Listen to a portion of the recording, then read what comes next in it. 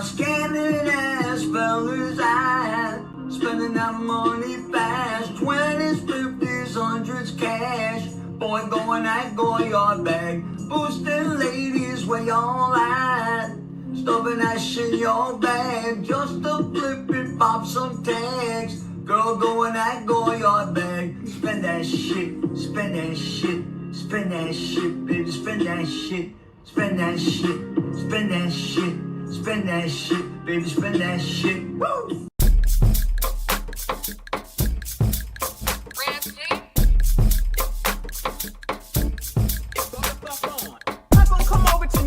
Nothing and tell them nothing about what the hell it is that they doing. You know what I'ma do? I'ma leave it alone. I ain't going back. If you don't like what you hear here, if you don't like what you hear here, if you don't like what you hear here, go the fuck on.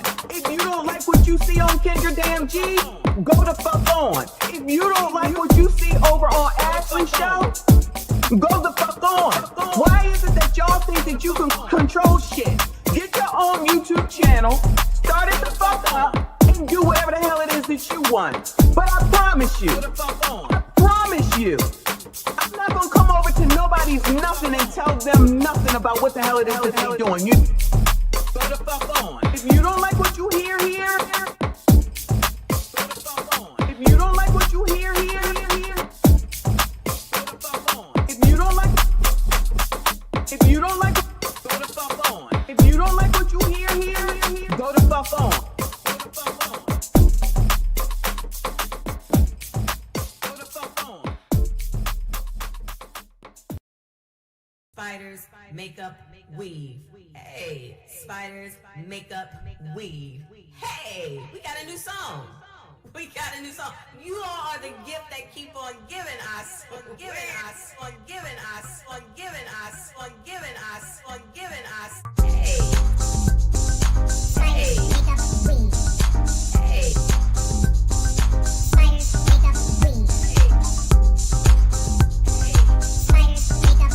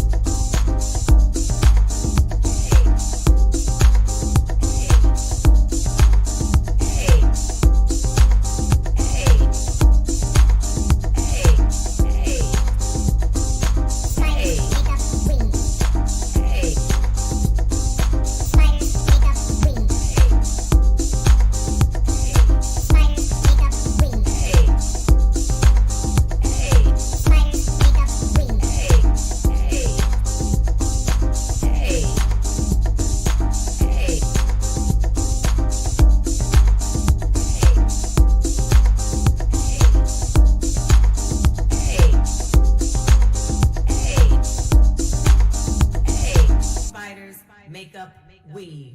Hey, spiders, makeup, weave. Hey, we got a new song. We got a new song. You all are the gift that keep on giving, I swear. Just to let you niggas know, we don't need y'all. We want y'all, but we don't need you. 20 years later. Our black men, we want all y'all back.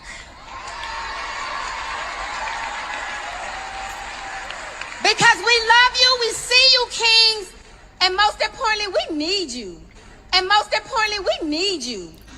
And most importantly, we need you. My man. My booty pink, my booty whole brown. What a niggas, I'm looking for the hoes. Quit playing nigga, come suck a bitch toes. Pound town, just left pound town. Booty pink, my booty whole brown. What a niggas, I'm looking for the hoes. Quit playing nigga.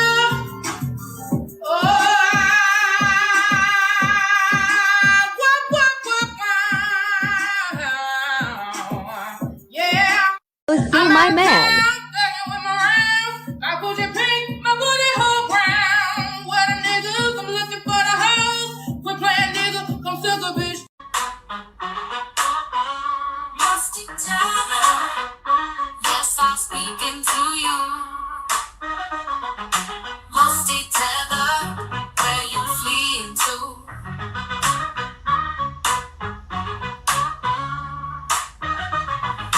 Musty Tether, yes, I'm speaking to you. Musty Tether, where you fleeing to? I got into my Uber, what did I see? Because Trump bad. Trump bad. Again! Because Trump bad. Trump bad. Going, you're being a racist! Racist! I'ma tell you. I'ma tell you. You're not gonna tell me. I'ma tell you. I'ma tell you. You heard what I said? Because I'ma tell you. You're not gonna tell me. I'ma tell you. Couple of balls soon, we gonna hook you up. We gonna make sure you get that backstreet fun. Yeah. You got a couple of kids, you don't have no job. Yeah. Don't worry about that little girl, that's my job. Come and buy your taxes. I'm asked, what the what? What a money reside, what a money reside, what a money reside, what a money reside. And that's on who? Man had a little lamb. Okay, okay, okay. We bring in the studio this morning one of the gay rights activists, Mr. Should I call you Mr? Pepe Julian Onzima. Thank you for coming in. Thank you for Good morning. Morning to you. Why are you gay? Hey, yo, what the fuck? We like free stuff. So we came out here to get all this free stuff. But then the call saying, you can't get the free stuff. What? Cause the people want to take it. And how y'all gonna take some stuff that ain't even yours? It's free.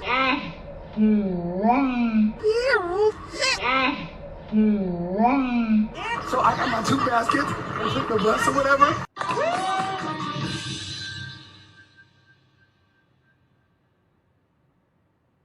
Wait a damn minute. We get down here, we get some free stuff. We're already in a recession. Times are hard. Why not just let us get the items and invest and be okay? We are black women. We care about our crown. Why not give back to the community and let us get the product? The tools, any other eviction. Joe Biden is asleep. Kamala is at a dance party with Beyonce. Beyonce. Beyonce. Beyonce. Dance party with Beyonce. Dance party with Beyonce. Dance party with Beyonce. Dance party with Beyonce. Beyonce.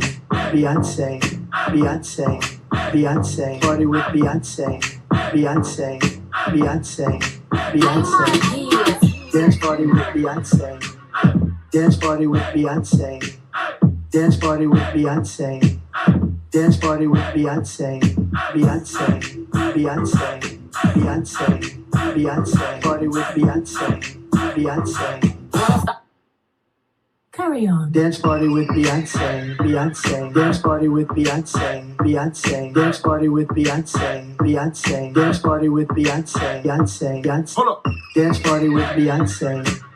Dance party with Beyonce. Dance party with Beyonce. Dance party with Beyonce. Beyonce. Beyonce. Beyonce. Beyonce. Party with Beyonce. Beyonce. Beyonce. Beyonce. And that is it for us today. Okay, I don't know what. Whatever it is, it's not right on the teleprompter. I don't know what that is. I've never seen that. I can't read it. There's no words on it. There's no words there. To play us out. What does that mean? To play us out. What is for credits? I don't know what that means. To play us out. What does that mean? To end the show? Yeah. All right, go. In 5, 4, 3. That's tomorrow, and that is it. Again, 5, 4, 3. That's tomorrow, and that is it for us today. And we will leave you with I can't do it. Okay. We'll do it live. Okay. We'll do it live. Fuck it. Do it live. I'll write it, and we'll do it live. Right. Fucking thing sucks. In 5, 4, 3. That's tomorrow, and that is it for us today. I'm Bill O'Reilly. Thanks again for watching. We'll leave you with Sting and a cut off his new album. Take it away.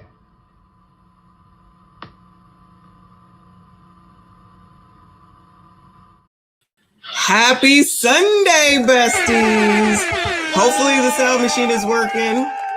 I'm trying to hear it over here on my phone. Hopefully you can hear me. Let me know that you can hear me. Shout out to Ollie Ya. Thank you so much for being here. I see you. I appreciate you. Hit the like button. Subscribe if you are new. Only if you are normal. There we go. If you're not normal, gone. Gone. We ain't got time for y'all's bullshit, okay? It sounds like you can hear it from the let me listen to my phone. Let me get this microphone straight. Good morning, happy Sunday, good morning, good afternoon, good evening, whatever it is for you. If you're on Team Replay, I appreciate you.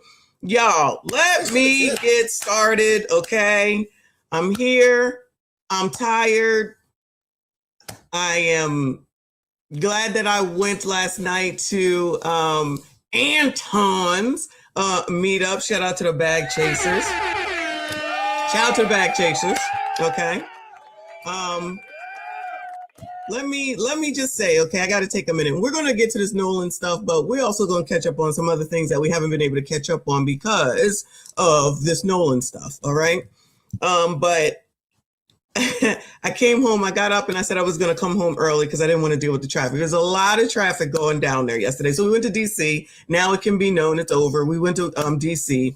To this hotel, the Moxie Hotel, which I stayed in, which was fine. It was fine. It was clean. That's really all that matters. Okay. So it took like 3 hours to get there. So I was like, I'm out early in the morning. So, I last night though, I put a couple of shorts up as we were at the meetup where the drinking was. I may have drank a little bit. I may have drank a little bit too much. You know how you drink, you be drinking and everything is everything. Then once you get up, it's like, oh shit. Well, I've been that way a few times. Well, you don't really know how drunk you are or that you're even drunk until you stand up, right? Anyway, so first of all, I have to shout out to Fa. I see him in here. Shout out to Fa. Oh, see, now this one don't want to work. There you go. Shout out to Fa. Good morning. Fa is something else, y'all. Okay. I love you. I love you so much, Fa. Listen, these biatches, okay? I don't know what y'all's problem is because I know you hating hoes is going to be listening. I don't get how you have so many issues with men. I just don't get it. This is the first time I've ever met Fa. We get along like we've known each other, just like with CIP. It's like we've known each other. And all we do is know each other from this damn internet. I mean, we talk offline, but we've never met before. But you know, it's just like we've always known each other. All good. I feel like you care for me, boo. Like we've known each other forever. And I want to publicly thank you for that. We went to lunch. He had tequila on tap, which was part of the reason why I was drunk. Because from the time he got there, it's like drinking ever since. Okay, and I don't drink like that. I mean, I drink when I'm on the cruise ship, but I can just go to bed because it's just right downstairs.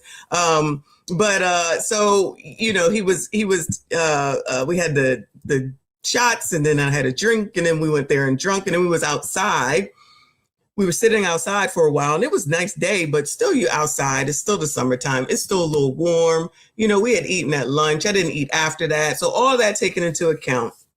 But he's just so sweet. He's such a nice, good man. And I want to thank you for taking care of me, I shall call it, while we were out there, checking on me, following up with me, checking on me when he hasn't heard from me, all that type of stuff. These are the type of men that I know, and I don't even know him. You know what I mean? I don't know what it is. I don't understand why you bitches have so many problems.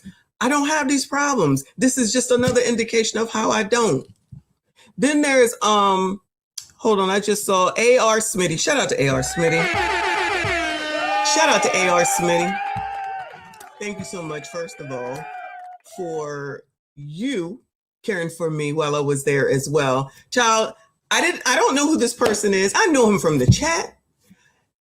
I don't talk to him offline like I do with Fa. He came right in and he knew who I was, and we talked, and he bought me a drink, and he was checking on me too ever so often. And it's like, he don't have to do that.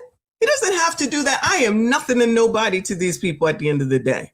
But he was so sweet, and he's so sweet. You are so sweet, and your cousin is beautiful. Tell her I said so. If I didn't already, she's absolutely beautiful, and hopefully she found a husband last night. But I just want to make sure that I show appreciation to those that show appreciation to me, and show and prove that all men ain't shit.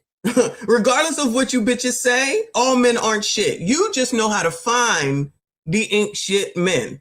I have come to the conclusion. Okay. Now I'm chilling at this event because I don't really know a lot of these people. I really don't. These are people that be up on room 9, and I'm not up, and I don't watch panels. Y'all already know a little bit, but not. Child, Anton, I'll roll over, and that panel will be on 3:00 in the morning. I get up to go to the gym. They still be on. I'm like, child, I don't know how they do it. I can't do it. But shout out to all of them. That girl in the white dress. Oh my God. I don't know her name. I know Fa knows her name. Tell her she beautiful. That girl taller than me. I had to look up to her, and I didn't have any heels on. I had on just flats or whatever. I was just looking up at her. I said, girl, how tall are you? How tall are you? She's like 6'1" without heels. I was like, Lord help your people. She was wearing that dress. Let me tell you something. Them women in there was what. And Anton, shout out to Anton. I'll get to him in a second. Anton, keep a good looking woman around. He ain't lying.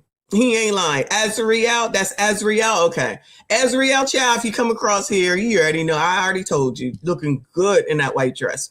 The other one in the pink dress, whoever that is. As for Days, she looked good too. And some other girl with a green flower dress on. I don't know these people. I'm just people watching, knowing people, talking to a little, whoever came over to the table because I didn't get up. All right. Then Anton comes in, and it's like, I guess a celebrity entered the building. So I got to meet Anton and just briefly talk to him. But I wasn't trying to bug him because I know these are his people. These are his bag chaser, room 9 people, and all that type of stuff. So I'm just sitting there. Spaces. Shout out to Spaces. Shout out to Spaces. Spaces. A pink dress was R Streets. See, I don't know who these people are. She look good. Spaces. If you come through, Spaces ain't nothing but trouble. I don't care what nobody say. Now that I see them online, we've been on panels online, but now that I've seen them in person, Spaces ain't nothing but trouble. Okay, I don't have no doubt. I don't have any doubt. I'm gonna just leave it at that. So shout out to him for checking on me as well, because I really didn't get up. But once I finally got up, because I was gonna go, because Fa says that they be up so long, I was like, all right, I'm gonna go and go to the I was gonna go to MGM. And so I got up. I told Fa I'm about to go to MGM. You know, he's just like, let me know when you're there, all that stuff. Well, I said I went downstairs to my room first, child, and that was the end of that. That was the end of that. Because once I got up and I got on the elevator, I said, oh, shit. So I was just going to sit down for a second. Nope. There was a done deal. So thank you, A.R. Smitty, for the drink. And of course, Fa, and for everything. for just being there and hanging out and checking on, because enough of those people I just did not know, which is fine. The place was beautiful. Place was absolutely beautiful. And it was good to do something different. So when I tell some people when they over here with they running off at the mouth and talking shit, just leave the town that you was born in sometimes, okay? Go do something. Go outside, right? See something different. Because y'all, not y'all, you know what I'm saying? Y'all on this damn internet hating people because they don't believe what you believe. Y'all need to get outside. Y'all got to find something. Y'all got to get a hobby. Y'all got to find something to do, all right? That's just my 2 cents. Now to Anton, because Anton says, shout out to Anton, first of all, for even doing that, even though I know he regularly does it. And, I just will say I didn't get a chance to talk to him because I was drunk. But seems like a very nice person. He knew who I was. He greeted me just fine. I appreciate you, Anton, and the stuff that you do as far as bag chases are concerned. Other people can say whatever the hell it is that they want. Those are the people that are living poorly, trying to say that to be Black means that you have to live poorly, okay?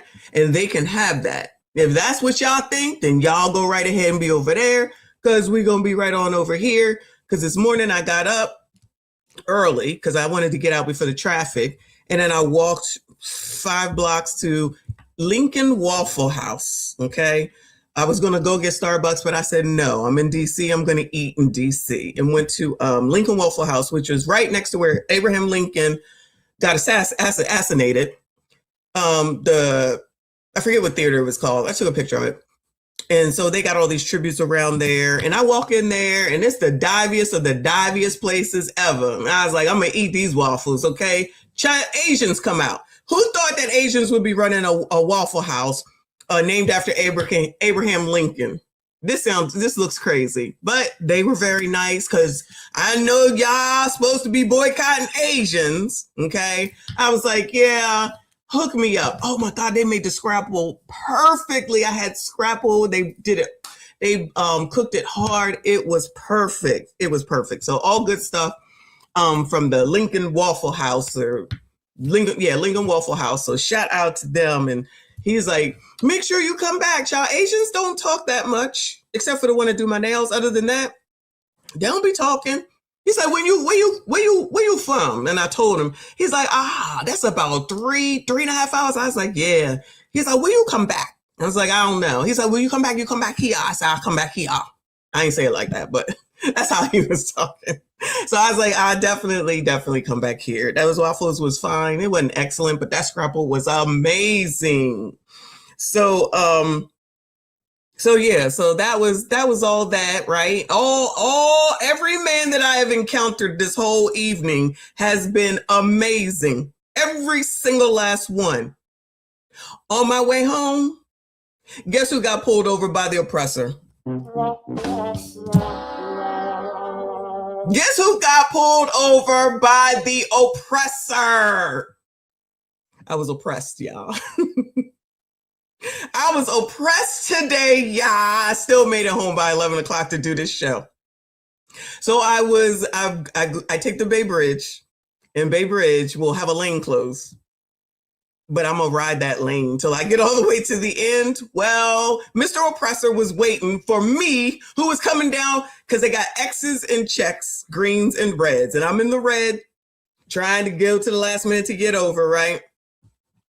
Oppressor sitting right there. And the person behind me was right on my ass. And as soon as the lights came on, I just started pulling over. Ain't even no point. Let me just pull over. And I was speeding. Imagine that.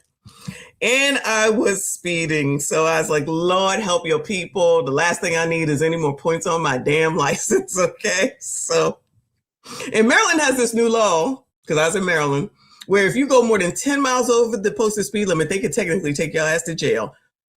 My heart was beating, child. My heart was beating. He came over, some white man that looked like, what did he look like? He looked like he twirls his mustache. One of those white men, and just as skinny, looked like he from Podunk, right? He comes over and he was like, my name is whatever his name was. And he gave out his number. And then he says, this body cam is on. And I said, Lord, help your people. I said, don't. I said, what if this body cam come out on YouTube? And then people are going to do this daily review of me getting pulled over. He said, can I have your license? I said, I'm going to get it. I put my hands in the air. I said, I'm going to get it. He said, that's fine.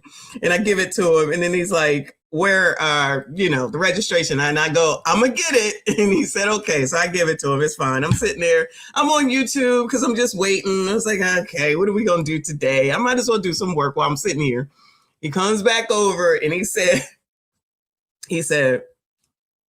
now listen. He's like, I pulled you over because you was in a lane you weren't supposed to be in. I forget what it's called. And you were 70 some odd miles an hour. The speed limit is 55, y'all. You were at 70 some odd miles an hour. I said, okay. He said, I'm going to give you a break. I said, okay. He said, because if I give you both of these, he said, you will have a $250 fine and 5 points on your license. Dang good, because I may have lost my license, because I might have a few points, okay? I might go a little bit fast, all right? Every time I get pulled over, it's always in Maryland. Maryland oppressors ain't shit, but he was okay. So he said, so I'm going to give you a warning on the lane thing.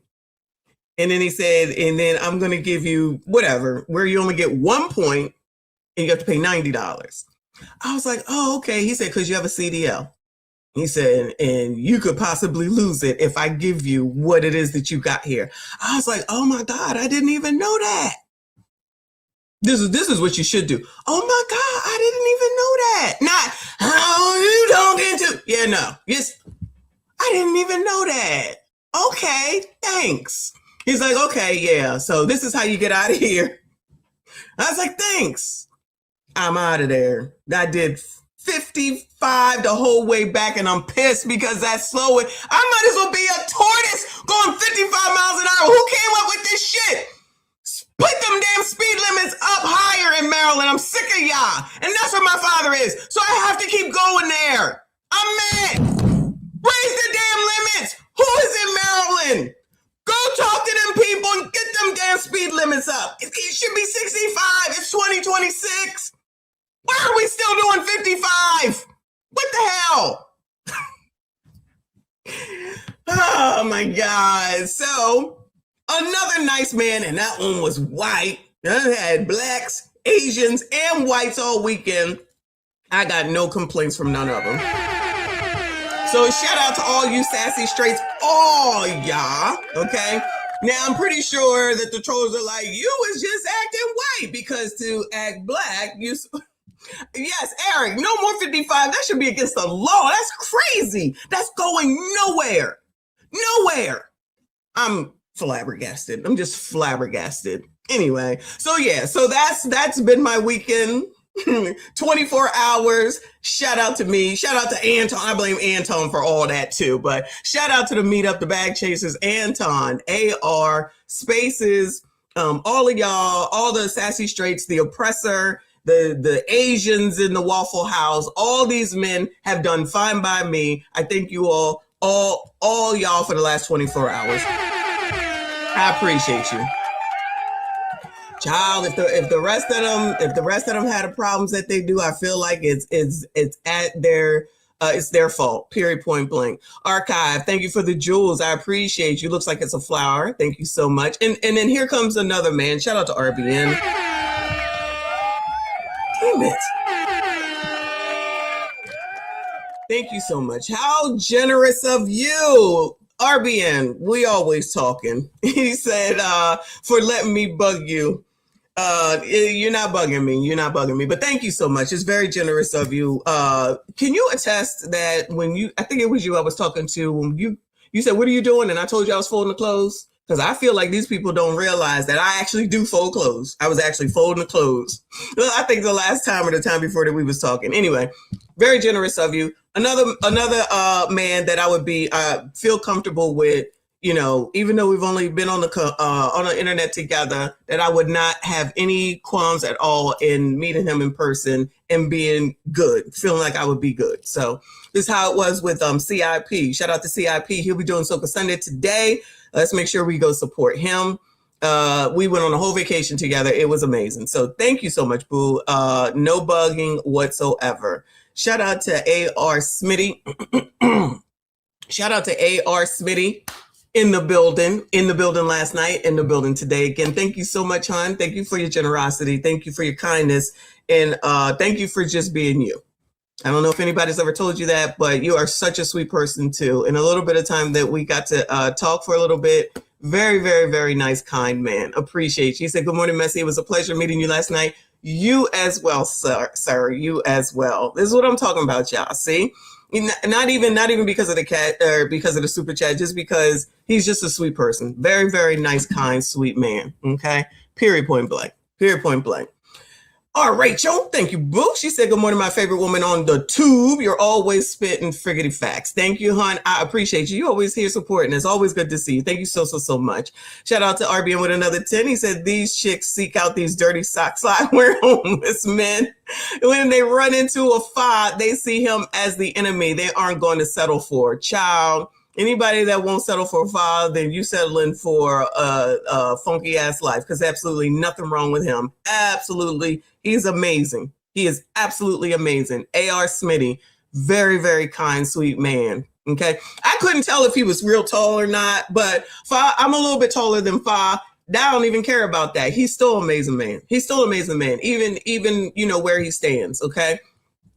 He's so kind. He's so sweet. So is AR Smitty. They're just so nice. They're just so nice. And you can't buy that. You can't buy that. Period, point blank. You know how I always say you can tell who a biatch is when they start talking to you, or at some point during in y'all's relationships, when you have an argument or when you have a disagreement. That's when you're going to know who somebody is. That's when you're going to know who somebody is. So I don't know. But these bitches are crazy. All right. Mark Cooper, I appreciate you. He said, if a man respects you, he will protect you. Thank you, boo. I appreciate you. That's so kind. Shout out to Lawrence. Thank you so much. Lawrence over here sending me this $100 cash app. Y'all already know how Lawrence does. I appreciate you, boo. He says for the ticket and a pedicure. Thank you so much. Thank you so much. Another amazing man who I haven't met, which I know I will, because I really am gonna see about going to Atlanta. Hope maybe this weekend, in the next couple of weeks, to go to that ladies' restaurant that they want to take down, that black ladies' restaurant, Tea on the Lennox or whatever it's called. Because I think it's bullshit, what they're saying about her and what they're trying to do to her, and I just want to show her support. And all the people who think that I don't like black people, you can kiss my black ass, okay? You don't like black people. So anyway, now that I've done all of that, shout out to all of y'all. Thank you for being here. We just about to get started. Let me go ahead and bring up, what are we going to do first? We're going to cover some things that I haven't been able to get to because we've been dealing with the Nolan stuff, and then I'll save the Nolan stuff for last today. So let me look up a few, or show y'all a few of these things from Instagram, of course, because the gram be gramming. All right. Did y'all see this? A woman says her date joked about deleting her during a hike in an area she'd never been before. All right. So it's on site, but I'm going to go to the talk because I found her TikTok, right? It says a woman is going viral after posting a video from a hiking date that captured a conversation many viewers found alarming. In the clip, the pair are hiking through an unfamiliar wooded area when she admits she begins feeling uneasy, later sharing that there was a moment she wasn't sure she'd make it home to her parents again. I never felt that at all last night with any of these men, let me just say that, or with the oppressor today. After asking to stop for a break, they continue walking until they reach a secluded tunnel. While she's still recording, the man points toward the tunnel and says, "This is where I was going to delete you. This is where I was going to delete you," but he says Kill. She nervously responds, "Is it? Girl." Moments later, he realizes she's filming and asks, "Oh, you recorded that?" After she confirms she did, he quickly replies, "I was just joking." The video has gone viral, with many viewers saying they would have ended the date immediately after hearing this comment. The woman later clarified that she believes he was joking and that she is okay. I love it. I love this for her. And yeah, he's white. So they got these screenshots here. Excuse me. This one says that one time my date joked about deleting me in an area I'd never seen before. Up here, these are screenshots from her video. It says, I can't keep up, but I'm too embarrassed to say anything. The moment I wasn't sure I'd see my parents again. And then this is her right here. And this says, this is where he said, this is where I was going to delete you.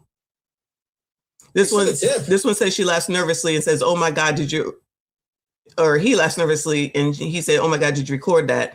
Then he says, I was just kidding. And down here, she says, I kind of want to see him again.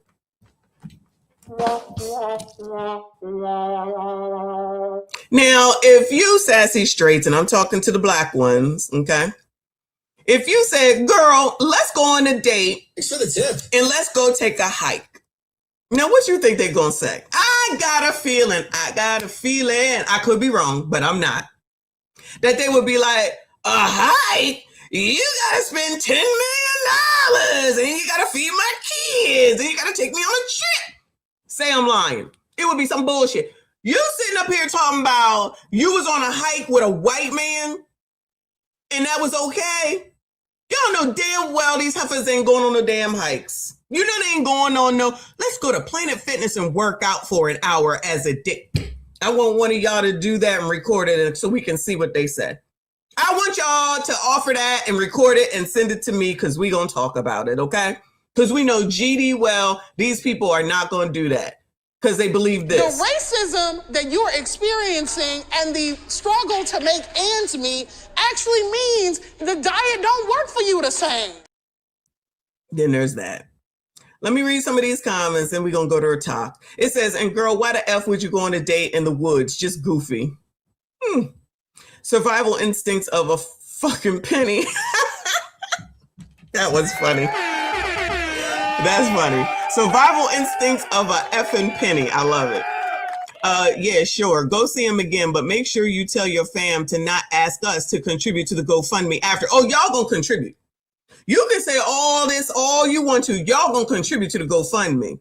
And I'm glad y'all know that she would have a GoFundMe because I'm pretty sure because y'all don't believe in life insurance and taking care of your business before something happens. It's always a reaction instead of doing something beforehand.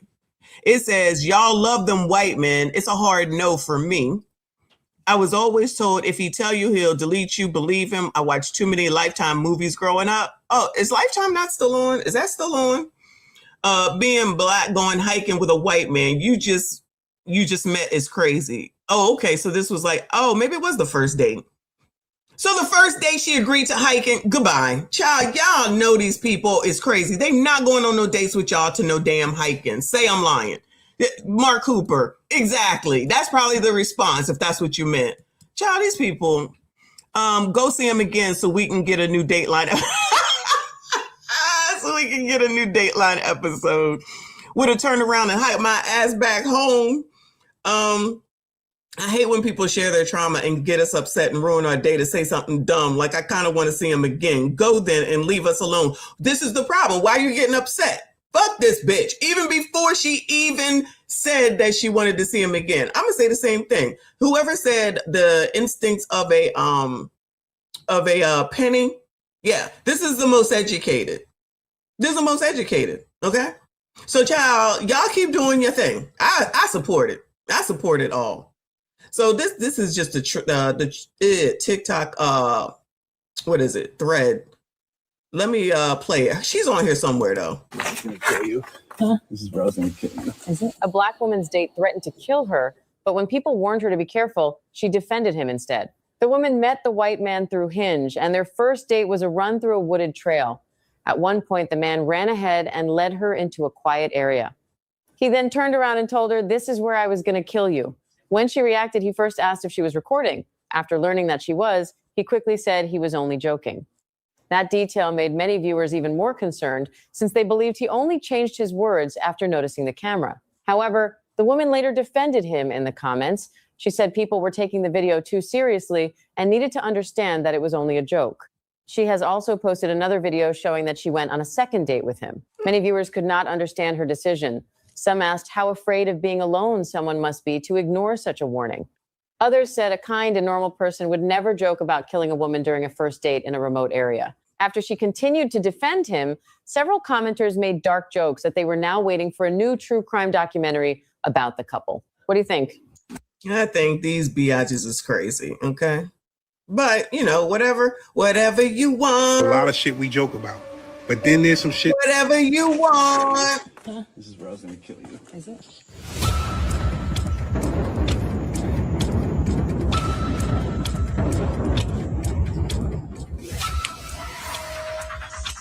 She's checking her damn, she checking her damn Swatch watch, her Apple Watch.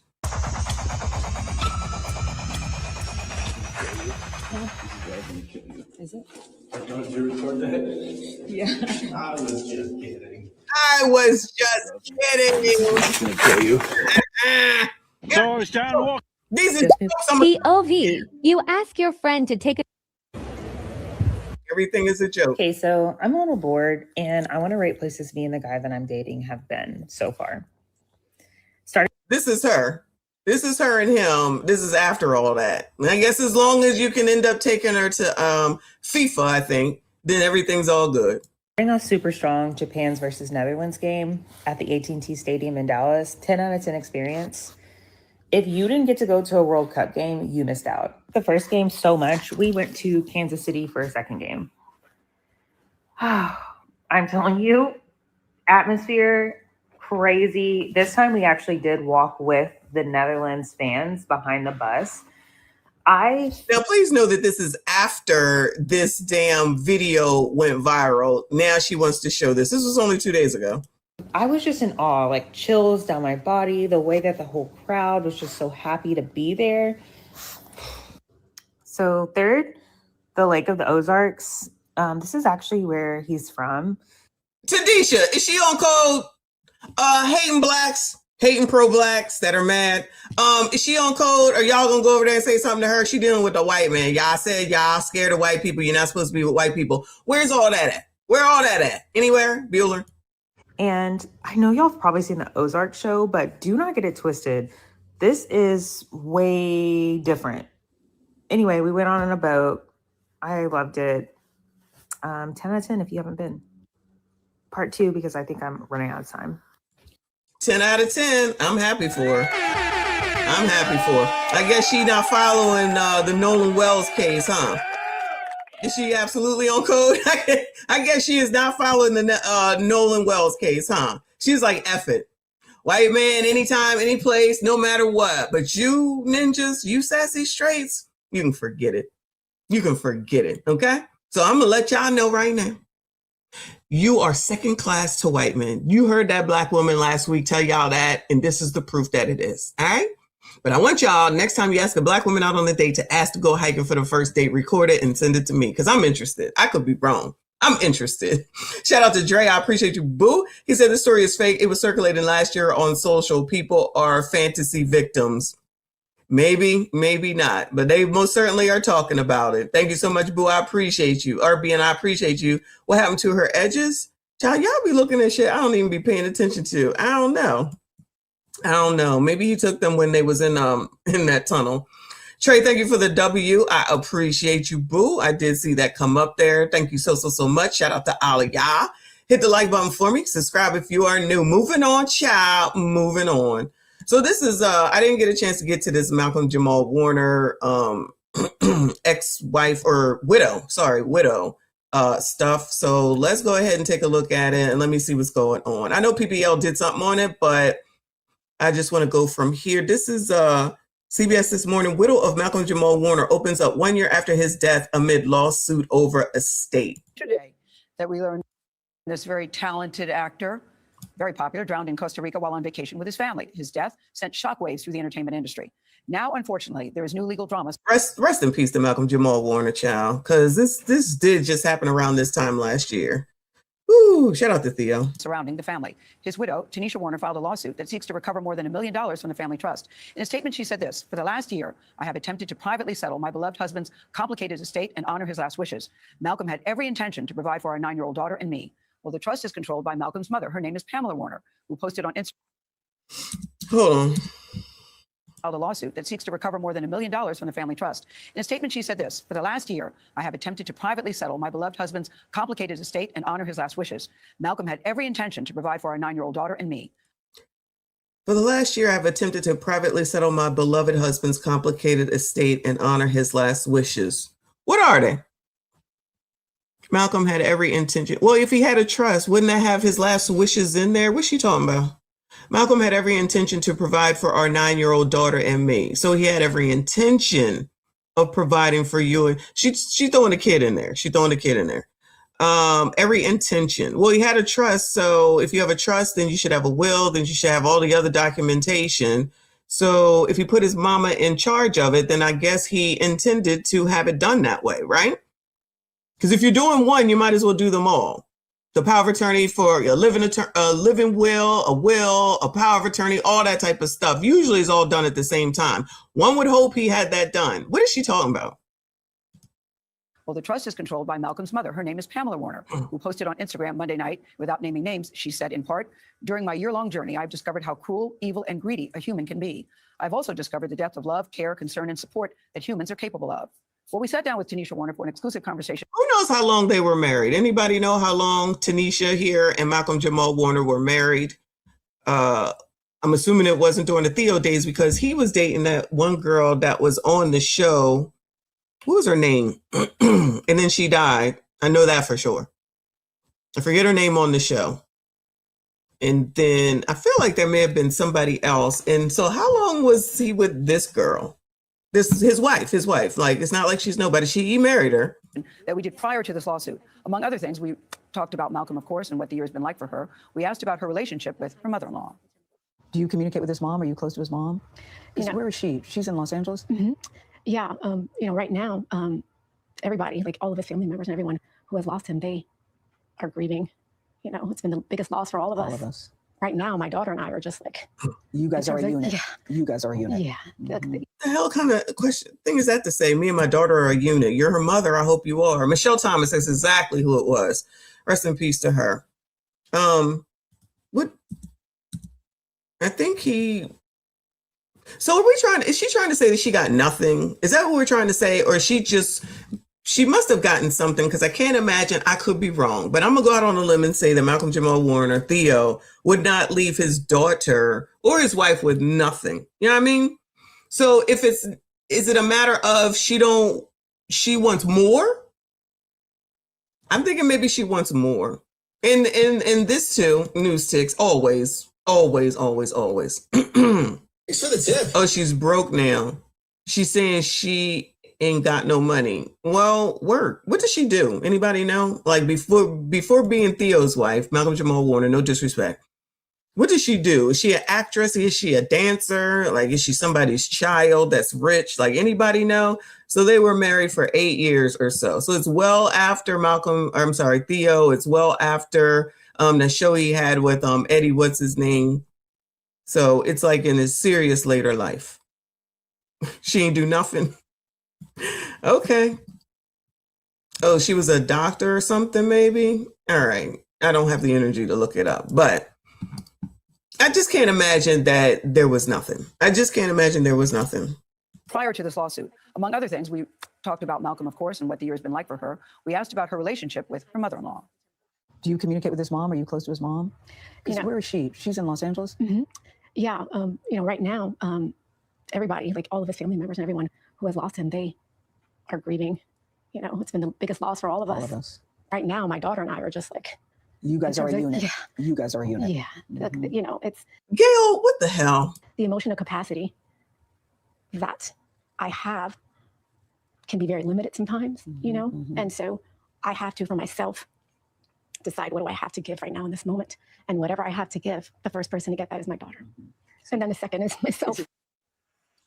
we'll have much more of our exclusive interview tomorrow. We should say, I want to emphasize, we did this interview without knowing about this lawsuit. And I was really just asking that question in passing because Pamela Warner had spoke out. She and her son were very, very, very close. Yeah. And so she had done an interview. And I was just asking just because I was curious about their relationship was like. I thought her answer was telling when she said, you know, I can only do so much. It's just myself and my daughter. That it was. That shit didn't tell me nothing. Girl, goodbye. Let me go find Pink Book Lessons, child, because that was bullshit. I don't know what that was supposed to tell me. They be just over here baiting us. All right. Malcolm Jamal. Some information. Shout out to PBL. I know we all already subscribe to her. Y'all make sure you subscribe to her. Subscribe to CIP for this afternoon.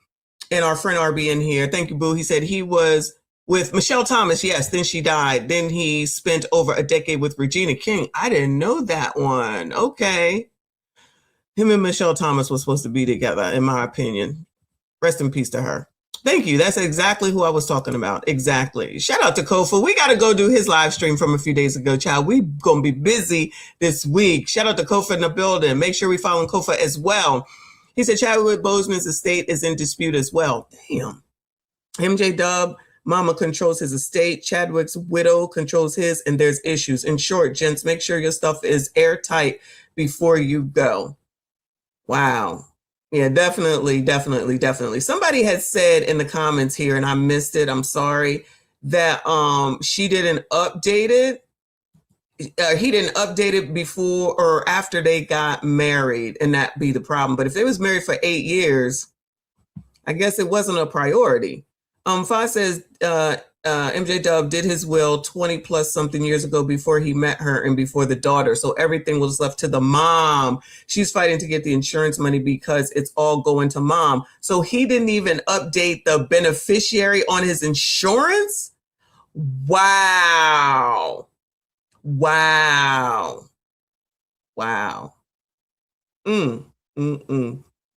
That's something else, y'all. That's something else. Let's hear what PBL has to say, though. Warner in the iconic sitcom The Cosby Show. It's still so hard to believe he's gone, and that's how many people still remember him. We fell in love with him, the show, everything about Malcolm Jamal Warner. Well, this week, fortunately, marks 1 year since the actor drowned while on vacation with his family. They were in Costa Rica.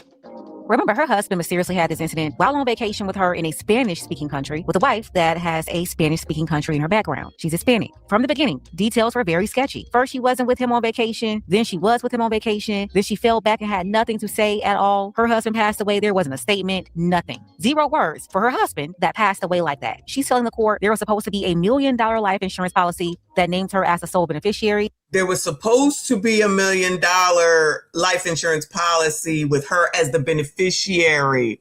Now we get into the meat and potatoes. So it wasn't done. Why wasn't it done? That's 8 years. That's 8 years. That's crazy. Thank you, Kofa. He says, one man's mama, one man's wife. Are we seeing a theme? You may need to consider a solid man to leave in control, gents. Just saying. I mean, that don't stop them from still suing. The woman is still suing. I don't know if that matters who the executor is. But if he was supposed to do it, then why didn't he do it? That's my question. Why didn't he do it? Hold on. They were not married for 8 years, only married for 3 years. Okay. I'll take y'all's word for it. 3 years. So maybe they were together for 8 years or something. And then she realized there wasn't. On top of that, she tried to shake his mama down or the trust down for $6 million after she realized that policy wasn't there for $1 million. Oh, how are you supposed to get $1 million? You want $6 million. No shade against Theo, but was he worth $6 million? Child, now I'm going to have to Google, child. Now I got to Google because this is crazy. How much was Malcolm? Why did Malcolm X come up?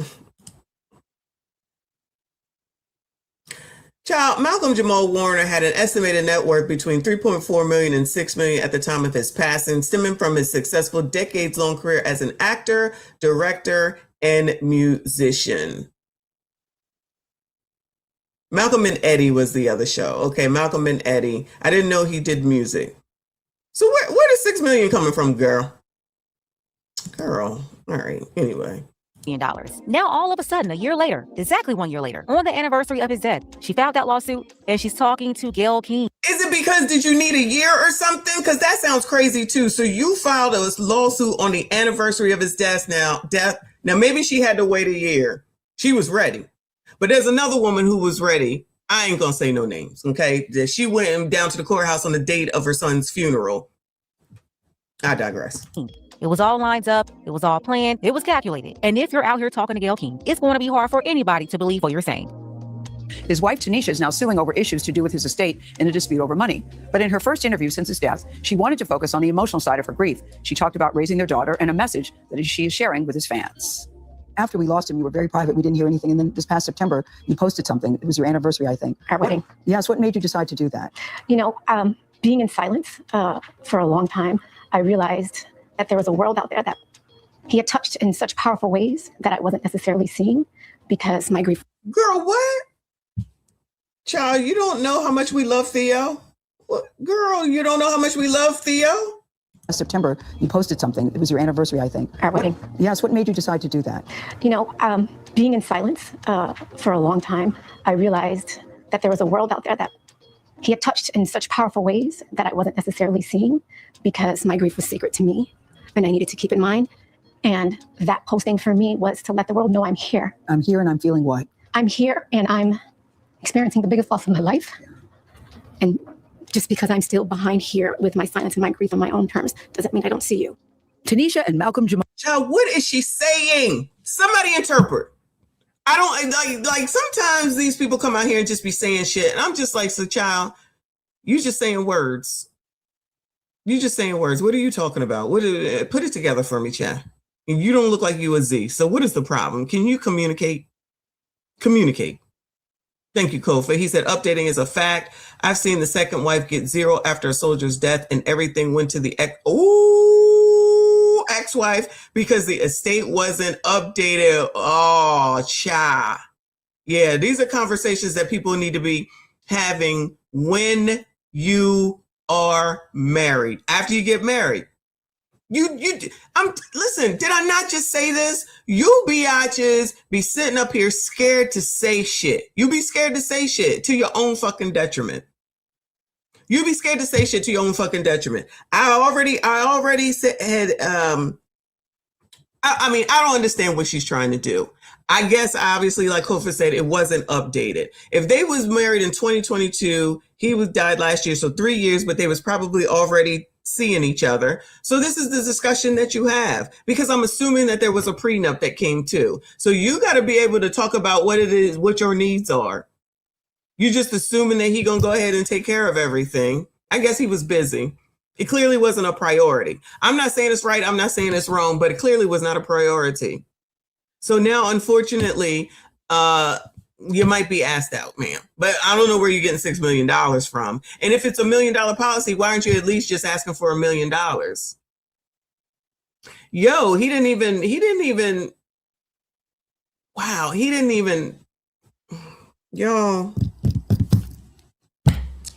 update it from his mama being the executor. Thanks for the tip.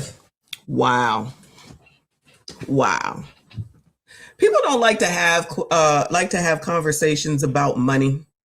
I'll do it. I'm gonna do it. Child, my name on that life insurance policy, right? Let me see it. Where we keeping that at? All right. Oh yeah, this is what the will says, but I'm gonna go change it because I'm gonna have to change it because I don't like this person no more. Keep waiting. Ain't no day promised to you. Ain't not another day, hour, second, moment promised to you. Everybody want to keep pushing shit off. Keep pushing it off. All right. Whatever y'all want to do. Then when shit like this happens, it's like somebody said earlier, what the hell are we supposed to do with this? The only thing I can say is take this as a damn lesson. Go get your shit taken care of, especially after a certain age, especially once you have something to lose. For people that don't have shit, y'all, they don't matter. Those are the people that say shit, that say stuff like take somebody's business down because they spoke to somebody that they didn't like. They don't have shit to lose. When you have something to lose, you get your shit in order. It don't matter how hard a fucking conversation is. Do that shit. Because we ain't long to be here. None of us are making it out alive. None of us. Not one of us. And it could be at any time. Lord help your people. That's why people sit up here talking about like what he's talking in the comments. Those are people that ain't got nothing to lose. Girl, we don't want your GoFundMe. What you mean you don't want her GoFundMe? She shouldn't have a GoFundMe. She should have some fucking life insurance. How about that? No. The community don't want to talk about shit like that. That's being white. Tadisha, where that's at? It's being white if you talk about money, finance, prenuptial agreements. Prenuptial agreements are not a bad thing. I don't know why people be acting like that's a bad thing. Thank you, Night J, for the laughing disco. Because, child, if I was out here, let me tell you something. If I was out here, everything that I've accumulated this far, the next person can't touch none of that. That's for my grandkids. Maybe my children, but that's for my grandkids. Everything I've accumulated is for them. So they can go to college and don't have to take out student loans, or they can have a head start in their life. That's it. So moving forward, we gonna have a prenuptial agreement or whatever, because that doesn't leave them just because I marry somebody else. That's not how that works for me, as far as I'm concerned. These people be acting like they got all the time in the world. You just don't know. You just don't know. Thank you, Rachel. Appreciate you, boo. She says, Malcolm never took out life insurance policy nor put money in her Roth IRA, and his wife's job was chief of staff of his firm, not a doc. Goodbye. I know you effing lying, but I know you're not. But I know you effing lying. So she was the alleged chief of staff, and child, she could have. How about this, y'all? How about this?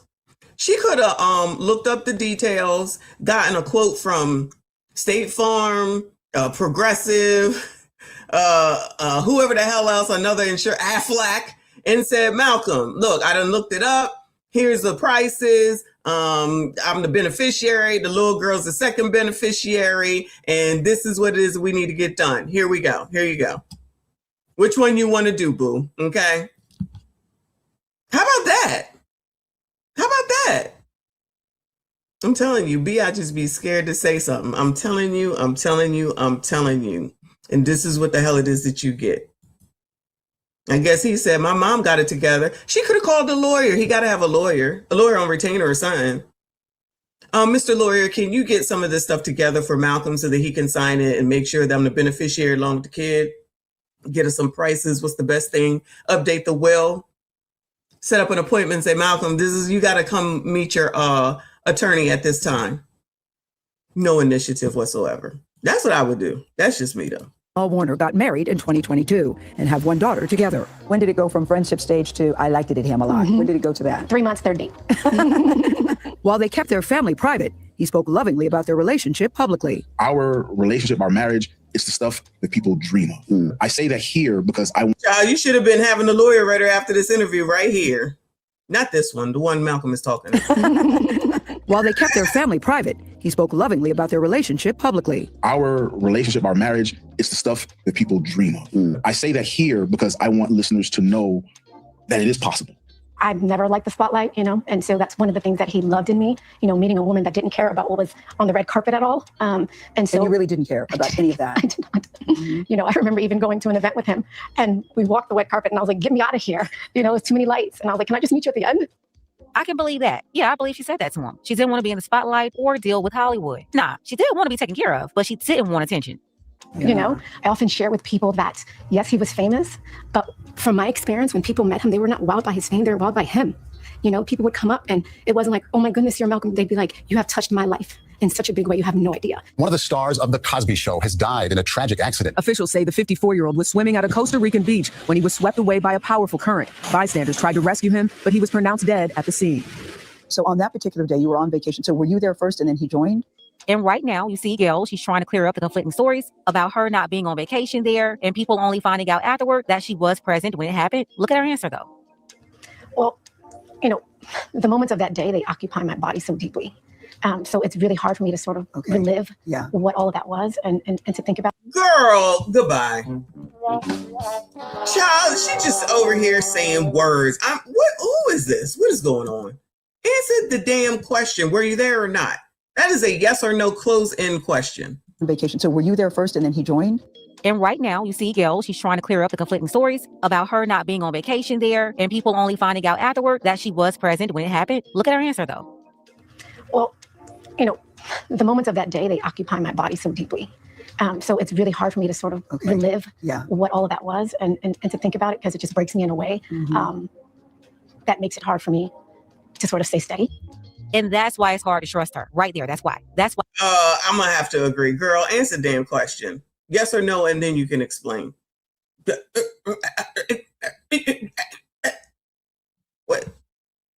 the hell? Hold on. Child, this was she acting like.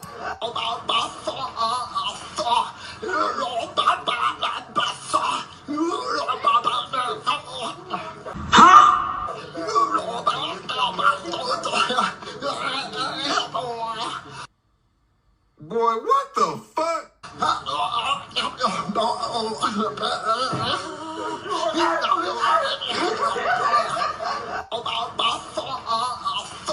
Hey, yo, what the fuck?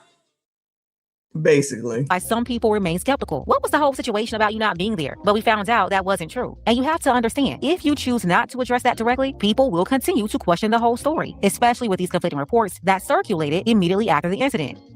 Well, what do you want to share about that day? Anything? I'll let you guide me. What do you want us to know about that day? Nothing, because something ain't right. But she's trying to skate around it and try to get $6 million from the family trust when she realized she didn't have that life insurance. And it's very clear. This interview was a part of the process to make his mama look bad, all to pressure the mama and the system holding up this trust by gaining. How is this the mama's fault?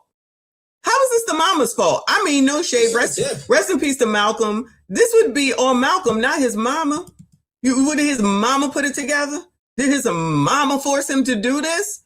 What's she mad at the mama for? So I guess because the mama is not giving her $6 million, that's the problem. All right, child. This is crazy. Support and sympathy from the public. Like, if you don't want to say anything and you don't like attention, why are you even doing this right now? But look, we all know the answer to that. It's all about the money. Worst day of my life. Feels unfair. Feels unfair. And all I could think about was my daughter. Yeah. And what I needed to do to continue to be her mother and be her only parent. Let me ask you this, was there a time that you thought you had lost both of them? Because that was one of the early reports. Can you say where you were at the time? Gail tried again. She's trying to get her to confirm where she... Ooh, screenshot. Hold on. Good job, PBL. Hold on. Screenshot. Hold on. Woo. All right, come on, child. What else? She was. And watch, she won't do it. I can't remember the details. You really can't. Do you think you just blocked it out? I think it was like my body went through shock. And see, this is why I can't. I understand that people can react differently when they're in shock, but avoiding a direct answer about whether you were at a scene is a whole separate issue. It's a straightforward question. And the fact that it hasn't been clearly addressed is one reason people continue to have questions. Until those questions are answered with verified facts. And then she's saying she don't know if her kid was there or not. What is going on right now? All right, Rachel, thank you again. She says, Malcolm's wife should have been on top of this stuff. I am married, have life insurance policies being paid, will and medical directive all in place. Shaking my head. That's what I'm saying. Especially if she's the chief of staff. Especially since she's this chief of staff. Nope. She shouldn't be mad at the mama. She need to figure out her feelings with Malcolm and herself for not taking care of it. It is what it is. Don't be mad at the mama. And who knows what it said based off of whenever he wrote his will or initially. The speculation is going to continue and she can't be trusted. Why is she avoiding placing herself at the scene? Why is it so hard? Mm-hmm. Do you still feel his presence? Do you still see him in this house? Did you ever think about moving? He... Can you sell the house? Is here with me always. Mm-hmm. I don't think about moving. You don't? Because all of our memories are here. And it hurts. I can't be in my own home without feeling the loss, but I can't walk away. What would be most helpful to you to help you get through this? You know, I often tell my friends who reach out all the time and may not necessarily get a response from me all the time, just don't forget us. And I think that's what I'm looking for. You know, I think the hardest thing about grief is that they move on, you know, but for us, because we're his wife and child, there's no moving on. Mm-hmm. You know, there's moving with and living with. And the difference between the two is what? He will always be a part of our everyday. Mm-hmm. And there's not a moment in my... It's all right, Tanisha. So Giselle, could I have some tissue? It's okay, I don't want tissue. There's not a moment. That's okay. I don't want tissue. In my day, and I'm not affected, you know. I don't know, ma'am, but I'm trying. It's like I've seen this 1,000 times on Dateline. Ma'am, were you at the scene? All this breathing is not making me forget the question. Were you at the scene? Yes or no? And if you couldn't answer that question, why are you here? Nobody's making you be public. Just go back to your private life. Just one look at her, and I know it's on me. Today, Tanisha Warner, who has a doctorate in psychology, is honoring her husband's legacy. All right, she is a doctor. She's got a doctorate in psychology. Through River and Ember. It's a storytelling kit with rituals that provide an emotional foundation for children and their parents. With the river being vulnerability and the ember being strength, and that's really what my husband stood for. That's how you see him? Yes. River and Ember. There was no separation. You know, for me, when I think about other families, particularly other families who are grieving, I want them to know that. They don't have to be separate. Cumpleaños feliz. Hey. Singing happy birthday to the baby in Spanish. Wonder if Malcolm knew Spanish too. Mommy, Papa, okay. They say time heals all wounds. I don't know. To me, it matters what you do with the time. Yeah. That's what you do with the time. I feel like time just gives you space to manage in different ways, I would say. Girl. And so you just find. All right, I've had enough of this. Moving on. Night J, thank you, hon. She said, sounds like Scamala's sister. She's from Cali. Is that where she's from? Oh my God. I've had enough of this. I don't know what we're learning here, but I'm going to move on. Rest in peace to Malcolm, Jamal Warner. If she want to be mad at somebody, unfortunately, she need to be mad at him and mad at herself for not getting that shit taken care of. And if anybody is not learning the lesson right now from this, that you need to make sure that you got your shit taken care of. It is what it is. Moving on, child. Moving on. Let's talk a little bit about Chicago, one of our favorite places. It looks like 7 Save-A-Lot grocery stores in Chicago are facing potential closure this weekend. This weekend here. Did y'all know this? Kennard, did you know that this was going on? Let's hear it, child. It's going to make an impact to the community, a real big impact. 7 Save-A-Lot locations on the south and west side of Chicago could be closing. Wait, what? They're not closed yet? I feel like we hear this every few weeks. What the hell? Oh, it's Hiram. My bad. I think Kennard is in Chicago around there too. My city catch hell every week. What is going on? I feel like, is there any grocery stores left? What is Brandon doing to help? Yeah, because his run is coming up. Is Brandon started politicking for mayor again yet? Oh Lord. All right. Sorry, y'all. Come on. Let me rewind it. What's going on? It's going to make an impact to the community, a real big impact. 7 Save-A-Lot locations on the south and west side of Chicago could be closing as soon as July 25th. The grocery store chain terminated its operating agreement with Yellow Banana, the Ohio-based company that has managed the stores since 2023. Save-A-Lot sent us a statement that says, in part, these stores have continued to face significant challenges, including dramatic cuts to SNAP benefits. Oh, no, that would be Donald Trump's fault. Yeah. Compared to last year, the stores have experienced a 26% decline in SNAP EBT. As a result of this and other financial headwinds, Save-A-Lot made the difficult decision to end our arrangement with Yellow Banana. Save-A-Lot also says Yellow Banana is exploring alternatives in order to keep the stores open, but if none are found, the stores will close in 3 days. The move also comes after the recent death of Yellow Banana CEO Joe Canfield, who died of a stroke at the age of 54 in April. Canfield was billed as the force behind. Gentlemen, get your health under control. 54 is too young to be having heart attacks and dying, Chad. In 3 days. The move also comes after the recent death of Yellow Banana CEO Joe Canfield, who died of a stroke at the age of 50. Hold on. Look at this stomach, child. Look, sorry, not sorry. But if none are found, the stores will close in 3 days. The move also comes after the recent death of Yellow Banana CEO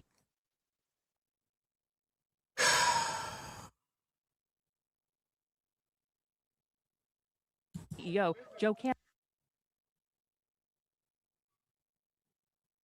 Damn. They don't even look real. You know how when we was children, little MSDs, when we was kids, and we used to pretend to be pregnant, and we put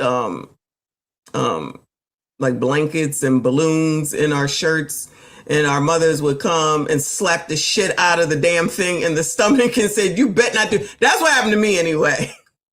My grandmother, my mother, or aunties would come and slap that shit right out. You couldn't do that around your shout out to Generation X. You couldn't do that shit. They wasn't playing them games. Pretending to be pregnant, they was not playing them games. Canfield, who died of a stroke at the age of 54 in April.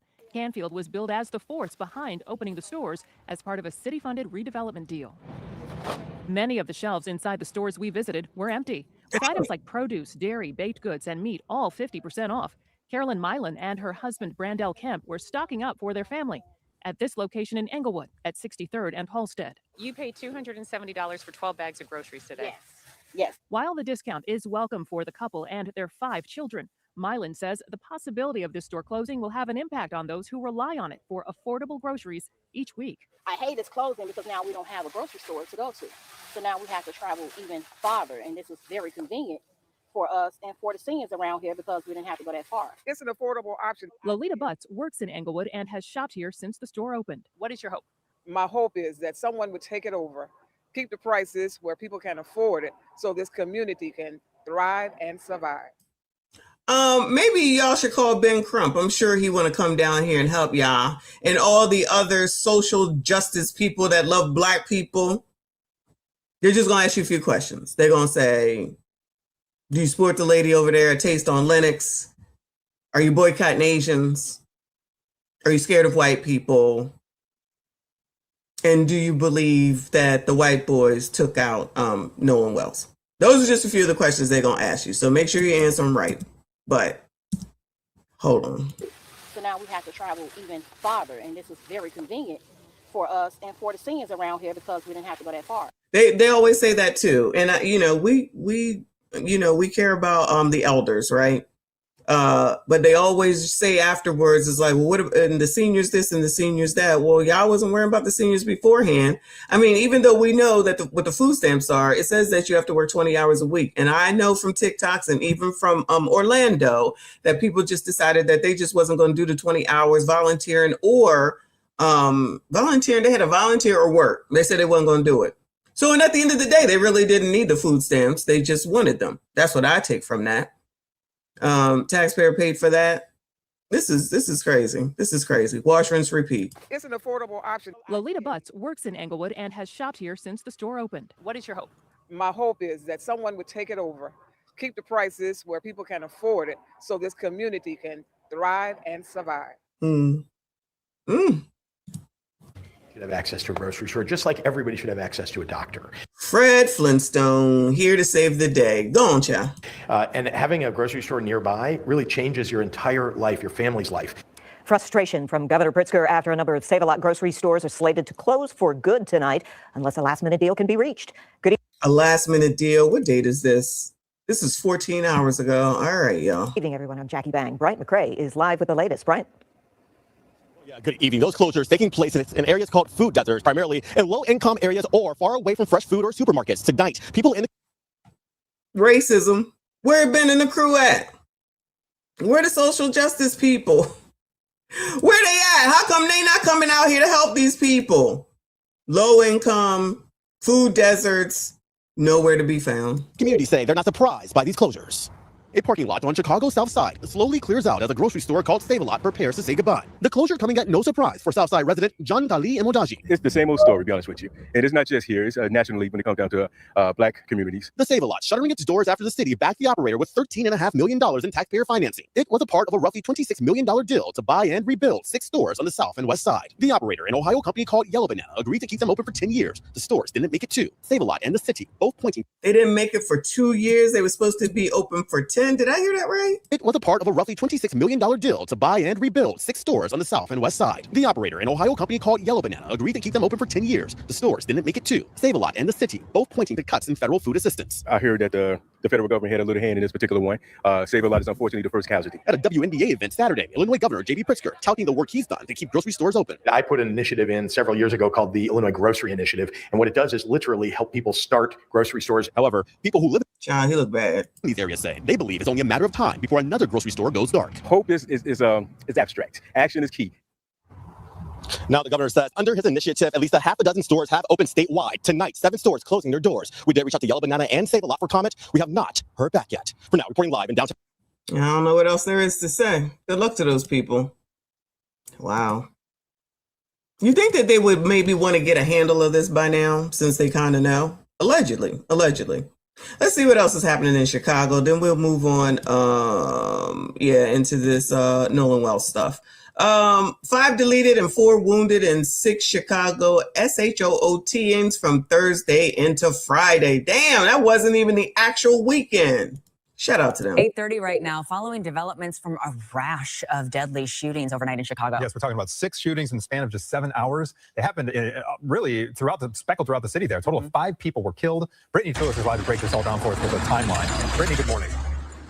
Yeah, good morning, guys. Those shootings all spanning just about 7 hours. And on top of those 5 people killed in these 6 shootings, 4 additional people were also shot, including a 13-year-old boy. And aside from the shootings, a person was also stabbed overnight. But let's get into these shootings. They happened across the city, north, west, and south sides, all seeing violence. 9 total people were shot overnight. That first shooting happening at 69th at Ellis and Hyde, at 59th and Ellis and Hyde Park. Police say a man and a woman in their mid-20s were found in a vehicle, shot in the head, both dying at the University of Chicago Hospital. Investigators recovered. That sounds like a targeted thing. A gun there, though. That second shooting, just over an hour later at Hamlin Boulevard in Adams, a 49-year-old James Gooden was walking on the sidewalk, and a 13-year-old boy was in a parked vehicle when 2 people started shooting, according to Chicago police. There's a lot of people in parked vehicles. What's going on down there, y'all? A 13-year-old boy was shot in the foot. He was taken to an area hospital in good condition. 49-year-old Gooden, though, shot in the head and did not make it. He is the only victim identified overnight. 4 other people were also shot while sitting in parked vehicles overnight, just after 11 p.m. on South Shore Drive, just south of 53rd. What is all this sitting in parked vehicles? What are y'all doing over there? Clearly, that's not a safe activity. What are y'all doing in parked vehicles? Can anybody tell me, Bueller? Anybody? What are y'all doing? Goodbye, Tadisha. Oh my God, what is going on? Clearly there's a problem with sitting in parked vehicles. Is it over parking spaces? 3rd Street. A 25-year-old man and woman were in a parked vehicle when police say a passing car started shooting. The man was shot in the stomach and died. That woman, though, is expected to recover. The last fatal shooting of the night also happened in a parked vehicle. Police say a 21. All right, I've had enough. I'm about to shut this shit down. What is going on? What? So y'all just got problems sitting in. Why are y'all sitting in parked vehicles? It is clearly not a safe thing to do. It is clearly not a safe thing to do. Chicago, don't sit in parked vehicles. It's not safe. What the hell? This sounds every single last one of them. 1-year-old was sitting in the car when someone walked up and started shooting in the Uptown neighborhood. The 21-year-old shot in the neck and died. Now, Mayor Brandon Johnson was on our show yesterday, and guys, you pressed him on summer violence. Just take a listen to what he had to say.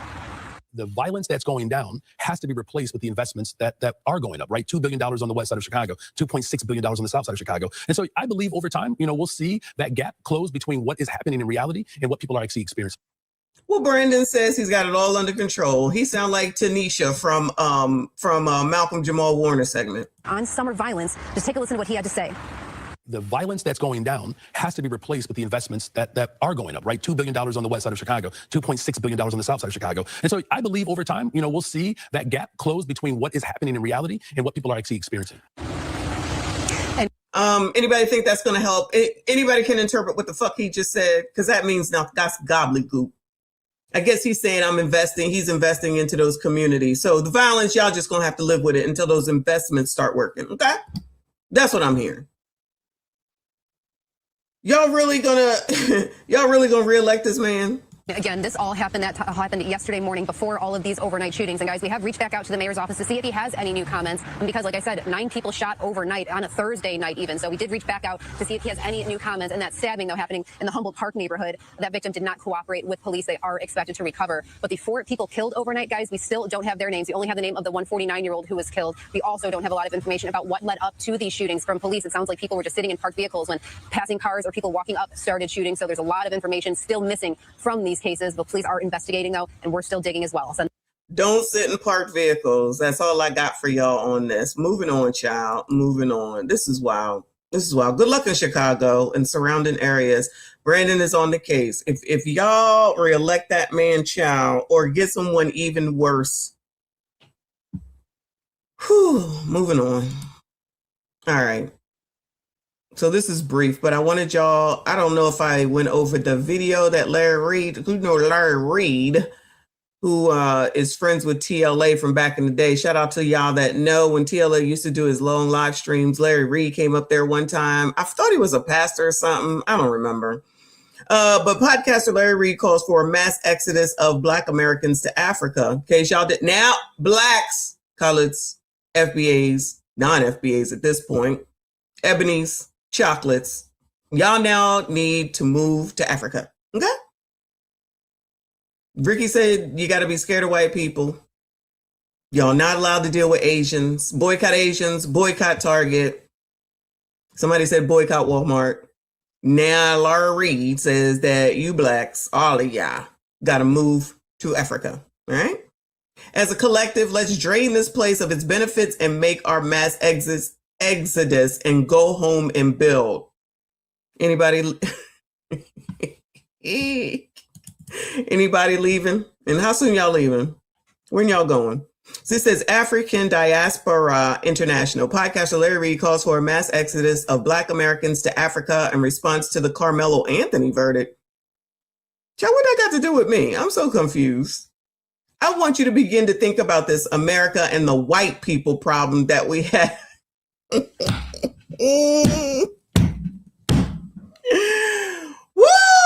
Lord help your people. Let me start all over.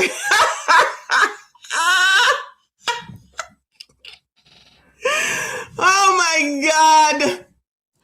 Grow up, Michonne. Podcaster Larry Reed calls for a mass exodus of Black Americans to Africa in response to the Carmelo Anthony verdict. I want you to begin to think about this America and the white people problem that we have, Reed said. As a collective, let's drain this place of its benefits and make our mass exodus and go home and build. So that's what he said. So these comments, let's talk facts. Blacks didn't build America. Oh no! Oh no! Slaves built the pyramids. Slaves built the Parthenon. Slaves built America. Slaves, this is your song. Thank you. Slaves. Thank you. Slaves. Thank you. Slaves. Slaves, this is your song. Thank you.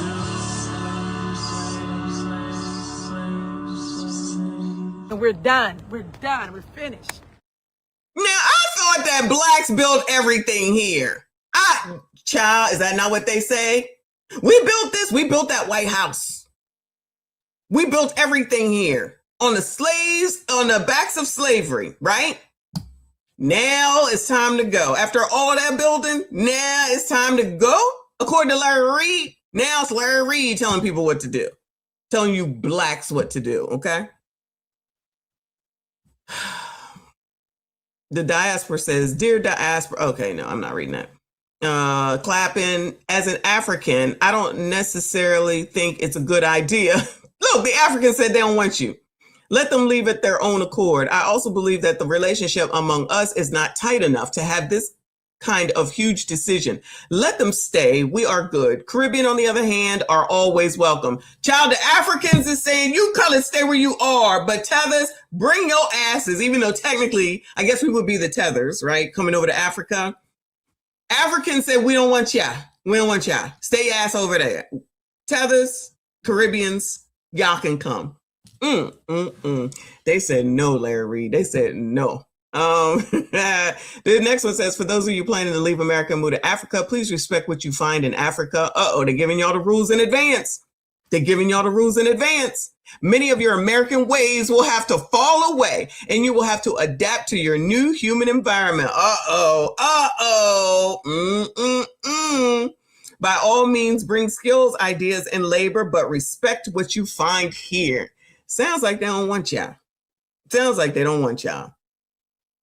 Let's get that reparations check before we exit. Oh, y'all still looking for some money. All right, I get it. My ancestry are indigenous to the Americas. I'm not sure if we were first wave of early ADs by the way of the Moors as Judah or the 13th century Mansa Musa explorations, but we've been here.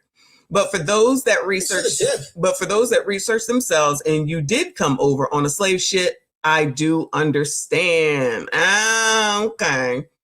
Next one says he can go. I'm staying in the Matrix, USA. Okay. Not me. My generation was born here. So he must be talking to the ones who came from Africa. This is not sounding together at all. They hate FBAs in Africa. Uh-oh. We are better off staying exactly where we are, exactly where our ancestors are from, which is the USA. Oh, they even put the flag up. Next one says, I'm not going anywhere. I'm home. FBA. We are home. Him first. Yeah, how come they don't ever go do what it is that they want everybody else to do? Include Ricky. He's still here. Ricky's still here, scared of white people. Larry Reed, you go first and let's see which country you settled into. Then we will have the discussion. They're not going along with it, Larry Reed.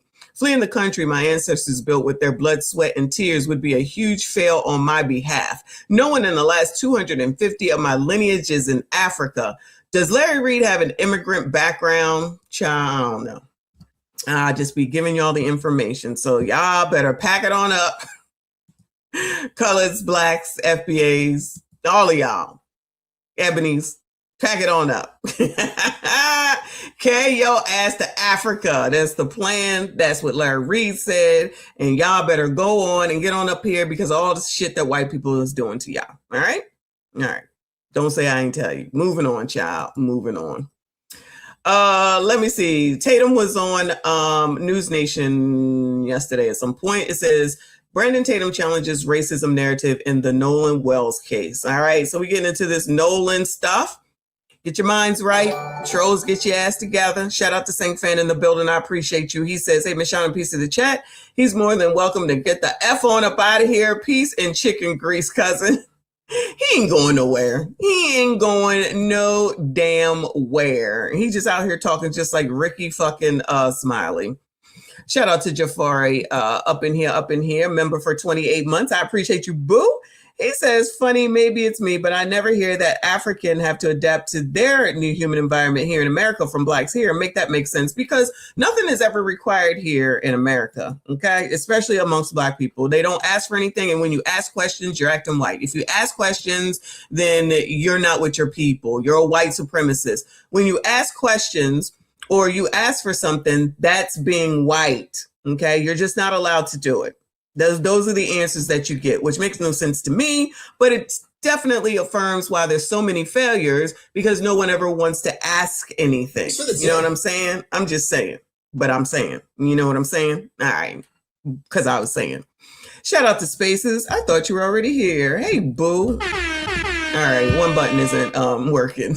Shout out to Spaces. Again, another gentleman, another black man. I said, you ain't nothing but trouble. I said, I can tell. I said, you ain't nothing but trouble. But you are wonderful with and to me. Thank you so much for your kindness and for your lookout. And thank you for your support. He said, 'twas an honor meeting the legendary Miss Michonne yesterday. Super cool and in the cut. Yes, next time I'll try to get the DJ to play more 90s music. Now that I know how it works, I'll be a little more open next time. And I'm definitely planning on going next time. I think they said it might be Dallas. I don't know. It doesn't matter. I'm going. All right. But thank you for everything. I appreciate you. In the beginning, I gave my flowers to all of y'all. If you want to go back and listen, appreciate you. And thank you for being here. Shout out to Ali Ya. Hit the like button for me. Subscribe if you are normal. Okay. If not, scroll the fuck on, all right? Because we're about to get into it. Let's hear what Tatum was talking about on News Nation last night. Of course not. I mean, I think if Nolan ever felt the most a little bit uncomfortable around us, which we never gave him a reason to, but if he did, he wouldn't hang out around us. But if you go look on, like my friends have had Nolan posted all over our social medias, since freshman year in high school. Like, if Nolan ever felt uncomfortable with us, why would he be hanging out with us all the time? I mean, every day we're... All right. Let's not, since they're talking about this or going over this, let's remember where we left off. There was the boys said, Nolan, you need to come on, we're leaving. And Nolan said, no, I'm staying with Katie. Then we heard from a content creator that Katie said that Nolan went with them. So there's a discrepancy right there. And we haven't seemingly figured that out yet. All right. So that's where we last left off. And Tatum did drop another video or two. Chris Croza, thank you for the gold coin. I appreciate you, boo. Let's see. Back from college, we hang out and we're around each other all the time. So absolutely not. I would never look at Nolan any other way than I would any of my other friends. I mean, he was like a brother to me. Brandon Tatum joins me now. Thank you for taking the opportunity. Thank you for having me on. So let me address the optics issue here first, which is weird for a white guy to say this to a black man. But there are people in the black community who are going to say, I can't believe you had that Brandon Tatum on. He's not a real black guy. He attacks the black cause. It doesn't matter that he's black. He's worse than a white racist. What do you make of that allegation? And why do you think it's out there? Well, Chris, thank you so much. And I'll say this now, we're all Americans at the end of the day, so I don't take any offense of you using your freedom of speech and your commentary to come up with these things or make your point. I think it's laughable. I mean, for somebody to say, I don't like the black community because I'm willing to find both sides of the story to get to what happened to Nolan Wells. I mean, people should be ashamed of themselves for even framing me like that. But the problem is many people want this country to stay divided. They want us to stay in a sense of fight or flight mode, and that racism is the main focus.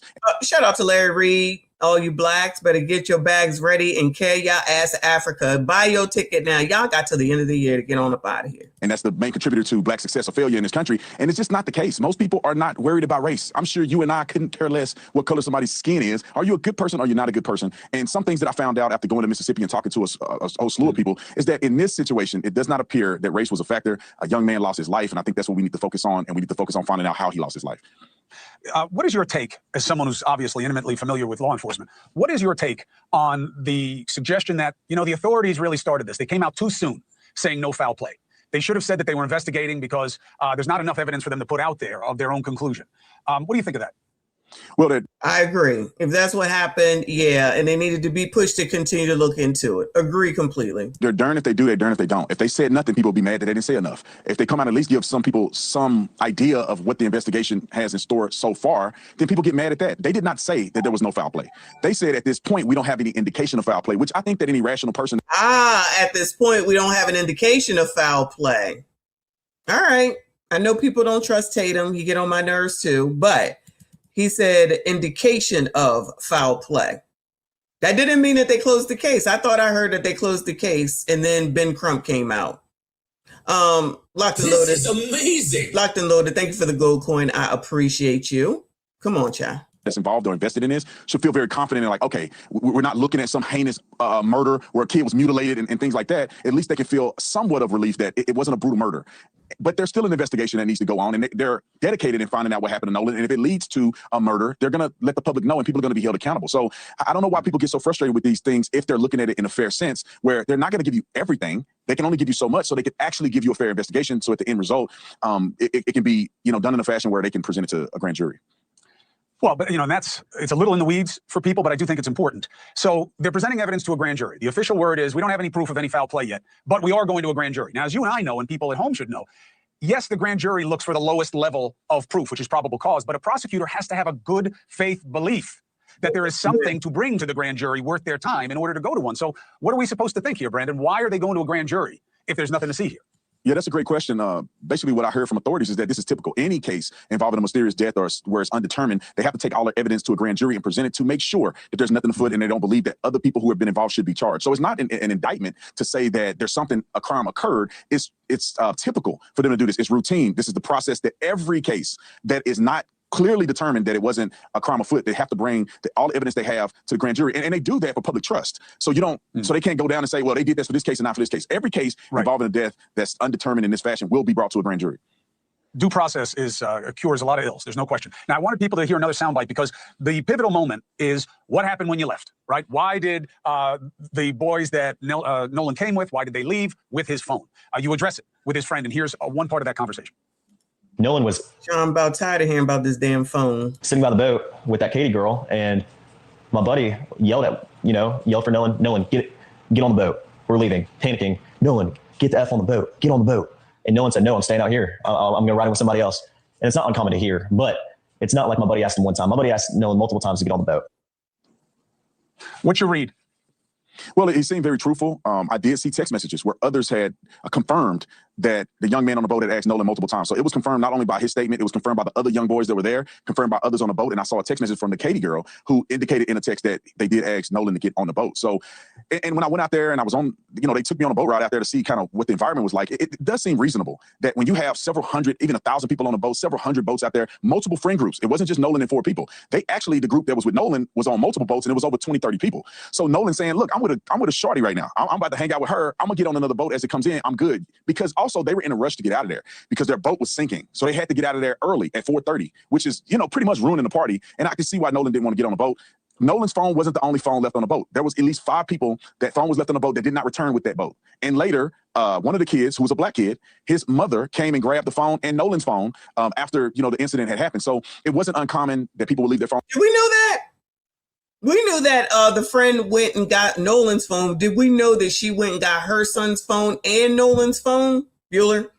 I feel like I don't remember them saying that she also went to get her son's phone, which we've already determined. You're not going to be out in the water with your phone because your phone could obviously drop and be ruined.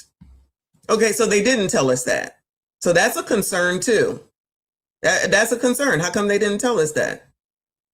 So we know that they all left the phones on the boat. It makes sense.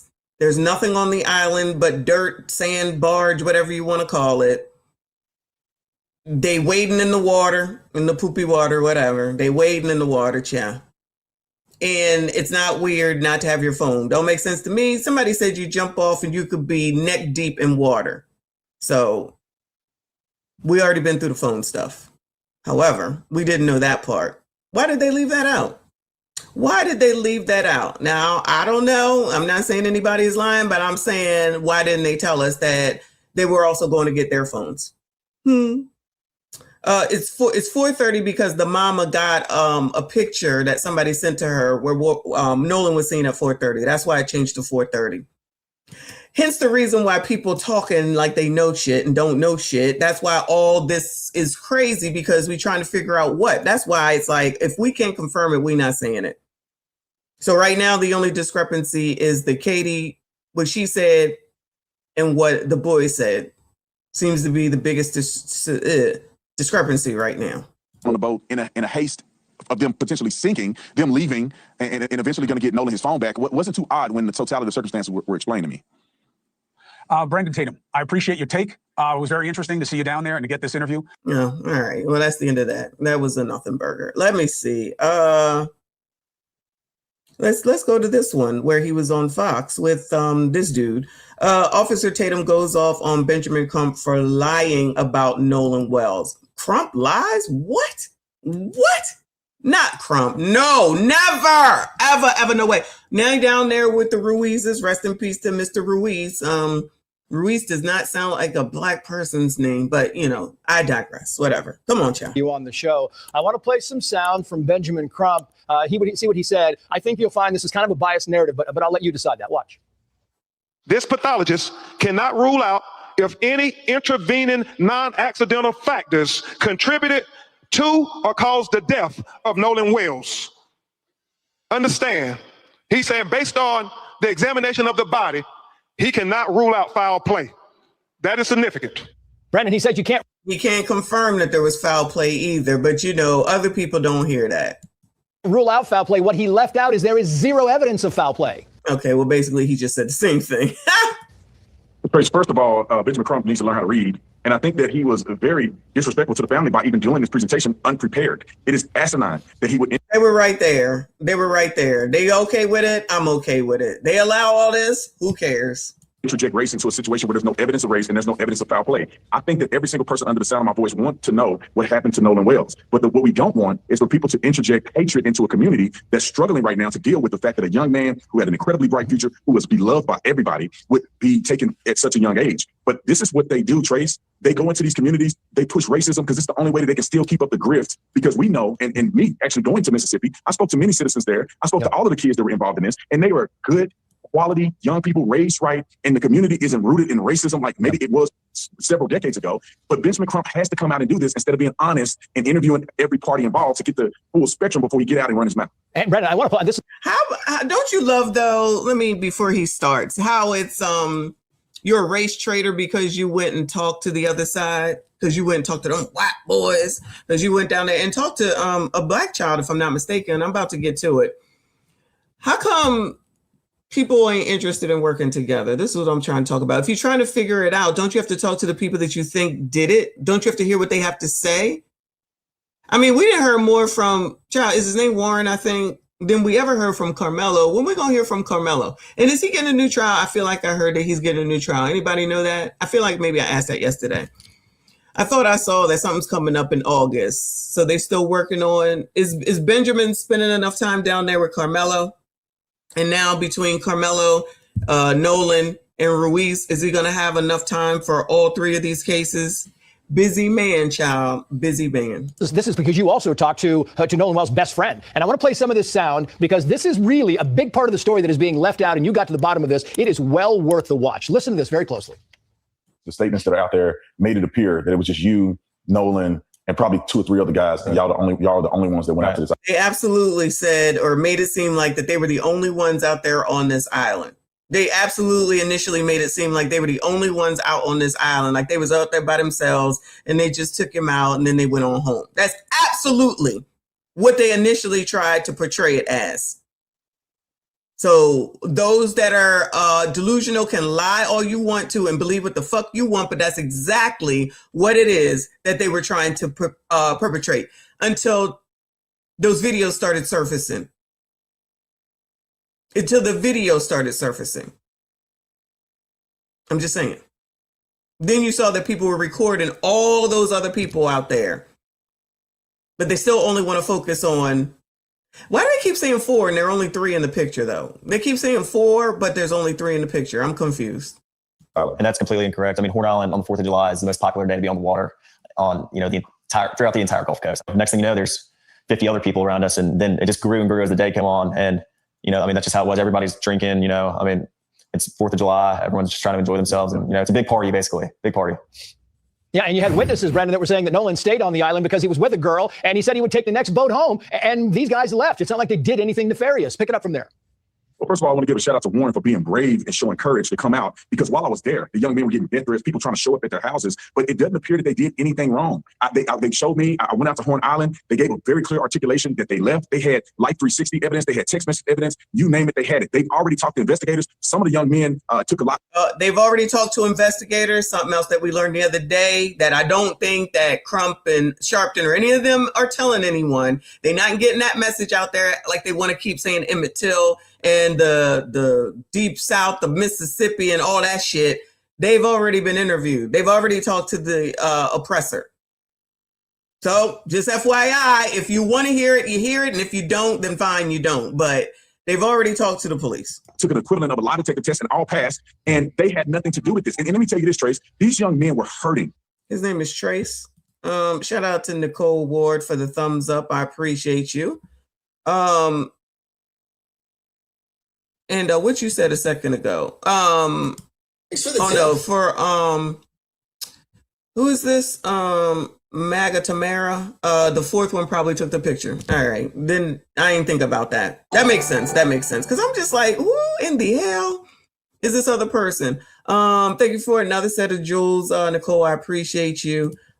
James Wilson, thank you. He said WLOX News C2 video, you can hear them say Nolan. The News C2 video, you can hear them say Nolan. I don't know what that means, but thank you.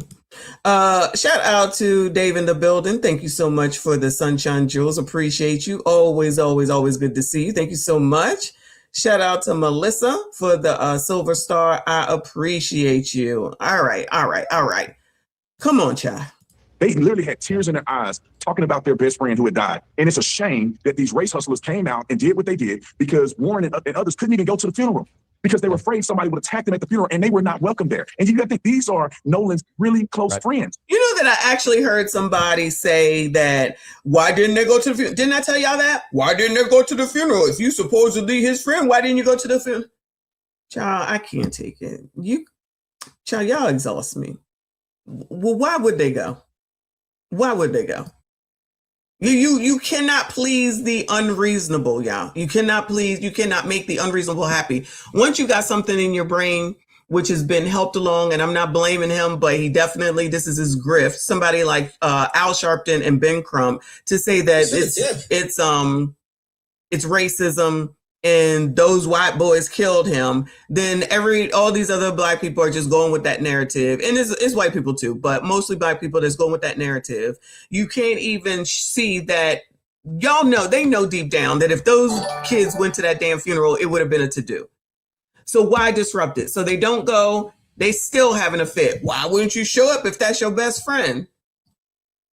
They're going to watch that pep rally on TV like the rest of us could, because it wasn't even a funeral. It wasn't a normal black people going home service. It was a fucking pep rally.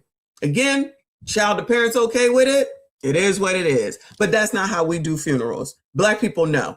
You can act like it's not true. You can keep taking Ben Crump's side and going along with this narrative all you want to. But you know GD well, that is not how we do a GD funeral. Shout out to James. I appreciate you. Autocorrect. Cito Video Local News, WLOX. All right, I'll try to look at WLOX and see. Thank you. Shout out to Nicole with some flowers. Thank you, hon. I appreciate you. Y'all hit the like button for me. Subscribe if you are normal. Subscribe if you are normal. He spent the night at their house. He went out to 4th of July with them. And Nolan was a grown man. You know, we all know he was with a young lady. He wasn't trying to go back at 4:30 with these boys. He was trying to hang out like any other teenager would do. And you know that's weird. Gentlemen, all of y'all, you know that's weird for y'all to want to be with a girl. Ugh. Y'all are, I know y'all wouldn't want to hang out with a girl as opposed to men, right? No? But do y'all want to hang out with men? If you had an opportunity to hang out with a PYT, I'm not saying anything other than a woman. Y'all, what y'all gonna do? What y'all doing? Bueller, what are y'all doing? Anyway, instead of finding out the fact patterns that will lead us to understand what happened to Nolan, they're pushing racism, and it is a shame. And these people should be sued. Their socks to be sued off at the vitriolic stuff that they've been pushing with no evidence. Brandon Tatum, you did exceptional work out there. Thank you for coming on. All right, y'all. Moving on. Oh hell, I thought I had it up. Where is it? Hold on a second, y'all. I thought I had it up. Give me a second. This is amazing. And it is, child. Shout out to the new subscribers. I appreciate y'all. Okay, that's what. Okay, we were here. We are on part 4. So here we go. Part 4. Nolan Wells' phone was deleted. His best friend tells all. Part 4 with Warren Hudson. Child, they put his whole name out here. All right. So this is part 4, 30 damn minutes. Lord help your people. I am speeding it up and hopefully not too many stops because we're already 2 hours in. Come on, child. To get the truth, did you kill Nolan? Did you have anything to do with Nolan's death? Did you delete anything out of Nolan's phone? Child, this is like a mini series. People are still out there partying and they're having a good time, but something happened to where it necessitated you guys to get the boat up and running. Can you explain that? Yeah, I'm like yelling at other people, trying to tell them, calm down. Like, the boat could possibly sink, and Nolan was sitting by the boat with that Katie girl, and my buddy yelled for Nolan, get the F on the boat, get on the boat. And Nolan said, no, I'm staying out here. The next day, I got a phone call from my buddy Trace, and he was like, hey man, they just found his body. My reaction was just, I was my buddy Brooks. I broke down. You guys have been interviewed by law enforcement. All of you guys have given statements. But then I think that there's a part associated with this that's being rumored out in the public. And that is the situation with the cell phone, potential deletion of messages, how the cell phone was retrieved. And I just want you to tell your side of this, because what we're getting from the media is that they literally had to, coerce you guys into giving it back. You didn't know where it was at. You were hesitant to give the phone over. Almost as they had to turn. Now, initially, I thought it was just the mama got a call or called, I forget which one, and she sent the friend over to go get the phone. When she told it initially, there wasn't an issue. When did it turn out to be an issue, y'all? Because initially, when we first started listening to it, she was just like, we need his phone. Where is it at? It's at whoever's house it was at. And then the friend went and got it.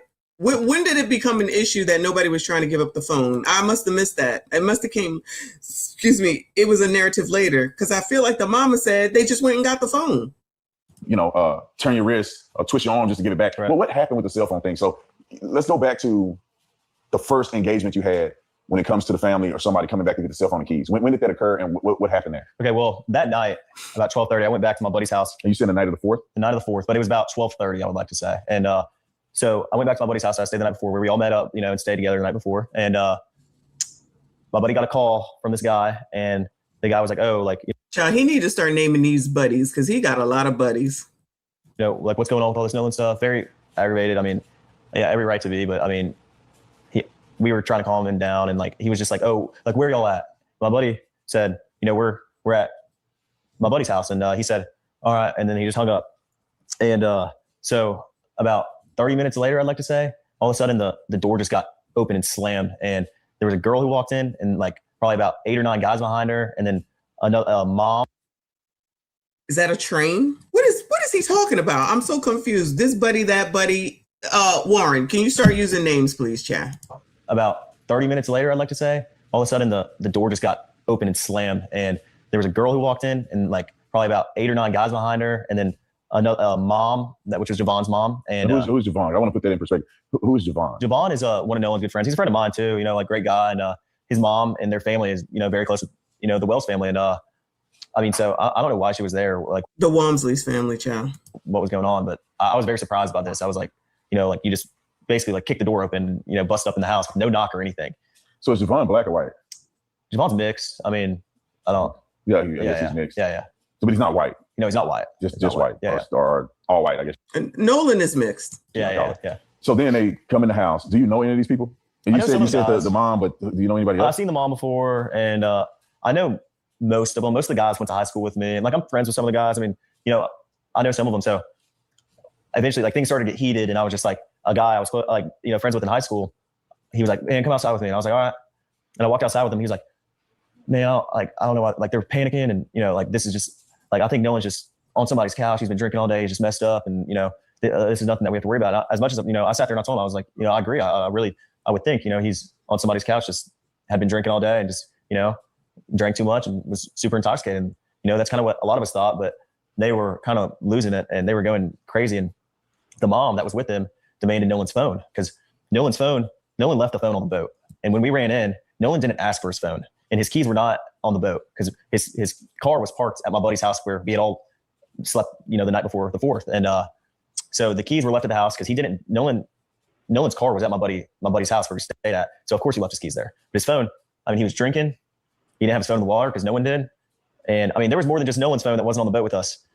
So it was more than just Nolan's phone that was on the boat. Yeah, I mean, we always had all our phones, but on the boat. But those weren't the only people. Like, Nolan wasn't the only person that left a phone on the boat.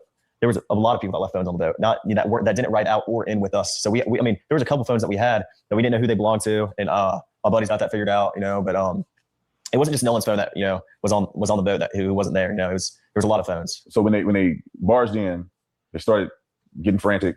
The mom asked for Nolan's phone. Right. Was there a struggle over it, or did you guys hand it over? I mean, just hand it over. I mean, we didn't think anything of it. Like, she asked for Nolan's phone. We knew they were close friends with, the Wells family, and my buddy went out to his truck and handed the phone. Child, first of all, I'm sick of hearing about these phones. But second of all, with the deletions, because I saw somebody else say it, and I totally forgot about that. How did they get into the phone? I guess we're just saying now that nobody has locks on their phone or face recognition of the phone, or, well, I guess they would say that if they did something to them, they just opened the phone with the face, which they could have opened the phone like that. Most people have face recognition, I'm assuming, to open their phones.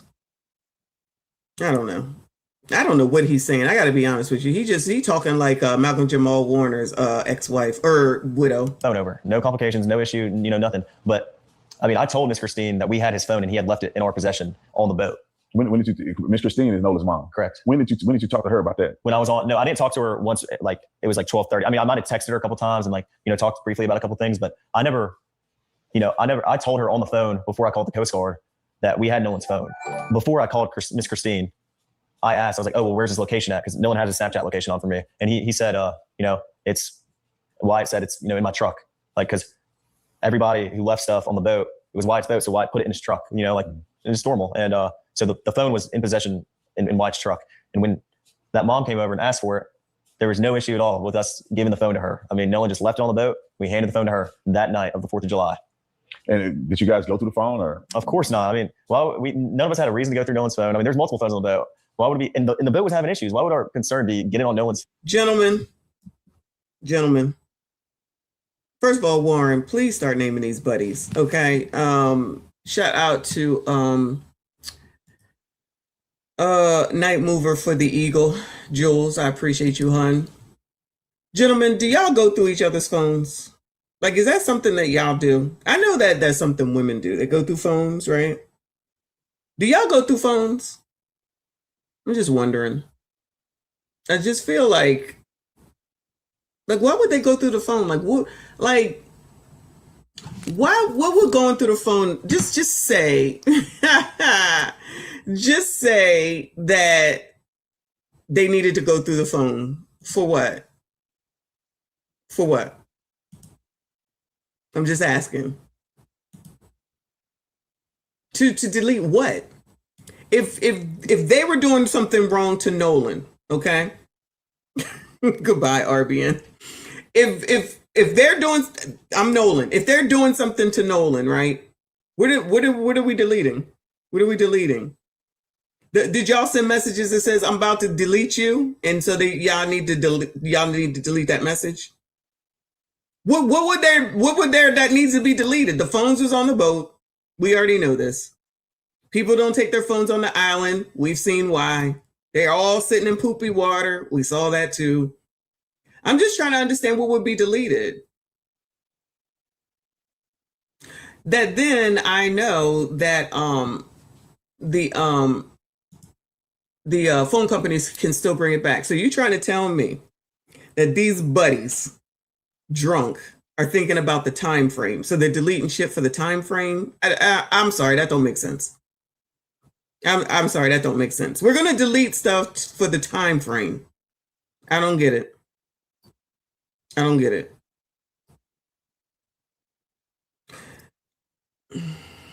We're gonna delete messages for the time frame. For the tip. I don't get it. I don't get it. Ebony, I appreciate you, hun. She says, Warren was told not to mention other people's names to implicate. Oh, okay. Then that makes sense, because child, everybody's a buddy. Can we at least do buddy 1, 2, 3, and 4? Because I'm confused. People are getting better at investigating and point fingers at the innocent. Gotcha. Okay. That makes sense, because allegedly there was a lawyer here. Allegedly. I'm still a little confused. Why? What would they be deleting? Shout out to 3 a.m. Pictures? Well, child, if y'all taking pictures of y'all underage drinking, what's worse than that? Did Nolan take a picture of himself after y'all allegedly did something to him? Thanks for the tip. Oh, 3 a.m. You about to be put in timeout. Nothing can be left off the table, though. Allegedly. James, thank you so much for the super chat. He said, you ever seen the Murdoch case? Check it out. Nah, I won't be checking out nothing. But thank you for the jewels. No, I have enough to do, y'all. I can't be going back in time. Melissa, thank you for the Silver Star jewels. I appreciate you. Nah. Y'all, I'm already behind in shit. I don't have time to do nothing else. This is enough. This is like a mini series, okay? This is honestly like a mini series. Thank you for the another Silver Star. Amazing. Appreciate you. I can't do it. I can't do it. Child, look, you see Warren's toes in these, and you see these flip flops he has on. Child, that's the sign of white people. That's like their shoe. Come on, white people, if you here, just admit it. This is the shoe that y'all be wearing. The flip flop. Y'all definitely don't be wearing the flip flops that we wear, that we get for $1 at 5 and below when they do dollars. When they do dollars on flip flops with all the different colors. It'd be this one right here. It looked like it might be kind of expensive. It looked like it might be made of rawhide. Are y'all gonna admit it? Anyway, All right, come on, Chad. Had a reason to go through Nolan's phone. I mean, there's multiple phones on the boat. Why would it be? And the boat was having issues. Why would our concern be get it on Nolan's phone or something? I mean, I don't even know Nolan's password. None of my friends do. We had no reason ever to get on Nolan's phone and look at anything. I didn't even touch Nolan's phone. None of us touched Nolan's phone until somebody took it off the boat and put it in White's truck, and then no one touched it until we handed it back, to the mom that was at my buddy's house. Was that the only phone that she picked up, or was it other people's phone that they came and got? Or? That I know of, I think that was the only one that she had. But I'm not completely sure. I think that's the only one that she took Nolan's. That's it. And so we're on the 4th, where the night, probably going into the morning of the 5th, this happens. Then the dad comes back at some point to get the keys. Right. What happened there? When was this and what happened? Well, my buddy Brooks drove me and dropped me off at my house, and I woke up to a text the next morning that Miss Christina texted me, and she said, "Hey, Nolan's dad's there is there at my buddy's house to pick up the keys." And I didn't think anything of it. I told her that I was praying for, and that we were out there and we were doing everything that we could to help out. And when he came to pick the keys up, was there a confrontation on him? Because I could have sworn I saw on the news that when he came to pick the keys up, it was almost like an altercation because you guys didn't want to get the keys over. You said you didn't know where the keys were at. I mean, no, absolutely not. Was there an altercation reported about when the dad went to get the keys? Why would there be an altercation? I don't remember, y'all. This is a lot going on. I can't keep up. I don't remember. Was there an altercation allegedly put out there that there was an issue going to get the keys to his son's car, truck, or whatever it is? Do y'all remember that? I don't remember. I mean, I wasn't there, but from what my friend told me, they just had to look for Nolan's keys. It's not like, why would we be hiding Nolan's keys? There's no reason to hide anything. This is our friend. We have nothing to hide. I mean, we were trying to do everything that we could to help out. All right, so I want to be clear with this one thing, because I know you mentioned before that you have no reason to touch the phone. Obviously, you didn't touch the phone. Right. But is there any chance or any knowledge that you have that anybody deleted stuff from his phone? Absolutely not. I mean, like I said. So something else that the parents said is that there was an issue with the phone. What would be the issue? Well, we want to keep his keys. We want to keep his car. They didn't know where. Okay. They didn't know. I remember they didn't know where the keys were. So they went to go get the phone, and I guess they weren't worrying about the keys at the time. He said it on TV. Hold on. He said it on TV. They said they were apprehensive about returning the keys. So I wonder if they had the car looked at, if they thought something was going on in the car. You know what I'm saying? If they thought maybe the dad thought that something was going on in Nolan's car, did they go get the car looked at, or have the car looked at, or take it through forensics, or send it to the police for looking through? You know what I mean? Like that dude said that there's only one chemical that can get rid of blood and stuff like that. Anyway. All right, come on, Chad. There was no reason for us to get on Nolan's phone. No one touched Nolan's phone, but nothing. If none of us had touched Nolan's phone, then there's no reason for anything to be deleted. I mean, no one even was in contact with his phone until it was moved from the boat to the truck, and none of us have access to Nolan's password to get on his phone and delete anything. Absolutely not. And we have no reason to delete anything. I mean, there's nothing to hide here. I mean, we have had no reason to delete anything, and we never did. All right, so I have something I want to make sure that we're clear about, because you had mentioned earlier that you saw Nolan cradling Katie. Right. Her name is Katie. Yeah, Katie. I just want you to explain, what does that mean? Some people in their mind, they may think he's cradling like a baby. Yeah. Like what is that scenario? Yeah, like? he was. Do we need to know this? Do we really need to know this? I wouldn't want to know this about my kid. That's just me. I mean, Nolan was off. The last time I saw him, like I said, I was off the bow of the boat. And like I said earlier, if you had jumped off the bow of the boat, you were probably about chest or neck deep in water. So Nolan wasn't like carrying her out the water. She's sitting in the water, and Nolan's arms are under the water, and he's carrying her from under the water. But her head's still out of the water. Nolan's head's still out of the water. And I was looking at both of them. So. Oh, so he's kind of like holding her. Right. Like, in the water, though. Like we grown, right? There's two people in the water. They feeling each other. Right. Like, meaning feeling they like each other. Right. And that was he's a little more. I don't want to hear this. Close to her, and they're kind of having a moment. Correct. Not insinuating that it's sexual, but no, of course not, they're together. They like each other. You're looking at him. You're like, bro, you crazy, because you know that he like her and he's hanging out with her. Yeah, right, exactly. That makes sense. And when was the last time that you saw Nolan? And then when was the last time that someone reported to you that Nolan was seen? If that makes sense. Yeah, you saw him at a certain point, but then someone else saw him a lot later when you guys were gone. Right. Okay. So the last time I personally laid eyes on Nolan was at like 3:00, and he was, from the boat with the girl, and that's the last time I saw him. But there were, I've talked to somebody personally that saw Nolan at 6:00, and someone, we weren't even the last people to see Nolan. Now somebody saw him at 6:00. Now somebody saw him at 6:00. Did y'all hear that before this? Before this interview, did anybody hear that it was 6:00 the last time that he was seen? Where was he seen at 6:00 is my question, buddy. STW Media, thank you for the gold coin. I appreciate you. So y'all, Y'all heard it? It's a lie. 6 p.m. Yeah, where'd that time come from? Who? Yeah, okay, it's not just me. 6 p.m. coming out of the blue. 4:30 is the last time I heard. Now he's saying somebody saw him at 6 p.m. Where's the proof of that? Where's the proof of that? I agree with you, Lawrence. I agree with you for sure. Yeah, last time I heard was 4:30, maybe 4:31, but 4:30 basically. Once we left, there was still dozens on dozens on dozens of boats around us. And I mean, clearly we were not the last people to see Nolan. So Warren, I'm gonna ask you some very pointed questions. I mean, just straight out. Okay. I didn't come down here to, do anything other but to get the truth and for you to have a voice in this. And the first thing I want to ask you is, did you kill Nolan? Of course not.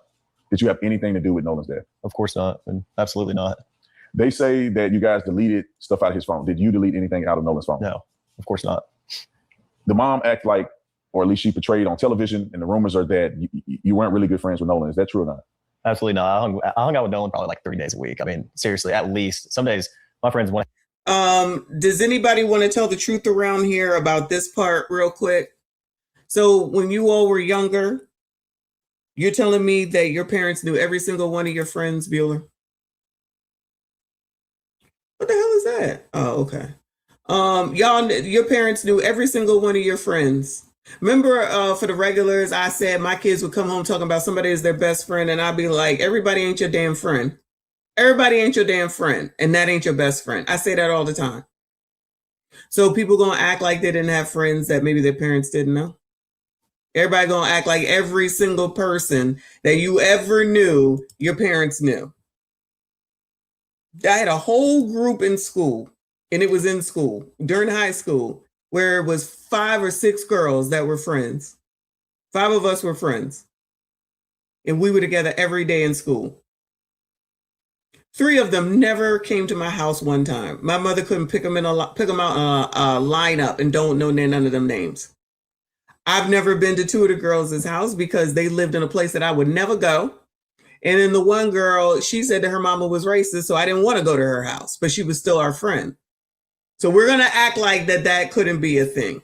Like everybody got to be going and meeting people's parents. And that was before we could drive. These people probably was driving forever.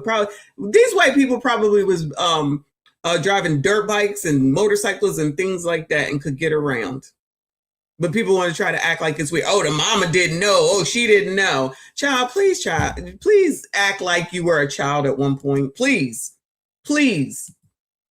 That's what I'm saying. There's some people that you just cannot talk to. They cannot think for a second because they've already made a decision. And if that's where you at, then go ahead with your damn decision. But there's plenty of questions now that we finally getting some damn information. And just because you don't want to believe this dude, you don't have to believe him. But if he can back up like some of the shit that he's saying can absolutely be proven. You're not going to sit up here and say that you called somebody. It can be proven. Say that you sent a text message. It can be proven. Child, I don't know when they're going to, give that information out. Child, we got to wait. But it's like, what would they be deleting out of the phone? I don't get it. They might be deleting out of their phones. That might make sense, even though that's still stupid. But I just don't understand what they would be deleting out of his phone. And the thing about the Snapchat, which we confirm, if everybody leaves their phones on the boat, when was the snapping going on? So they got onto the phone to delete Snapchats? Anyway. I got every single day, and Nolan was always there, so. And obviously, people may see this and know the facts later that you weren't able to go to the funeral or the memorial service. Right. Why didn't you go? What was that? Well, I mean, with everything going on social media right now, with people saying the crazy things that they're saying, I would never want to take the attention off of Nolan and his family. They don't deserve that. And, for own personal reasons, I mean, I've gotten thousands of death threats. My family's got thousands of death threats. And, for my own safety, I'm not going to put my own health and safety at risk. It breaks my heart that I can't go, and it hurt me more than anything. Because, obviously I want to say my last goodbyes to one of my best friends. But I mean, if I'm getting thousands of death threats of people saying they're going to kill me and do crazy things to my family and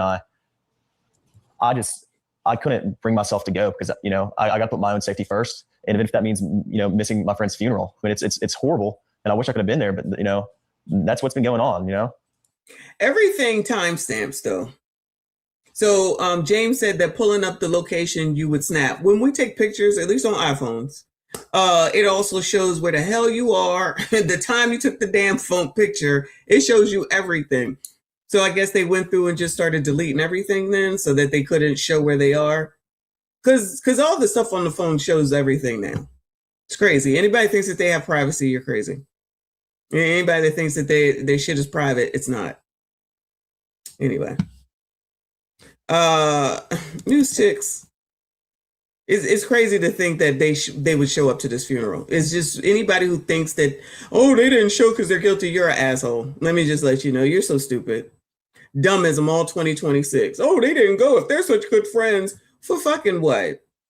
They should have went so they could interrupt the pep rally, but y'all thought that was a funeral, child. Y'all crazy. Y'all keep go on and go listen to Ben Crump, child, because he's got your best interest at heart. Now that he down there in Wisconsin. And you know, you guys, I think it's the first time that you've publicly gave a statement about this. Mm-hmm. Yeah. And obviously you're doing it with me.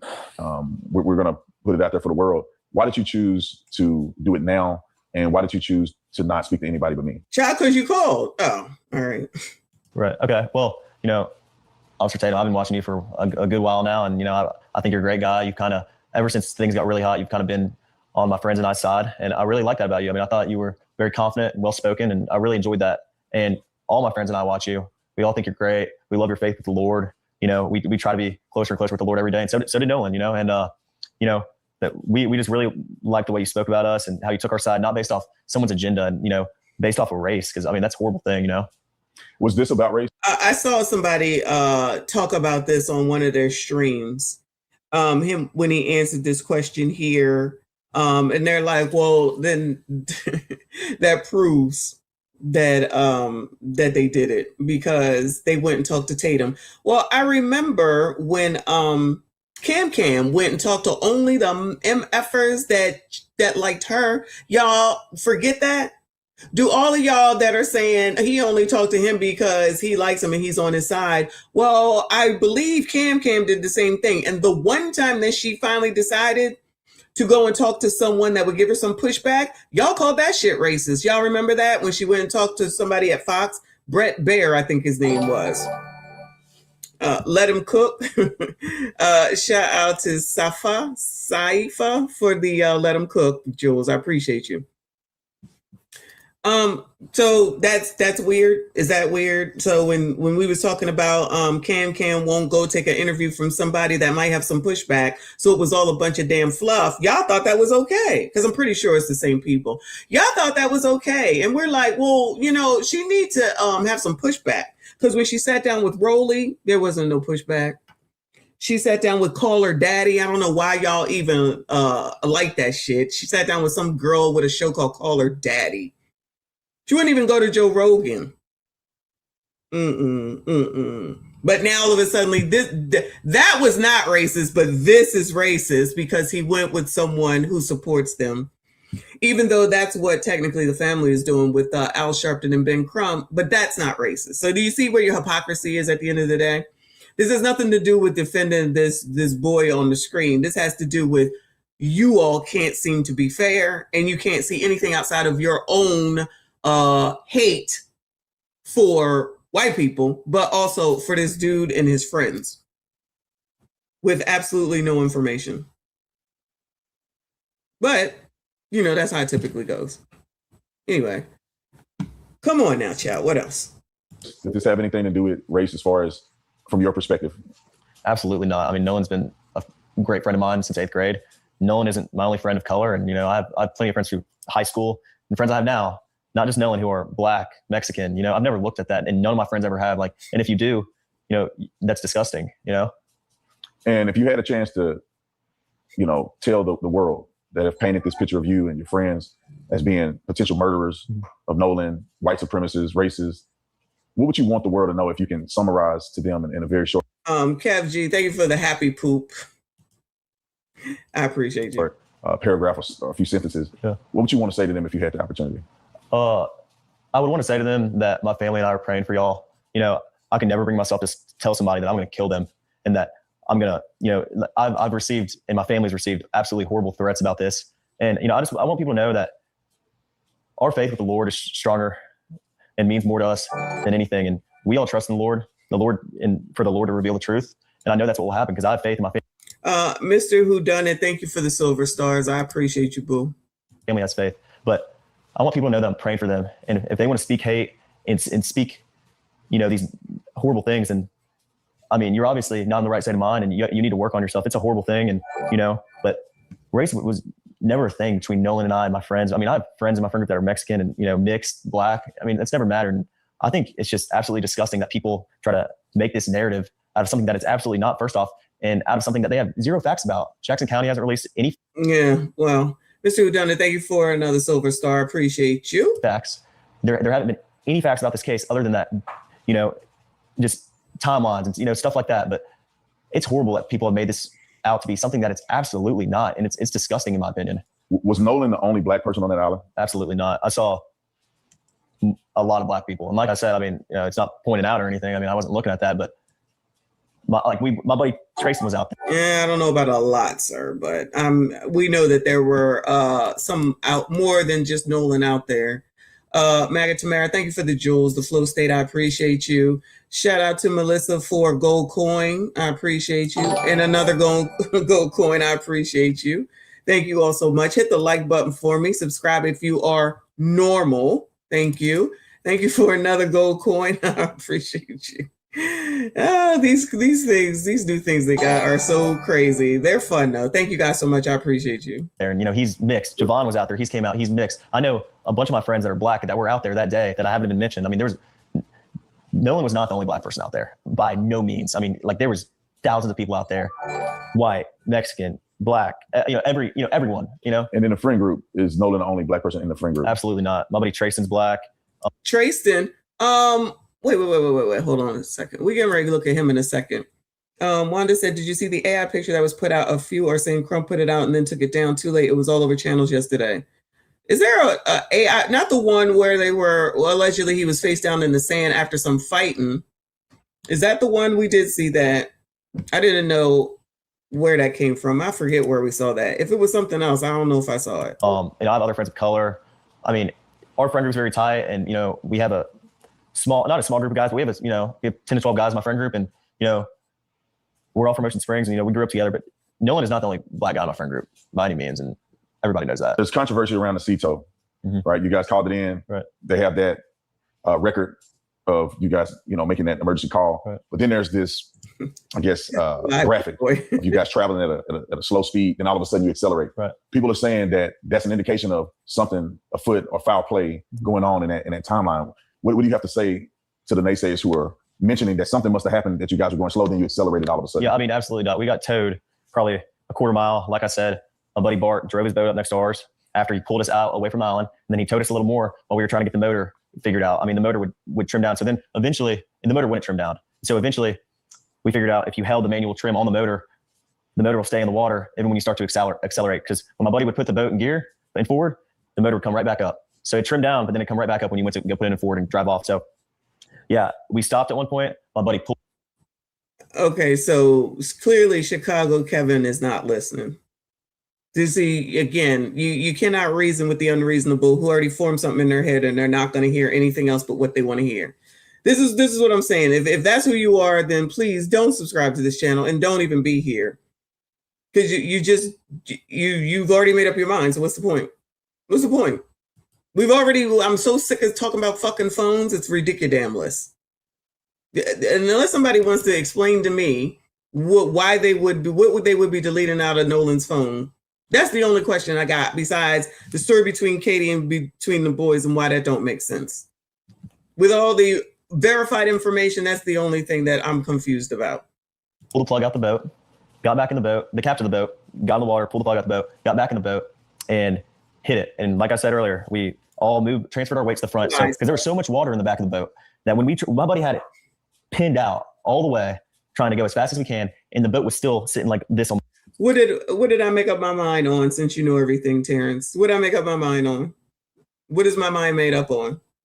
Besides the stupidity of many of the people in the chat today. What did I make my mind up on? Come on. Spit it out.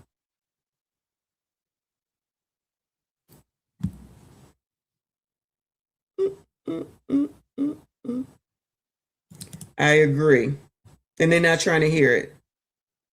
That is a big disconnect. I agree, that is a big disconnect. Just like when they said that the boat was sinking and all the people was like, oh no, that's just an excuse. What are you talking about? Many Black people don't even swim, don't know how to swim, don't go into water, and they're none of that. But now all of a sudden they boating experts. I don't even know about boating, and I swim. That's why I'm like, y'all got to tell me about boating. I don't know nothing about boating. People can't even admit that they don't know something, just out here saying shit. Now people want to say shit and want to get quiet. Terrence, now you want to be quiet? Now you don't want to say shit? You wanted my attention. I got it. You got it. Answer the question. What did I make my mind up on? This is amazing. All right. That's what I thought. The water. No, it wouldn't have been plane out. So we had to move all the way to the front of the boat. Everybody had to get on the bow. And eventually we planed. Everybody got sat back. And when you're on plane and you're going, water starts coming out the boat. Like that's the whole reason he pulled the plug. Because when you come out the water and you're on plane and the boat's level, water starts coming out the boat. So I mean, that's why we came to a stop, so he could jump in the water, pull the plug, and then we hauled in. There was no stopping, because if you do stop, the water starts coming back in the boat because the plug's out. So there's nothing nefarious there. It's just a formality of trying to unplug the boating. Absolutely not. Get it docked properly. Correct. I mean, we were just trying to, solve the boat's issues, because we wouldn't have ever gone anywhere if the boat wasn't figured out. So and Nolan being a really good friend of yours, really good friend of all of you guys. Some of you guys have been accused of killing him. I mean, obviously he was somebody you knew, somebody you spent a lot of time with. With all that has gone on, if Nolan was here, what do you think he would say about all this? I think Nolan has Nolan's one of the best men I've ever met. I mean, he has an amazing heart. And like I said in the beginning, I mean, Nolan is one of the nicest and sweetest people I've ever met. I mean, seriously, he had no hate in his heart whatsoever. I think if Nolan knew this was going on, he'd be sick to his stomach. I mean, Nolan hated all hate and arguing and drama. He didn't like any of that. So, I mean, I think if Nolan knew this was going on, he'd be very, very upset. I mean, it's horrible.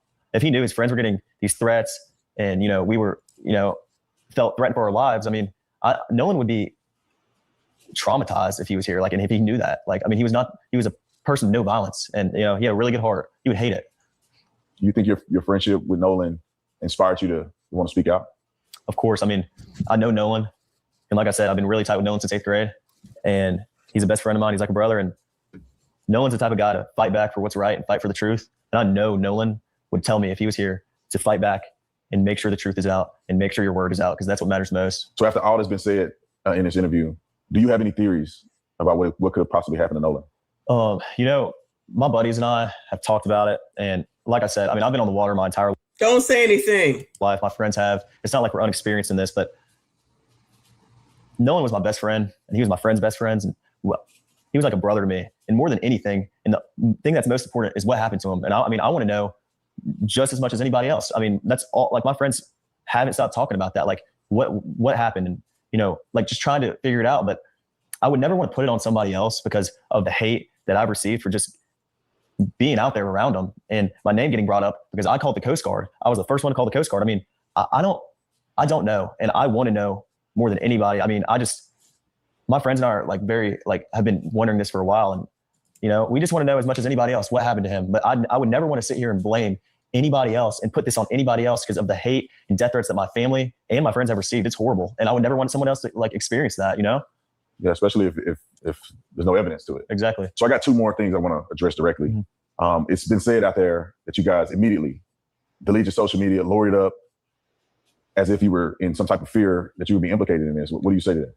I mean, of course we lowered up, and of course, I deleted my social media. Of course we lowered it up. Of course we deleted our social media. There you go. There you go. James, thank you. He said Katie and Warren last seen Nolan at the same time. Katie and Warren, this dude right here, last seen Nolan at the same time. I don't think so. I think it was, what's the other one's name? The other W. Warren and Wesley? What's the other W's name? Child, what's the other W's name? Is the other W, I think, the one that was calling him to get on the boat. Wyatt. Thank you, child. Wyatt. God, it's too much. And come on. And that's who I think saw him last at around 4:30, I think. But this one admitted to deleting social media and getting a lawyer. What now? I don't think that's weird. So people start accusing you immediately of deleting someone, and you have the means. Clearly, these people have money to be able to get a lawyer. What are they supposed to do? See, this is the other thing that I think a lot of Black people need to understand. Everyone's not poor. Everyone's not downtrodden, and everyone doesn't wait until after something happens to react to it. So they're being proactive. I know you don't want to hear that. I know you don't want to understand it. I know you want to think that has to do with being white. And maybe it does, because these white people got money. So when you say stuff like the rest of us shouldn't want to have money and we should want to be downtrodden, see, that's where you'd be missing the rest of us that have common sense, because we want to be able to do the same thing. God forbid, like if the oppressor who oppressed me today was about to take me to jail because I was more than 10 miles over the speed limit, then I'm not going to want to sit around and go get a GoFundMe from y'all. I want to be able to contact a lawyer and say, child, I'm going to need your help. I know a lot of people think that that's weird. It's not weird. That's what you would want to have. That's a good thing. Child, you can't talk to the unreasonable, though. You cannot speak to the unreasonable. I'm just saying. James, thank you. Wyatt and Warren were in the same boat. Okay. All right. All right. True Crime said, I always get a lawyer, even for a traffic stop. All cops can't be trusted. Yeah, I only get, praise the Lord, I only get stopped for speeding, but I have to stop that. I keep my lawyer on standby. Lawyer doesn't mean guilty. It means representation. It means have someone speak for you, because all of a sudden people don't seem to hear the Miranda right that says that you have the right to remain silent. Or y'all want to have public defenders, which, you know, if that's what you want, then that's what you want. This is amazing. Don't make sense to me. But, you know, to each his own. I would rather have a lawyer. Okay, and I'm gonna go ahead and have one on retainer or on standby or whatever, because I don't want to wait for y'all to give me money for a GoFundMe. I don't have time for that. I gotta get the shit taken care of. Yeah, definitely get a lawyer. Yes, I was caught today. You have to go back to the beginning of the stream to hear that story. All right, come on, hurry up. Lawyered up as if you were in some type of fear that you would be implicated in this. What do you say to that? I mean, of course we lawyered up. And of course, you know, I deleted my social media. I was getting death threats before anything ever came out because I was the one that called the Coast Guard. I mean, people put this all on me because I was the one that called. I was the one that was, you know, worried. My friends were just as well. I mean, of course I deleted all my social media. I was getting insane death threats, like stuff I couldn't even believe 2 days after. And, you know, we went straight to the police. I wanted the police to come and ask questions. I wanted them to know and have all of my information. And I mean, people were accusing me of murdering my best friend. It's sick. I mean, like, just because of race. I mean, it's disgusting. It makes me sick to my stomach. I mean, I got off of social media because there were people saying insane things to me and my family, and I just couldn't sit there and look at it. I mean, that's it. So, Warren, thank you so much, man, for being bold and courageous. Yeah, well, I guess you're supposed to sit there and look at all the nasty stuff that people say. But remember when Nolan's mom came out and said that the nasty things that they were sending her, everybody got all the sympathy and empathy in the world. Remember the picture she showed us that just showed the money line from Al and the money line from Ben, which isn't even a threat as far as I'm concerned, but she said that that was racist. I don't think that's racist. I think it's accurate. To each his own on how they interpret, right? So because these kids can afford to have a lawyer, or their family can afford to get a lawyer, now that's got to be racist and they did something wrong.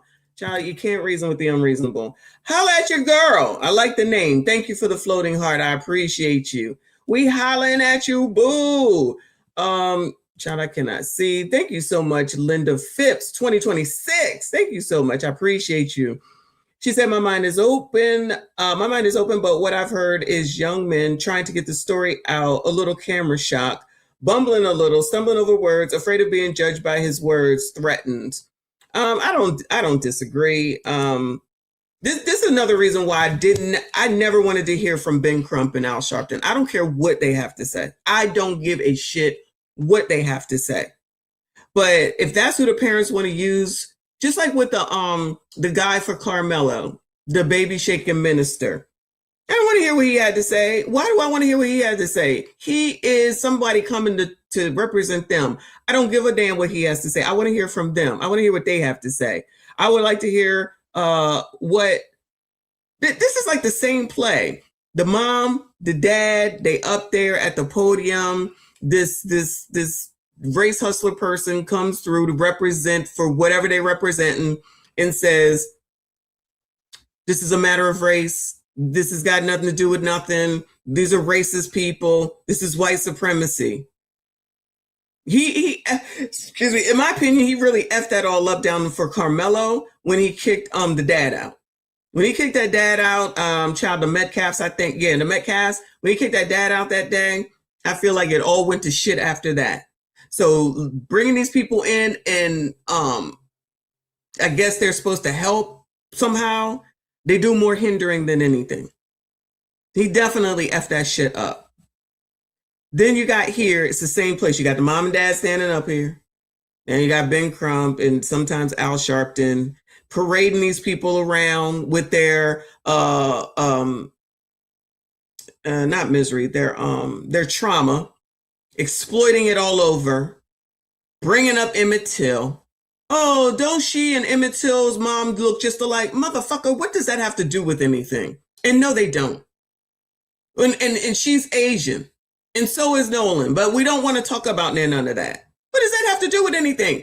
It's got to do with the fact that these people are jumping in on everything. And y'all the ones that just said that black people are supposed to be boycotting Asians. See, like I say, you don't think in advance before you speak some dumb shit. So now he out here doing this, the justice for Nolan, justice. That's his new mantra. So what does he now do? Go down there with Ruiz. George? Is it George Ruiz? Justice for George. Justice for George. I guess that's going to be his new mantra now. And for some reason, black people love these people. That's fine. I don't. Fuck them. Okay? If that's what you need in order to get your message across, whatever, do that. That don't mean the rest of us got to give a damn. I don't ever need to hear nothing from freaking Ben Crump and his illiterate sounding ass. Okay? Hopefully they get what it is that they want. Speaking of getting what they want, let's go check out the GoFundMe. Hold on a second. I ain't been over there in a second. That was raised another $100,000. And no one seems to be able to help me understand what that's supposed to do. You got Carmelo with a GoFundMe. You got, is there one for Ruiz yet? Is there a GoFundMe for him yet? That's the play. What's his name? Nolan Wells. Did they take it down? It's not here. Oh, Nolan. Hold on, I spelled it wrong. All right, so we are up to 771,000. 91% to go. 91% to go.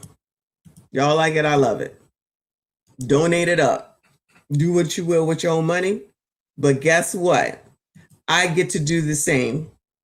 And I've been saying that for forever. When y'all want to talk about boycotting Target, why? For what? Boycott Asians, boycott the Chinese place, the hair place allegedly, the laundromats and everything else. Why? For what? No. You don't tell me what to do with my own hard-earned money. No. Then say that the girl down in Atlanta can't talk to the governor candidate because y'all think he's older Trump or something, whatever they said. Everyone doesn't, every black does not feel the same way as y'all do. You can call it whatever you want. You can call it all the names that you want. But some of us are not going to listen to people with nose rings in their nose because that already tells me that you don't have any sense. Or people that have purple hair, red hair, green hair, and orange hair. Because that already tells people like me, I'm going to speak for myself, that you ain't got no sense. So I don't understand why people would listen to you, but there's people who will. So allow them to. Y'all still listen to Obama, who sits up here and chastises black men. Y'all okay with that? And tells married people that they need to have a gay person in their home if they have a son to help them in case, you know, he might be having questions about his sexuality. And y'all think shit like that makes sense. I don't. But, you know, to each his own. I know y'all think we should ignore all that. We should just ignore all that because he black, we black, and everybody. No. It's everybody getting looked at. For me. Okay? Everybody getting looked at. I don't give a fuck what race they are. They all getting looked at. You look like a Neanderthal, I'm crossing the street. That heifer we looked at earlier, who out on a date with a white man, he talking about, this is where I was gonna kill you. And she want to keep going out with him. Congratulations, child. Good luck to you, but not really. Whatever decisions that people make is their decisions. Whoever they want to fucking vote for, they can vote for them. But I'm just trying to understand, because this is all based in not the tragedies, y'all, not the tragedies, okay? But the reason that you have these race grifters come out here and put them on camera and take them to the National Convention, Black NAACP convention, go meet Jamal Bryant, putting all this out here is to gain the fucking sympathy to get black people to be delivered to Democrats. Taking advantage of this sad situation, but don't got nothing to say with what we just read about in Chicago with the, 5 or 6 in a span of 48 hours. Y'all got nothing to say about that? The stores, the 7 grocery stores that are closing, the Save-A-Lots in Chicago area. Y'all ain't got nothing to say about that. But y'all care about black people. I'm confused. I be so confused. Isn't that important? Isn't that important that the seniors have a place to eat? No? All right. But you think I'm supposed to do something? With these MFers who sitting up here lying in people's faces every day? Anyway. Thank you, Linda. I appreciate you. Ashy in the building. I appreciate you, boo. Ashy, did you hear that Larry Reid said that all the blacks got to move to Africa? In case you missed it, I want to make sure that you know. Michonne, for your next traffic stop or accusation of not properly doing laundry, goodbye, sir. You can hire the law firm of Ashy and Anton. We will represent FBA and non-FBA all day. I don't know, because according to the comments, Africans don't want FBAs to come to Africa. We just read it a second ago. Because Larry Reid says that we have to go to Africa for some reason, child.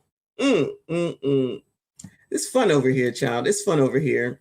Thank you, Linda, for another 10. Thank you. I appreciate you. She said this may piss some people off, but I'm starting to shake my head at the mom. I've heard people say that too. I have been hearing that. She almost acts like she is enjoying the limelight, and she has been lying. I've seen those videos. I don't know if I'll get to them today, but I've seen some people talking about that too. We're going to say allegedly. Let's use our allegedly, y'all. But I have heard that as well. Haven't looked into it yet. Thank you so much. I definitely will, though. Oh, dog, thank you for the gold coin. I appreciate you. Shout out to all of y'all that have donated today. Shout out to Lawrence, our stream sponsor. Appreciate you, boo. Where are we going to next? Let me see. Because I think, let's go to see what Traston, I think his name is Traston. Hold on. Has to say. I don't know if this is, hold on. All right. I don't know if this is a series with Traston.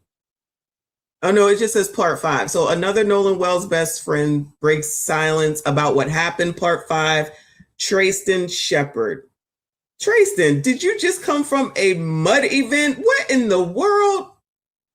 All right, let me focus, child. Hold on a second. Let me just focus. So Traston is speaking in this one. There's a different life in Mississippi, y'all. I don't know where all of y'all live, okay? I was just in Mississippi for 4th of July weekend. It's definitely different, okay? Because, child, this baby just came to this daggone meeting with, maybe there's, what is it called? Is there jeans called dirty wash jeans? Is it called dirty wash? You know what I'm saying? Maybe that's what it is. And then he had a dirty wash shirt. On that white couch, y'all, oh my God, on that white couch, I would be pissed. Is it distress? Okay, distressed. All right, my bad. All right, acid. Got it. Okay. Maybe that's what it is. Because, child, please don't come and think you're going to sit on my white couch that I waited however many years for my kids to get the fuck out to finally have a white couch. I would be scared to death if somebody came in here and I didn't know it was distressed jeans with jeans that look like that. That's just me and my trauma. With Nolan's death. No. Do you have personal knowledge of someone directly in your friend group having anything to do with Nolan's death? No, not at all. So I saw you on television. You had an interview, and I felt like you laid out a few things that I think the world needs to know and be clear about. Okay. And the first one is the relationship that you had with Nolan. Can you explain your relationship with Nolan? Yeah, I will. So his mom got on TV, as everybody has seen, and said that she didn't know me. And man, that. Why does he sound just like Warren, child? Thanks for the tip. All right, it's not working. Oh, you know what? I gotta wake it up. Oh, maybe that's the problem. Child, this thing falls asleep. I didn't know. Y'all, that might be the problem. That might be the problem. This is amazing. My bad. I don't even know how my own equipment works. Does he not sound just like Warren?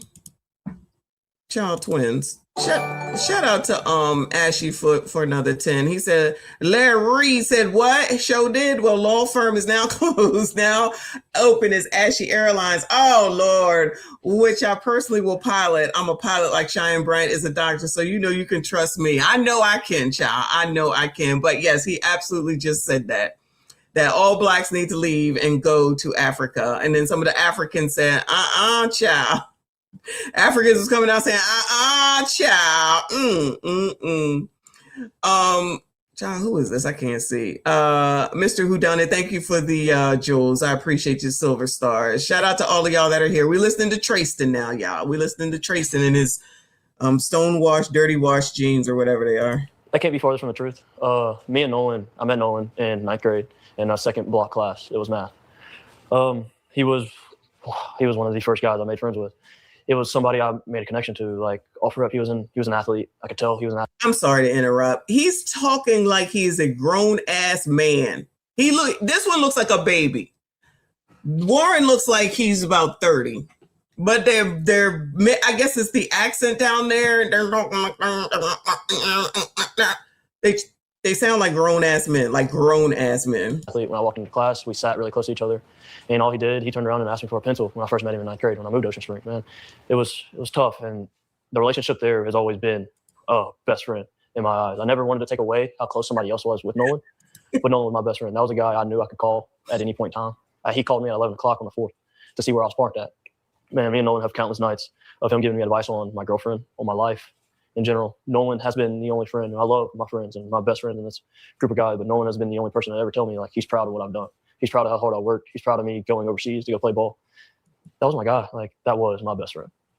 Yeah, and so how does it make you feel when the media activists are coming out and alluding to the fact that you maybe best friend means something different down in the MIS than it does everywhere else. You know, it could be that too, Cham, because everybody is a best friend. And I guess we kind of did, like I said earlier, used to say that, and your parents, Generation X, would come back and say, they ain't your friend. Everybody's not your friend. Everybody's not your best friend. I guess they just say everybody's their best friend down here, though. Allegedly. Like, whoever just said them jeans is dirty, I'm crying, okay? I forget who it was, but shout out to you. Elizabeth, thank you, boo. She said Target gift card for you from your nephew. Shout out to my nephew and shout out to you. Hope all is well.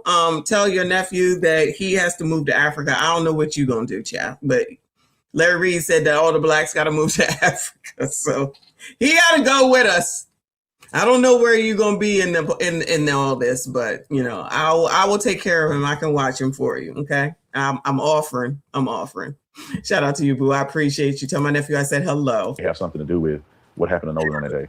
Man, that hurts. It hurts is an understatement. I beat myself up every night I lay down. I beat myself up anytime it crosses my mind. Because in my head, if I wasn't drinking, if I didn't get into that altercation, maybe I would be able to do something. Maybe I would have. Yo, come on now.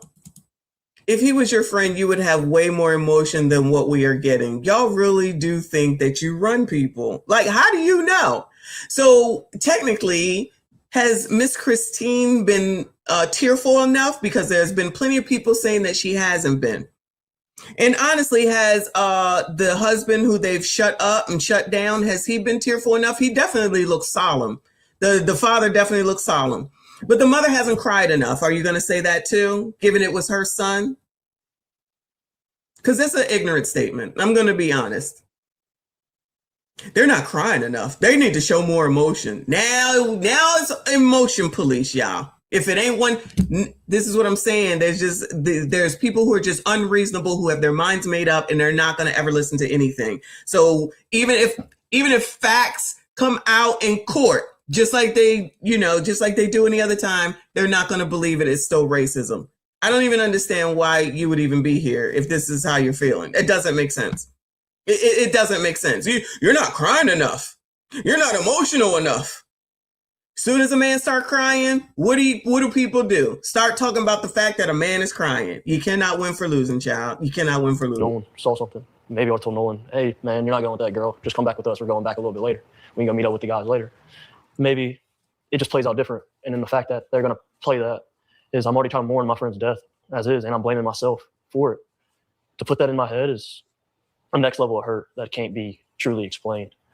Because it's hard to put into words. Generally, it's backstabbing from a sense of a community that I thought I had with my skin color, and they stay so strong together.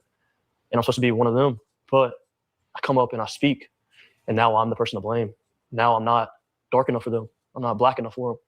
And now, wait, is he being blamed too? Did I miss something? So Tristan, what is his name, child? Tristan, child. These names. So Tristan is being blamed for the death as well. Lord help your people. We can go meet up with the guys later. Maybe it just plays out different. And then the fact that they're going to play that is I'm already trying to mourn my friend's death as is, and I'm blaming myself for it. To put that in my head is a next level of hurt that can't be truly explained. Because it's hard to put into words. Generally, it's backstabbing from a sense of a community that I thought I had with my skin color, and they stay so strong together. And I'm supposed to be one of them, but I come up and I speak, and now I'm the person to blame. Now I'm not dark enough for them. I'm not black enough for them, and now I'm the issue. It doesn't make sense in my head.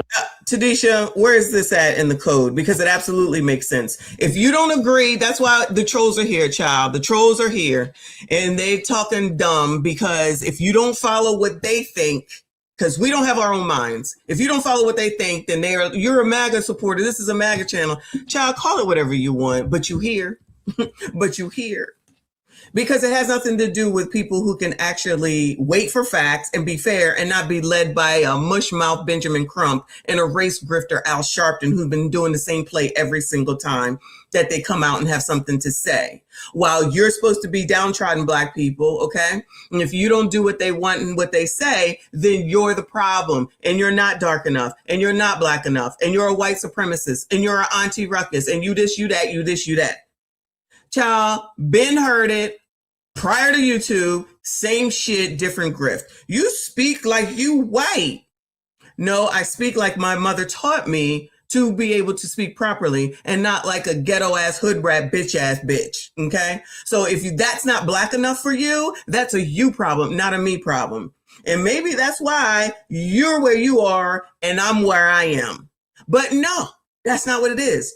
Because in order to be black, according to the blacks, you got to be downtrodden and you have to be poor. That's why a nose-ringed person who has crazy ass hair screaming on the internet saying that she's saying that that woman, that black woman with her restaurants, people should not go to her restaurant because she talked to a candidate that's running for office in her state.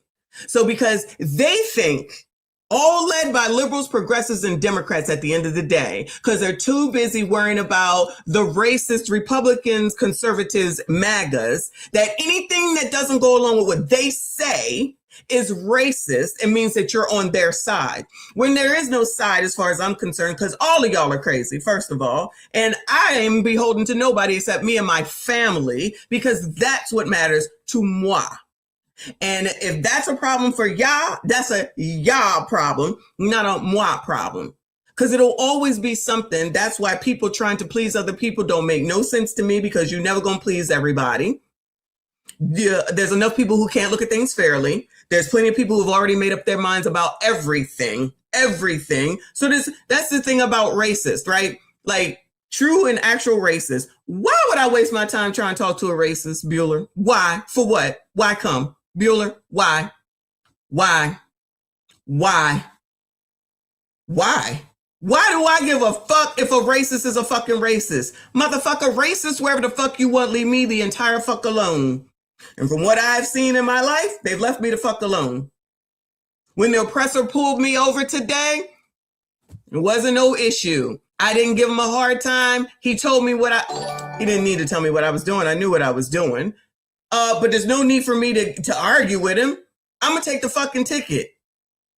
And he reduced it.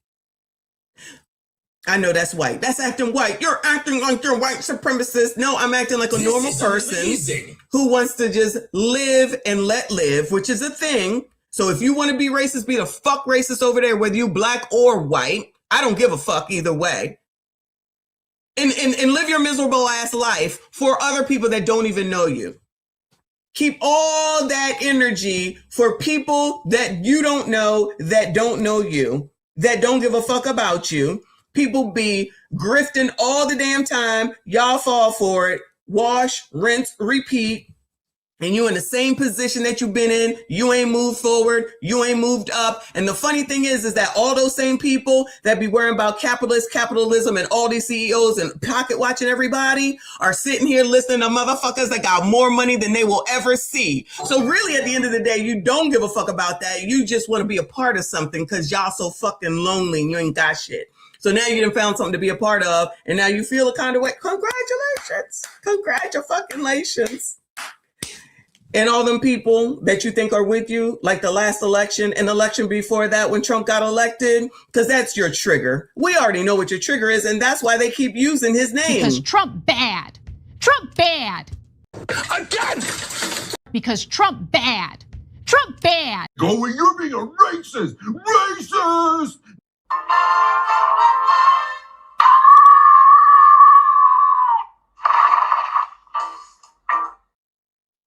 And that's what happens, and nothing changes. And then the next president comes through, and then you be like, nobody ever come to the hood. Nobody ever do nothing for black people, because you don't require anything. So why would they?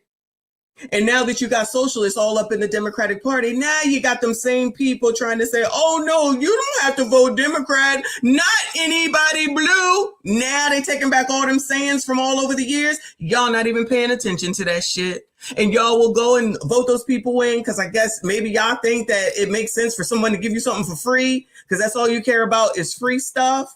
Free. We like free stuff. So we came out here to get all this free stuff.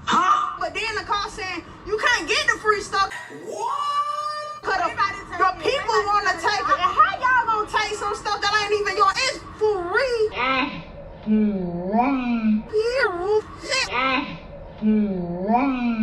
So I got my 2 baskets and took the bus or whatever.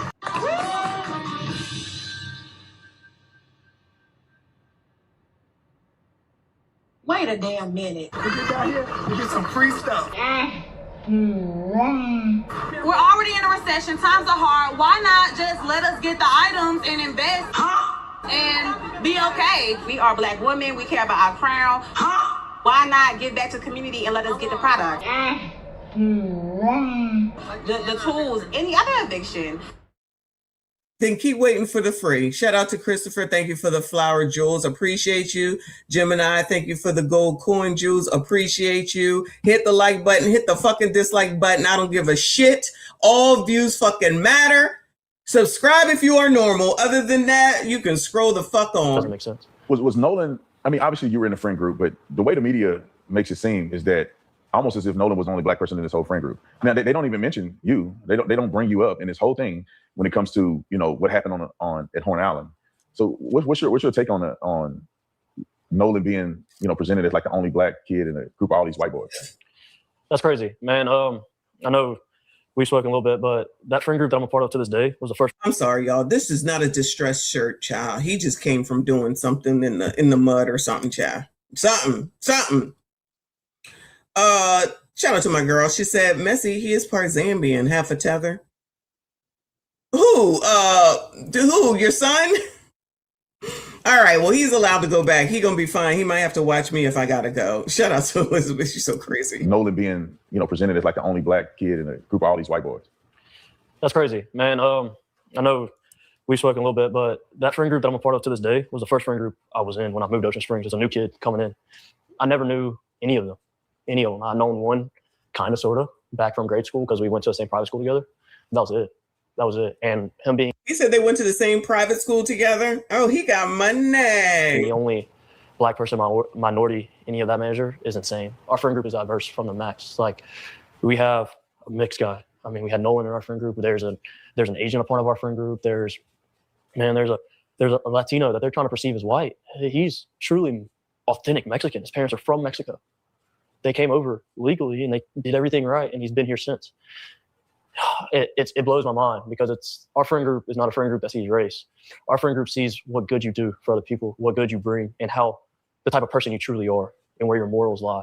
That's one thing in common. Me and my friends might not agree on everything, but our morals align. Our morals know. So for them to even make that narrative up really shows you have no idea what it's like down here on the coast. You have no idea how tight-knit Ocean Springs as a community is. You don't understand it. You don't see the thousands of kids in the high school football stands cheering their team on. Nobody cares what color you are. We're there to have fun and to just live. And that's how Nolan lived. That's how I live now. I've grown up and I have some more big boy stuff, but in high school, all I cared about was going to hang out with my guys. And I mean, on a personal level that leads off of it, is like, it got me in trouble with my girlfriend just because I want to be with the guys. I never once. Oh no, Trayston would rather be with the guys than be with his woman. Thought, man, they look at me different. Man, I'm kind of an outcast to them. No, all their moms have always welcomed me with open arms. Anytime I needed anything, I knew I could call them and their parents, and they would do anything in the world for me. So with Crump pushing this narrative, it's wrong. Yeah, it's completely wrong, especially about our friend group. Yeah, I find it, especially after talking to you, meeting some of the guys, that it seems like there was an agenda. Yeah. But can you walk us through just your perspective from that day? I don't know if did you go with them initially? Were you a part of the group that went to Horn Island? So I wasn't, clear that up. No, I was not on the boat with them. Yes, I was a part of the group that was supposed to go out. So the only reason why I did not go on the boat is I got begged to go, but my uncle, we also took 12 people out on our boat, not including us two, so 14. And my uncle knows the passengers wouldn't have helped. Generally wouldn't have helped with anything. With that many people on a boat, you need a little bit of help. So my uncle was like, hey, can you just ride out with me and you can go do your thing throughout the day on the island? I don't care. I don't need you. I just need help to get out there and then pick everything up. Because I know all these people are going to be drunk and they're not going to want to do the extras that nobody sees about going out on the boat, right? And so I told Wyatt that. And oops, my bad. But I told him that. Oh, you heard that? So whoever said earlier that they're, excuse me, Warren kept saying, my buddy. They wasn't supposed to say any names. He slipped up and said Wyatt, and Tatum kind of corrected him, and that's what that was right there. But he said he wasn't on their boat because his uncle asked him to go out on his boat. Because I know all these people are going to be drunk and they're not going to want to do the extras that nobody sees about going out on the boat, right? And so I told Wyatt that, and oops, my bad. But I told him that, and I told him everything, which was go to plan. We were leaving a little bit earlier than them. I was going to try to have a spot saved out. And Nolan calls me at 11 o'clock. I missed his phone call. Called me twice. I missed both of them. I saw Wyatt and Nolan on the boat. They pulled right in front of our boat and they were screaming. I turned my head and I was like, yo, there's a spot over there, where they end up anchoring out. I helped them set their stern anchor. From the time they showed up until now, going back to it, 20 minutes before they left, I was with them. That's who I was with. I spent all day with them, minus the morning time before they got out there. But from the time they got out there to the time they went back in, I was with them. Those are my friends, man. Those are my guys. Yeah, I want to get a few more details. I'm sorry, go ahead. I know that. Yeah, go ahead. I know that you were all over the news because there was a perceived fight. People, this is the thing that gets me, and I want to keep you clarify this. When I saw the video that they put out on the internet claiming that Nolan was saying, "Give me my effing phone back," Nolan's coach came out and said immediately he knew it wasn't Nolan's voice.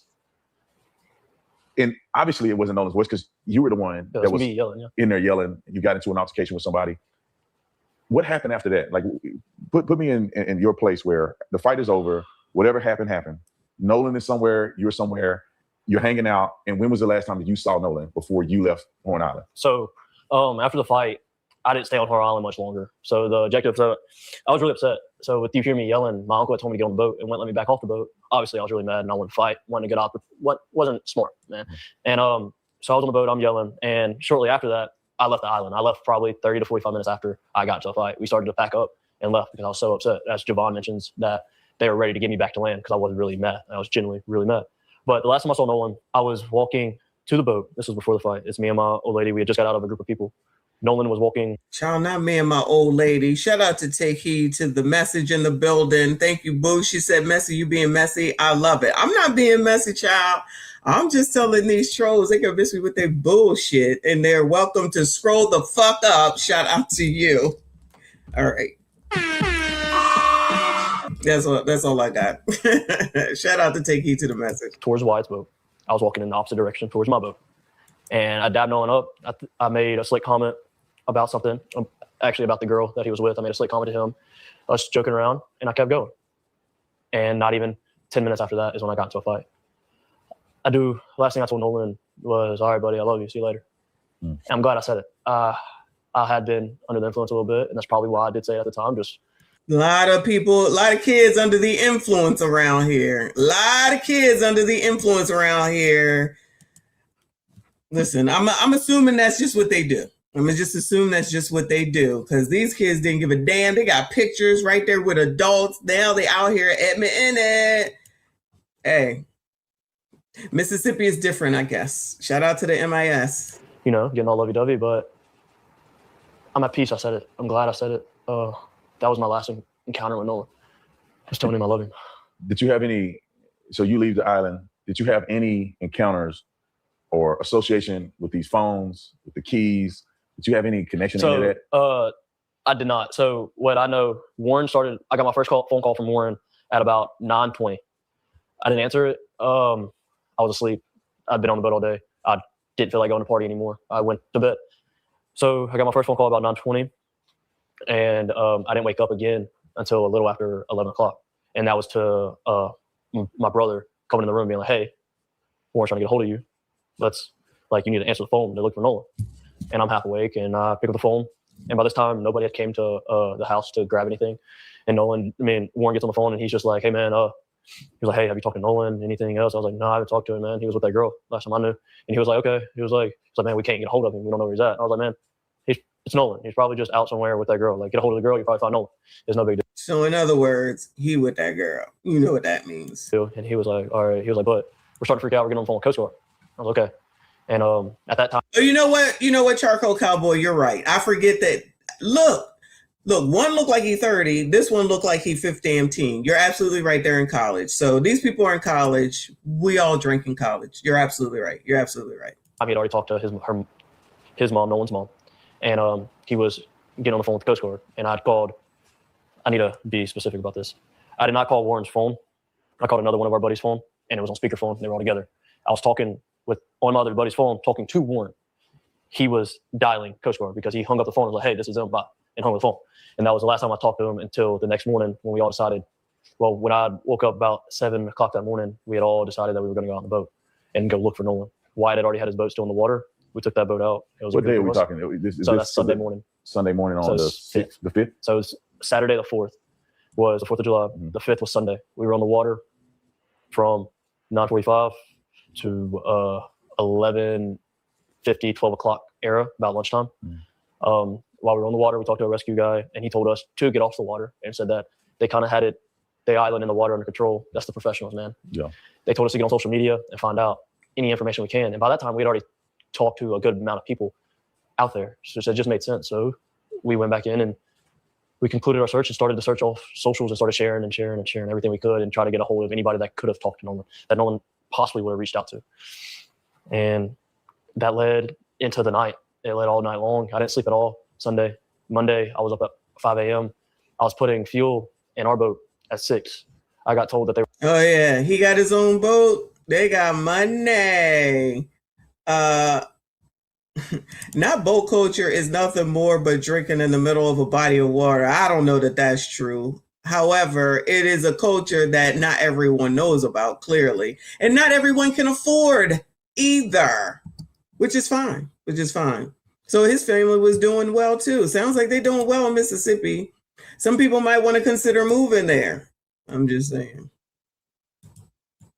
We were taking out another boat to Chandelier at 7. So I put my boat back on the lift. And I went to McDonald's, and then I got the news after I left McDonald's that his body was found. So it was already a plan that we were going and searching and trying to do everything we possibly can. And that's all I wanted to do. Is I wasn't there to help him out in his last minutes, but now I feel like as a friend and as one of my guys, man, I do everything in my power to help now, and that's why I have reached out to the family. I have donated to the family, and I have giving them just your normal death gifts, I would say, as you pay your respects.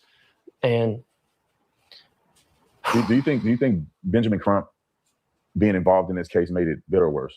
100,000% worse. Because why?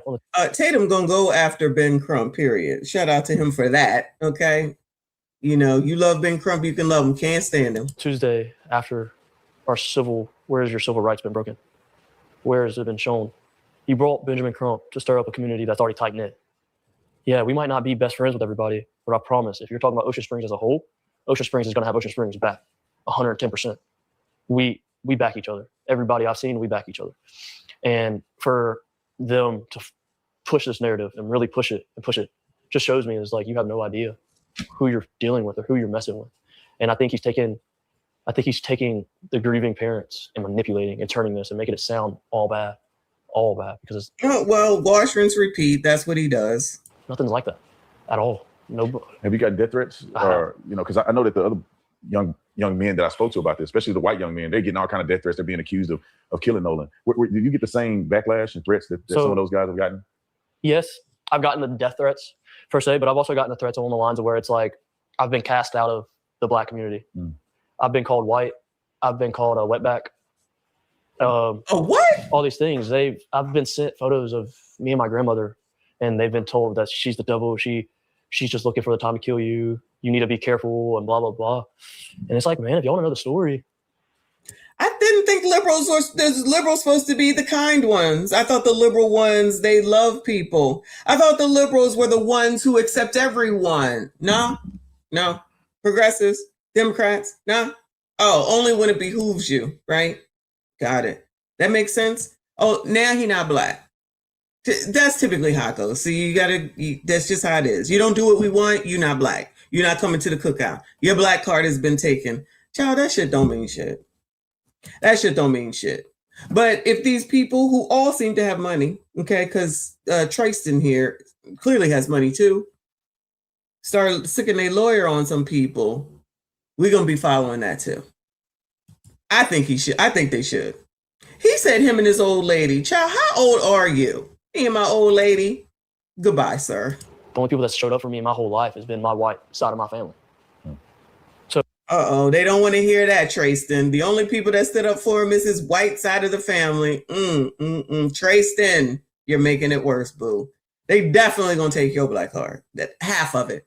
But for y'all to sit there and drag their name and to drag me down, and I'm supposed to be one of y'all, and you're supposed to. Tristan, maybe he's too young. Oh, this is a Z, right? Is this a Z? As he would be considered as a Z. All these people be considered a Z. These are the ones that's supposed to be taking over. But over here on Democrat side, they're not giving shit up. That's why Maxine is still running again, and Karen Bass and whatever his name is in South Carolina. They not giving stuff up. Y'all gotta let the youngins take it over. We buried the 90s. Shout out to CGA. The 90s is done and gone. They ain't gotta do it the way that everybody else does it. But some people just can't let it go. Thank you, Sky Alex. It's time to let them take over. Let them take over. They already taken over. That's why they upset with, I think it's DSA, because those are the socialists of the Democrats that the Democrats allowed to get in there. So do I have to say now liberals, progressives, DSA, and Democrat? Do I have to say all four? So now that the DSAs are taking over, let these people make their decisions. Let these Z's do what they're gonna do. Let them do what they're gonna do. Now Democrats is worried. They got a lot going on, child. They got a lot going on. We're gonna get back into it. But I say, let them be, okay? I thought y'all said a while ago after Obama was elected that, racism was over. I never said that, but a lot of you liberals and progressives, and maybe they weren't called progressives, and Democrats said that racism was over because you had your first Black president, even though y'all called Clinton your first Black president, and y'all thought y'all overcame. Now look at where things are. Anyway, shout out to Trey. I appreciate you. He said that's what we call our girlfriends in Mississippi, old lady. He definitely did. That was too funny. I caught that real quick. I'm sure there's some feminist around here who's pissed off about that. Shout out to you, boo. I appreciate you. Have my back, and we're supposed to be in this together. And it's really eye-opening. Did it shock you that it turned this way? Meaning that, you see everything happen. Nolan was your friend. From all the young men I talked to, it seemed like Nolan. Hold on a second. Michael said, or Michelle, I'm sorry, said they didn't want the Coast Guard. Oh, yeah, he did say no to the Coast Guard. We did hear that because the captain of a boat is going to jail with alcohol, underage drunk people, and too many people on a boat. Okay. See, I wouldn't know that about boating. I could believe that, though. As a person who was just oppressed this morning, okay? I'm still traumatized from it. But that makes sense. But they freely are allowed to be out here on the water, clearly. They just go out boating like it's like, how do you have to be to run a boat? 16? You can't drink when you are driving. Golly, I'm glad I wasn't still intoxicated when he pulled me over today. I didn't even think about that part. Glad I slept it off, child. If you're on a boat, no age limit on a boat? Okay. So you could be any age. You don't have to have a license to drive a boat?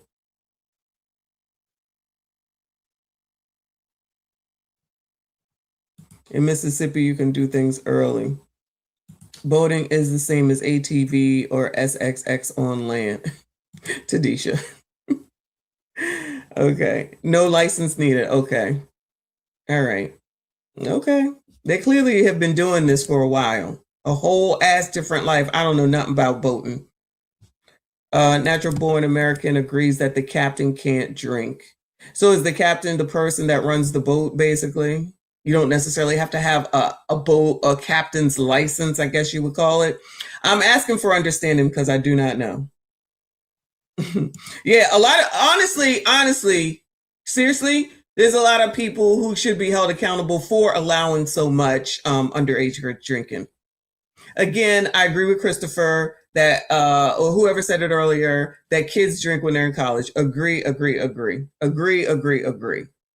But these people are also operating machinery. He's the designated driver. I missed a comment. He's the designated driver. Okay. All right. All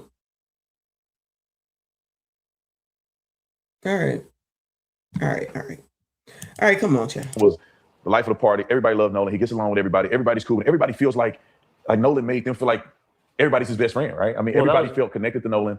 Were you shocked that it turned like this? I mean, where this community was tight-knit, Nolan's friend group was tight. He ends up losing his life in an unfortunate situation, which nobody knows exactly what happened. Did it shock you that it turned into some racial thing?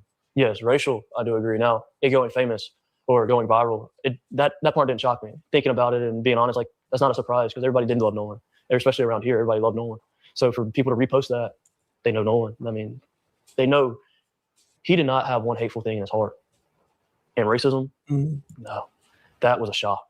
That was a complete shock from his mom and from his stepdad. Like, that's a shock. Ooh, somebody who's admitting stepdad here. Trayston. Trayston. Did y'all hear that?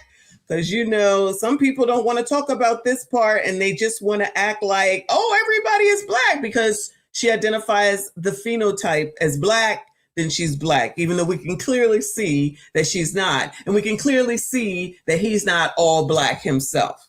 Trayston, I'm talking about. I feel like this is the first time I heard somebody reference the dad as the stepdad. From his mom and from his stepdad. Like, that's a shock. That's an utter shock, because it's like, first off, I don't know how to word this. Nolan wasn't fully black. Nolan's mixed. Nolan has a little bit of Asian in him. You don't hear that, though. Wait, Tristan! Oh no! Somebody is finally in it. We already knew. Tristan said, "Oh, I'm going out with a bang. Oh, you gonna try to threaten me?" It's like, first off, I don't know how to word this. Nolan wasn't fully black. Nolan's mixed. So in other words, he said, "Why y'all coming at me? I'm not fully black, but you love Nolan. He wasn't fully black either. One hateful thing in his heart. And racism, no, that was a shock. That was a complete shock from his mom and from his stepdad. Like, that's a shock. That's an utter shock, because it's like, first off, I don't know how to word this. Nolan wasn't fully black. Nolan's mixed. Nolan has a little bit of Asian in him. You don't hear that, though. You don't. So that's all right. We looked it up, but go ahead. Turn it as like somebody's harping down on Nolan because of the color of his skin. You don't know us. You don't know our community. It's crazy that people are just running with a lie. And it's so easy for people to believe it from the outside, looking into Mississippi's history, per se. But it's like, you're looking at history. Let's go to each state's history. I bet they're not the best with black people. Like, no, every state, it's only Mississippi that's a problem. Like, obviously we know that every state has their issues, so there's no good place to live. So these narratives that these people are coming up with are so asinine is the word. But we because I'm black and they black, we all supposed to go along with the foolishness. That's why Ben Crump bringing up Emmett Till and somebody else he brought up, I forget. It was somebody else. Somebody mentioned it. I forget what it is. He's sitting up here bringing all this on. And then y'all don't want to acknowledge the fact that the mama and Nolan well recognize their Asian parts of them. Repped it big time in they daggone social media, but ignore all that whilst then saying beforehand that black people supposed to be boycotting Asians. Now you're all out for a half black, half Asian, or at least a half black. Well, actually, we don't know because we don't know who the father is. We don't know. At least I haven't seen it. I have to check out what Ringo has to say because I know he's on the case. But yeah, they don't want to mention none of that. And when you don't look into, thank you, LS, Medgar Evers, thank you. Want to bring all that up. But then when we try to bring up the actual facts that we need to be worried about and talking through, nobody wants to bring it up. Then all of a sudden you're racist, you're a white supremacist because you talking about the fucking facts. We sat there and we watched that woman speak about her whatever it is, organization where she was as a doctor. I call her a doctor. Talking about her as a doctor and her Filipino side, her repping her Filipino side, the picture of her Filipino mom, Nolan with his Filipino flag. Ignore all that. They black. She talking about she phenotypically thinks that she's black. Y'all blacks will put up with anything. It's like a need for somebody to accept you so badly. You go all out for people and you don't even ask any questions. And somebody asks questions and you act like that's a problem. Somebody's asking questions. You want all this fucking support blindly? Fuck y'all. No. That's why this shit continues to happen.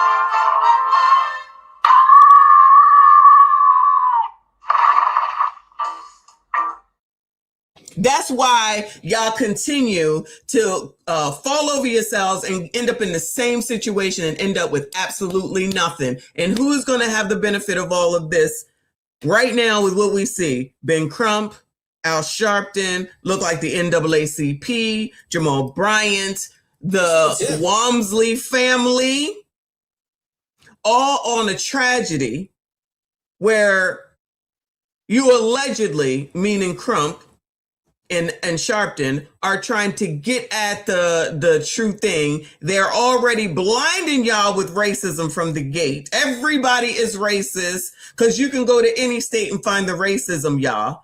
Child, the NAACP and tried to tell us not to come to Florida because of the racism there. Those MFers ain't left yet, so I'd be a little bit confused.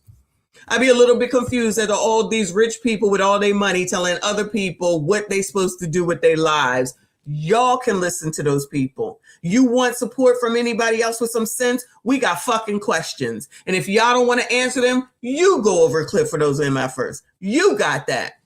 It will not be me. It will never be me. And you motherfuckers don't tell other people what to do. Imagine talking about the past and slavery and the racism whilst practicing trying to be the master of other people just because you're the same fucking race. How much sense does that make?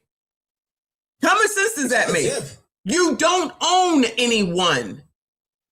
You're not even barely taking care of yourselves. Black people about to be worth zero. Y'all out here fighting for people that you claim that you don't care about. Don't forget that you're down there trying to make sure illegals stay too. Don't forget that part. All that is liberal, progressive, DSA, and Democrat shit. Gentlemen, imagine if they was that faithful to y'all. Because this run by black women. Let's be honest right now, okay? The shit be run by black women. Driven, mind you, by black women. Imagine if they took this much fervor into y'all and having relationships and marriage and creating family.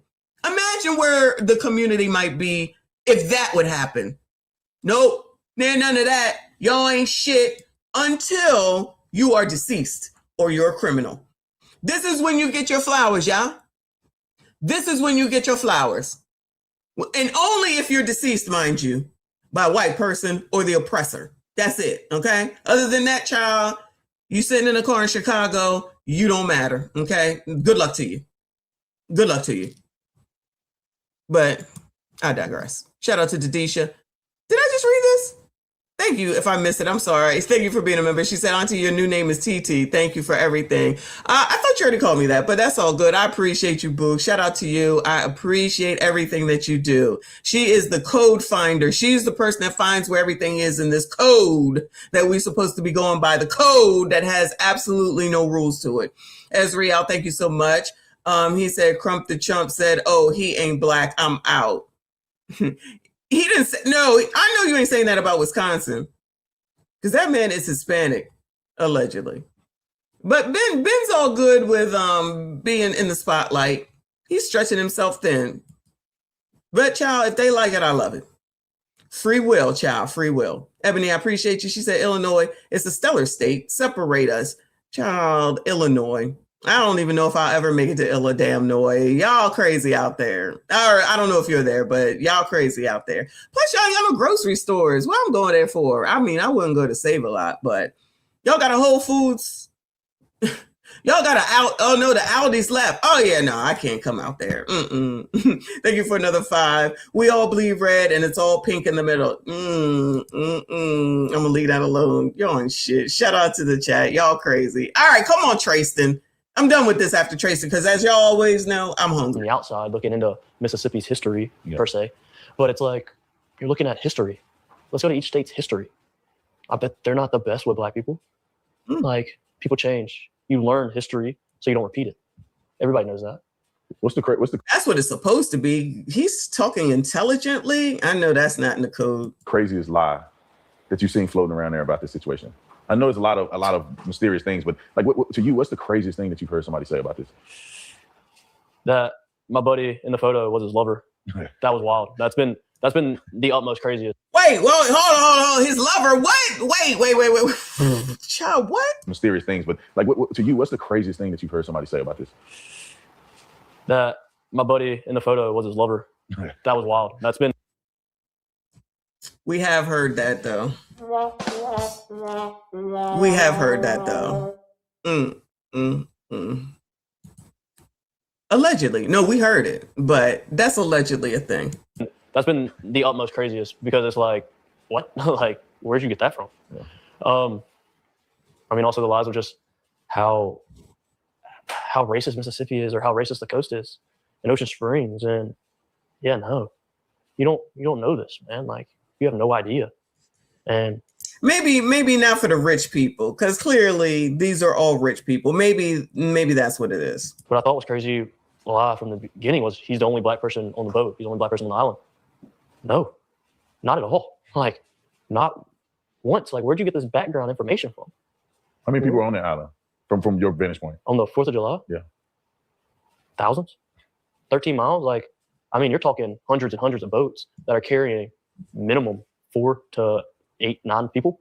Like, I'm talking like on the lower end, and we're talking about smaller vessels here. Man, if I had to take a rough estimate in my area of the island that I was in, 400, 500 people easy. If I'm taking an actual estimate, about 400 to 500 people easy. In our group, in the group of, I would say, young adults that were in the group of Nolan Wells, 100, 150, 200 people. So the idea that Nolan went out with 4 white boys and they took him to a deserted island and he was allegedly last seen with a girl and they just abandoned him. What do you say to that? No. From the time they left, including myself, and also when I left the island, I could have named 50 people I really trust behind the helm of a boat that Nolan knew, that he knew, that he could go talk to. Even if he was left, there was tons and tons of people out there. There was 10 boats that camped out at Horn Island. I know a boat that didn't leave Horn Island until 8 o'clock that night. Nobody would ever seen, take that back, nobody would ever left somebody on Horn Island. That's a place that everybody loves to go and hang out. That's their peace. Nobody wants to see anybody out there, especially in the boating community. And I can speak on that, like, genuinely. I grew up in it. That's absurd. It's absurd. So can you help me understand the fight a little better? Because I interviewed Warren, who's your friend, and he had made mention that his brother was involved in the fight. So can you explain who actually started fighting, and were you fighting his brother or were you fighting somebody else? Like, how did that happen? And I can see now, especially, it's all been blown out of proportion. But so originally, I'll go back a couple steps. Me and my girlfriend, I wouldn't even call it an argument. She was upset that I lost the lid to her koozie. I dropped it in the water. Generally speaking, that's how it started. And it all started over a biatch. Old lady, mind you, old lady. He lost the top to the koozie. I wonder where, in the water maybe? Oh, wonder why they didn't take no phones out there. I dropped her new koozie in the water. And so she started to let me hear it and basically told me I was paying for it. And she was really upset with me and mad about it. Damn, must have been expensive. And I needed to kind of sober up a little bit. And so we're walking back. And during that time, this guy that I'm not friends with, I know of him. I don't know him. I didn't even recognize him when I got in an original fight. He butted himself into my conversation and basically was telling me how I needed to handle or address the situation with my girlfriend. And man, we weren't even yelling at each other. We weren't arguing. It was more along the lines of, I literally told her, I was like, man, I just want a beer. And she was like, well, go get one, blah, blah, blah. Well, when I said that, she ducked her head underwater and he had walked up and he told me that I needed to watch. She ducked underwater? That nasty shit?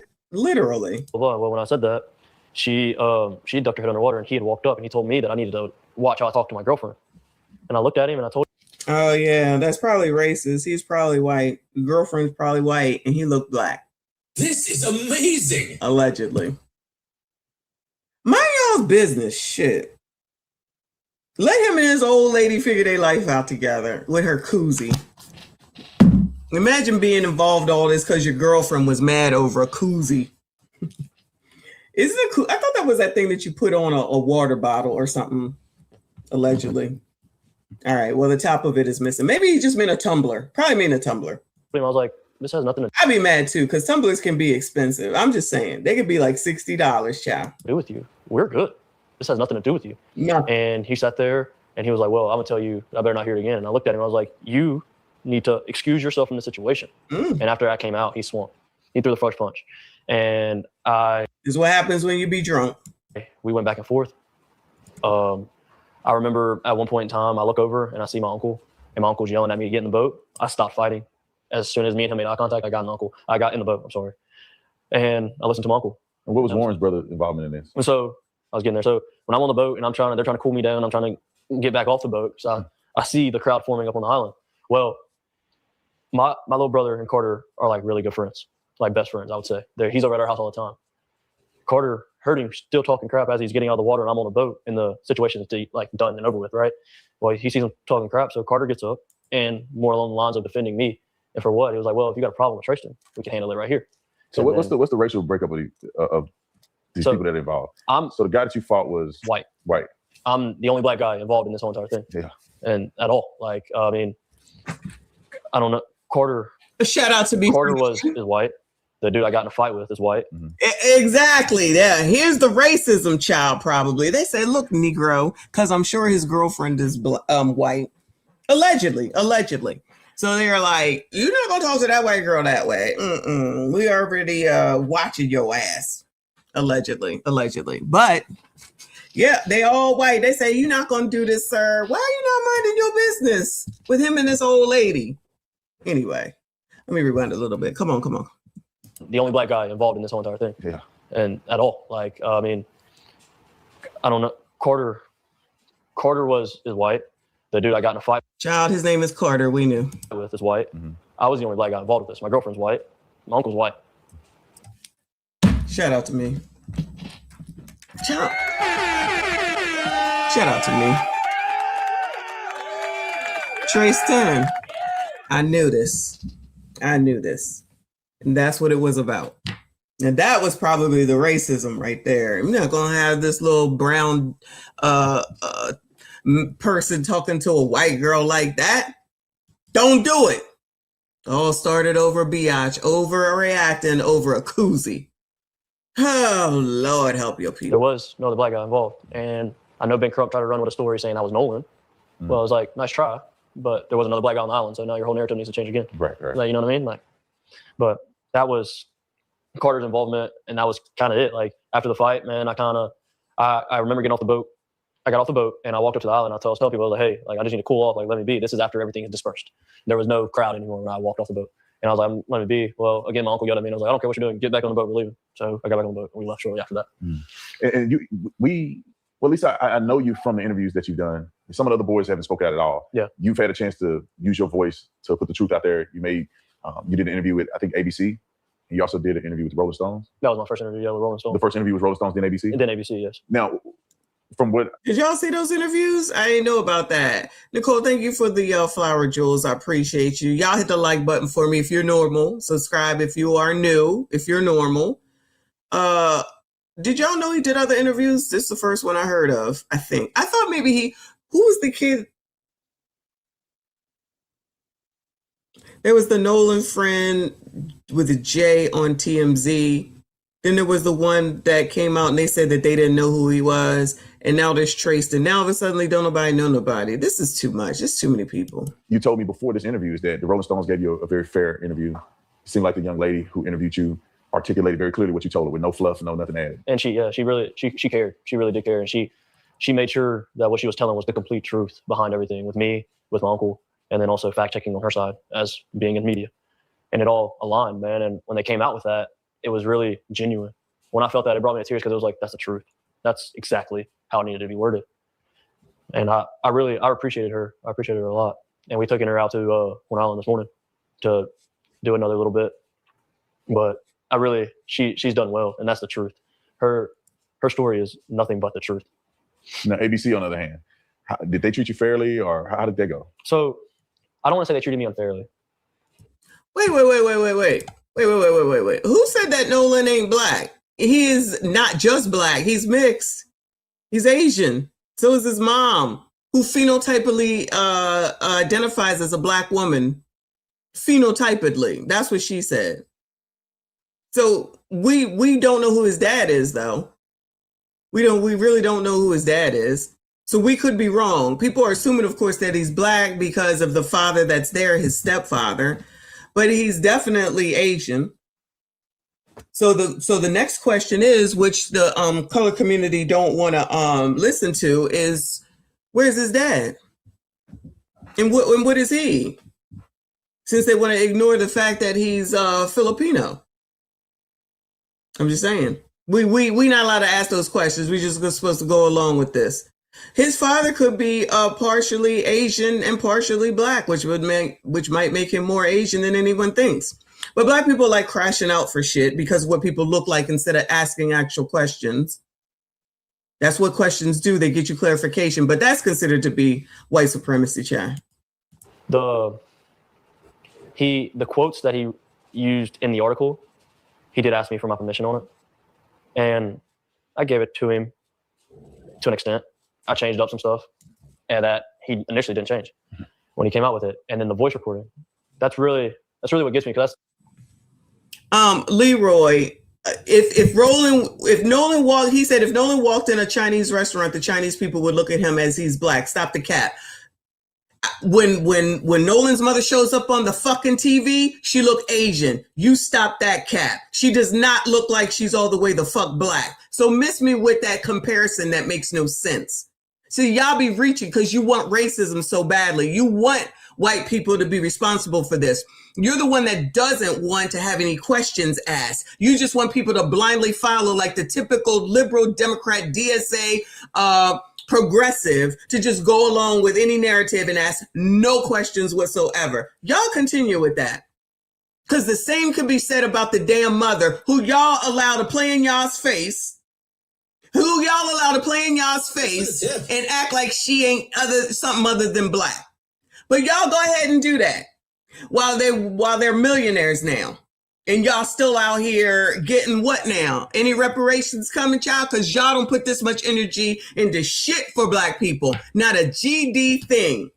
But say that you're so put upon. Maybe because you're on the fuck focus. Maybe that. But child, that's just crazy talk. Because it makes more sense to whine and complain and blame, get nothing yet again, but wild out while other people get shit. Aren't the Asians the one that got the Asian crime bill or something from Joe Biden, y'all? Bueller? Aren't Asians the one during C-19 that got an Asian crime bill or something? Help me understand. Is it a hate bill, an Asian crime bill or something like that? Remember that? And the Negroes, what did the Negroes get? What did the Blacks get? What did the Ebonies get? Huh? Did the NAACP come out and make sure that shit happened? Anything? No, nothing. Yet again, same old shit, different day. The Asian Hate, the Asian Hate Act, is that what it's called? All right, whatever. I know it was something. I'm not sure if that's what it was called, but yes, I know that the Asians got something from y'all's boy Joe Biden. Remember Joe Biden, the person who y'all love to death? He ain't racist. You got more questions, but I tell you, if you have a problem figuring out whether you're for me or Trump, and you ain't black. Yeah, and so none of that is true. So Joe Biden wasn't the one that everybody was like, he the creator of the crime bill. The crime bill. Y'all love certain white people and other white people you don't. You know, Ketanji's husband, y'all love him. Cam's husband, y'all love him. Serena's husband, y'all love him. Venus's husband, y'all love him. Bronny's girlfriend, oh my God. Any of you sassy straights to black want to come out here with a woman that's not black? What y'all gonna get, Bueller? Let me know. What y'all gonna get, Bueller? Huh? Are they gonna welcome y'all with open arms like they do all the black women with white men? Are they gonna congratulate y'all? Remember when Kobe died? Child, I could go on for days how y'all look like fucking idiots, thinking you're going to tell me what to do when y'all ain't got the sense that God gave you. You can always find out what somebody else is doing, but y'all never look at what the fuck y'all be doing. And then you want to sit up here and say that self-hate. That's where the fucking correction comes in. That's where the change comes from. That's how you change shit. That's how you push shit into a different direction. Instead, you would rather do the same shit wrong over and over and over again, thinking some shit's going to change, thinking that somebody's supposed to give you some shit. Remember when Marilyn Mosby was out here looking for her pardon from y'all's boy Joe Biden, that y'all was trying desperately to get his ass reelected, and he ignored her like she was the damn wall? Y'all don't remember that? Oh, okay. So it was just a pick and choosing of which white people y'all like, but I'm the white supremacist. Y'all like all these different white people. Tadisha, in the code, child. Where that's at in the code. Y'all be out here talking about what other people do while not looking at what the fuck it is that you do to keep yourself in the same fucking position, thinking that it's somebody else's fault, not looking at the people that you choose to rock with, and then if we don't, then we the problem. No, I didn't vote for Cam. Fuck that bitch, okay? But y'all love her, even though she ain't black. But y'all, that's probably why you looking at Nolan's mom, because she says she's phenotypically black, and y'all want to go ahead and look at that and not even listen to what this man finally said about the stepdaddy, which we already knew because we not stupid, but y'all want to follow behind something because you like listening to Mushmouth Crump and fucking race baiter Al Sharpton, because that's what y'all like. That's what y'all think makes sense, going to make a difference for y'all's lives, and it won't. And it won't. These people up here, this Trayston child, whatever his name is, This dude clearly is half black or something. He ain't all white. He ain't all black.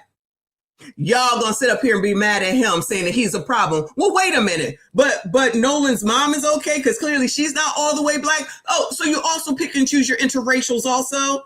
Child, y'all got that. Child, y'all got that. That ain't what we do around here. That ain't what we do around here. You can talk all your bullshit all you want to. You still viewing the shit. I don't give a fuck. Ain't gonna change my mind. Go tell that shit to somebody else. Because I wouldn't listen to none of y'all because you ain't got no sense and you ain't got nothing that's in common that makes sense to follow. You don't follow any rules. You go by your emotion. And when you go by that, you always gonna get fucked the fuck up and ain't nothing gonna change. But that's what they do. They play on y'all's emotion. And that's why you got a whole ass black person with a ring in her fucking nose telling you not to support a whole ass successful black restaurateur with 2 fucking restaurants, mind you, and say don't patronize her because she went and talked to some white man. Because that white man is not okay. But all those Eve's husband, that white man is acceptable. James, thank you so much, hon. He said if he played ball with Nolan, why isn't he on the Ocean Springs Max Prep roster? He had to be semi-good to go overseas. You're putting this as questions. I don't understand what you're asking me, but thank you for the super chat.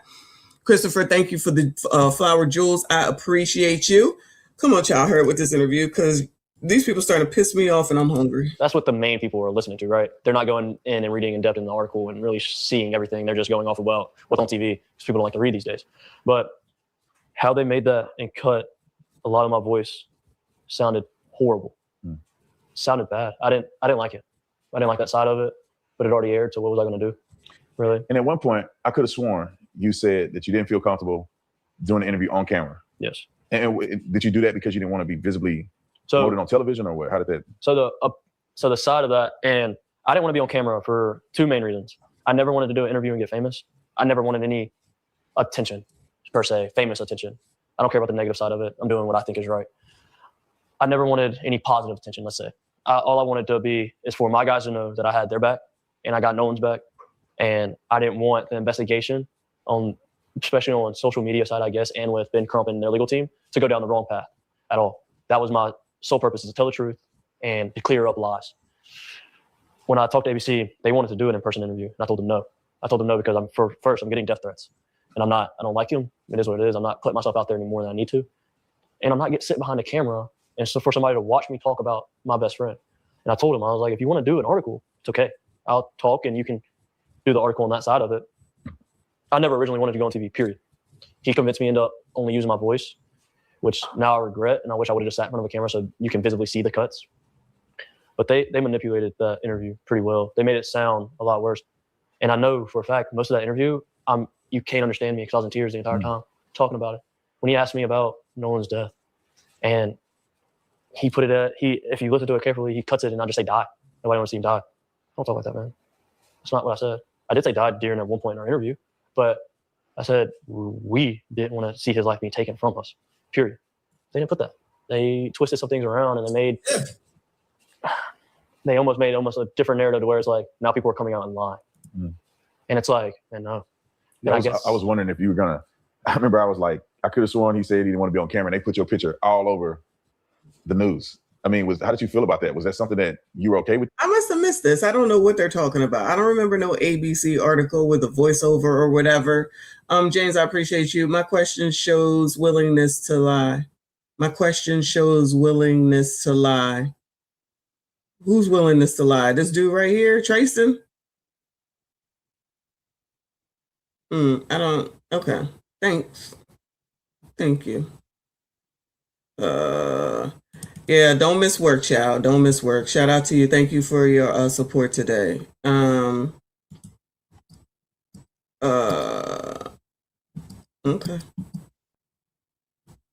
All right. It's the interview that you hear his voice say nobody wanted to see Nolan die. Yeah, I must have missed that one. It's a lot going on. There's a lot going on. I'll see if I can find it. I'm doing it, or I kind of accepted it. I accepted it because I gave Rolling Stone permission to do it. So I know that's where they probably got that original photo of me and him standing next to each other. But still, that's kind of weird that you tell them, I don't want to, even if you gave you the permission to Rolling Stones, you go, I don't want to be on camera. And they put your picture up there on camera anyway. I agree. It's weird. Yeah. It's weird. It's odd, but I generally speaking, man, like I'm worried about my family's safety, but I have no regrets in what I've done and what I've said. Not one. I sleep better at night now that I've spoken up, and I felt like I've done my part of the good, and I'm willing to help any other time if anything else pops up that I can't help with. And I genuinely just want the truth to be heard about it all. And it kills me and it breaks my heart that my best friends are going through this. Like, this is at home. This isn't something I'm just watching through a screen, listening to you talk about it or listening to somebody else talk about it. I'm living this. I'm getting the calls from my buddies crying, asking me how I'm not scared out of my mind. How am I okay dealing with all this? So one thing that kind of stood out to me, there was a big contradiction on television, was you said in your interview that you were really, really good friends with Nolan, his best friend. Nolan's mother said on television that as if she don't even know you and she don't know who you are, and you're definitely not, at least is what she alluded to, you're definitely not his best friend. So west the truth in that, and how did that affect you? And why do people now try to act like people can only have one good friend? That clearly they use best friend down here. Like, I'm not even sure. Like, it's just a thing. Everybody's a best friend. Okay. I think people, I don't know. They, as a person who always say everybody ain't your little friend, clearly they call each other best friend. Child, they call their women old ladies. It's different. Before they were police officers of the law, they were slave catchers. After Civil War, the U.S. used their fine skills and made them police officers. Well, thank you for information we already knew. What is the point? What is the fucking point? An oppressor pulled me over today and it was fine. What do you want? So you are one of the people that ignore everything that happens every night and every day and every weekend, only for the ones where the police come in, and then that's when it's an issue. And you don't think that's a problem. All right, whatever. Stay over there with the liberals, the DSA, the progressives, and Democrats, and y'all enjoy it. How did that make you feel? So she originally touched and she said that we weren't childhood best friends. And she's not wrong. She's not wrong. I moved to Ocean Springs in 9th grade. I met Nolan in 9th grade, as I've stated in my Rolling Stone interview. Nolan was my best friend, though. She can believe it or not, that was my best friend. No, me and her never had a sit-down, in-depth conversation like me and you're having now. It was always, hey, how are you doing? I've been to her house multiple times. I've taken Nolan to school multiple times. I thought she didn't know who he was. Ain't this the one that she didn't know who he was, but she was over there? What are we talking about? He was over there and said hi and took him to school, but she didn't know who he was? Left my vehicle at her house multiple times, even including the new vehicle I just got. Has gotten left at her house. Christopher, we're going to ignore the ignorant because, child, people just want to bring up some shit because they're the forever victims that we're talking about. They want to be victims, be victims. I don't care. It bears no significance on our life that they want to live back in the day, but not listen to the part where Malcolm X said he wanted to be dealt with based off his character, not the color of his skin, while all they talk about is color of skin. So, child, you cannot reason with the unreasonable. So we won't be doing that. But you see that they stay anyway. All views matter. For 2 days.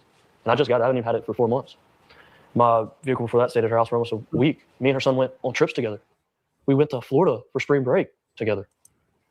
You don't know me? They went to Florida for spring break together. No, and she don't know who he is? Well, you know your parents are supposed to know all your friends, y'all. Your parents are supposed to know all your friends. But they're adults now. I haven't even had it for 4 months. My vehicle before that stayed at her house for almost a week. Me and her son went on trips together. We went to Florida for spring break together. You don't know me? I'm in all these homecoming and prom photos as our whole friend group. Me and Nolan are standing next to each other. You don't know me. Nolan's last name is Wells. My last name at one point in time was Walker. We were by each other in the alphabet when we graduated.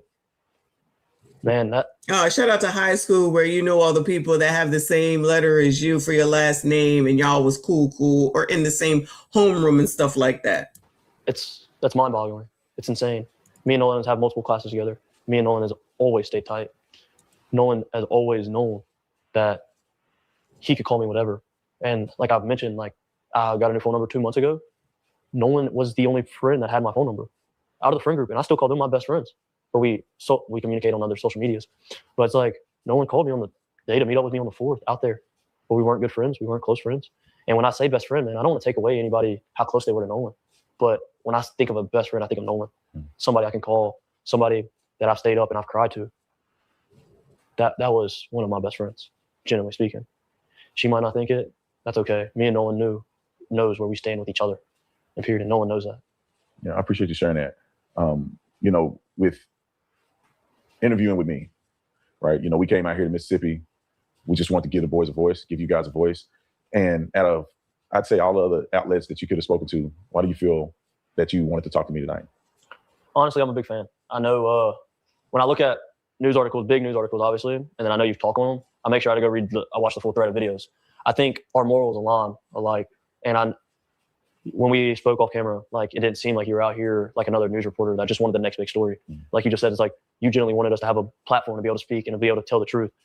And that's what I like. And I know, I don't know, talking to Warren and knowing Miss Katie and being close to them and them trusting you was like, okay, I can sit down, I can have this conversation, and we can go through it, and we can have the interview on camera, and people can see me, really, I guess you could say, and talk about it and whatnot.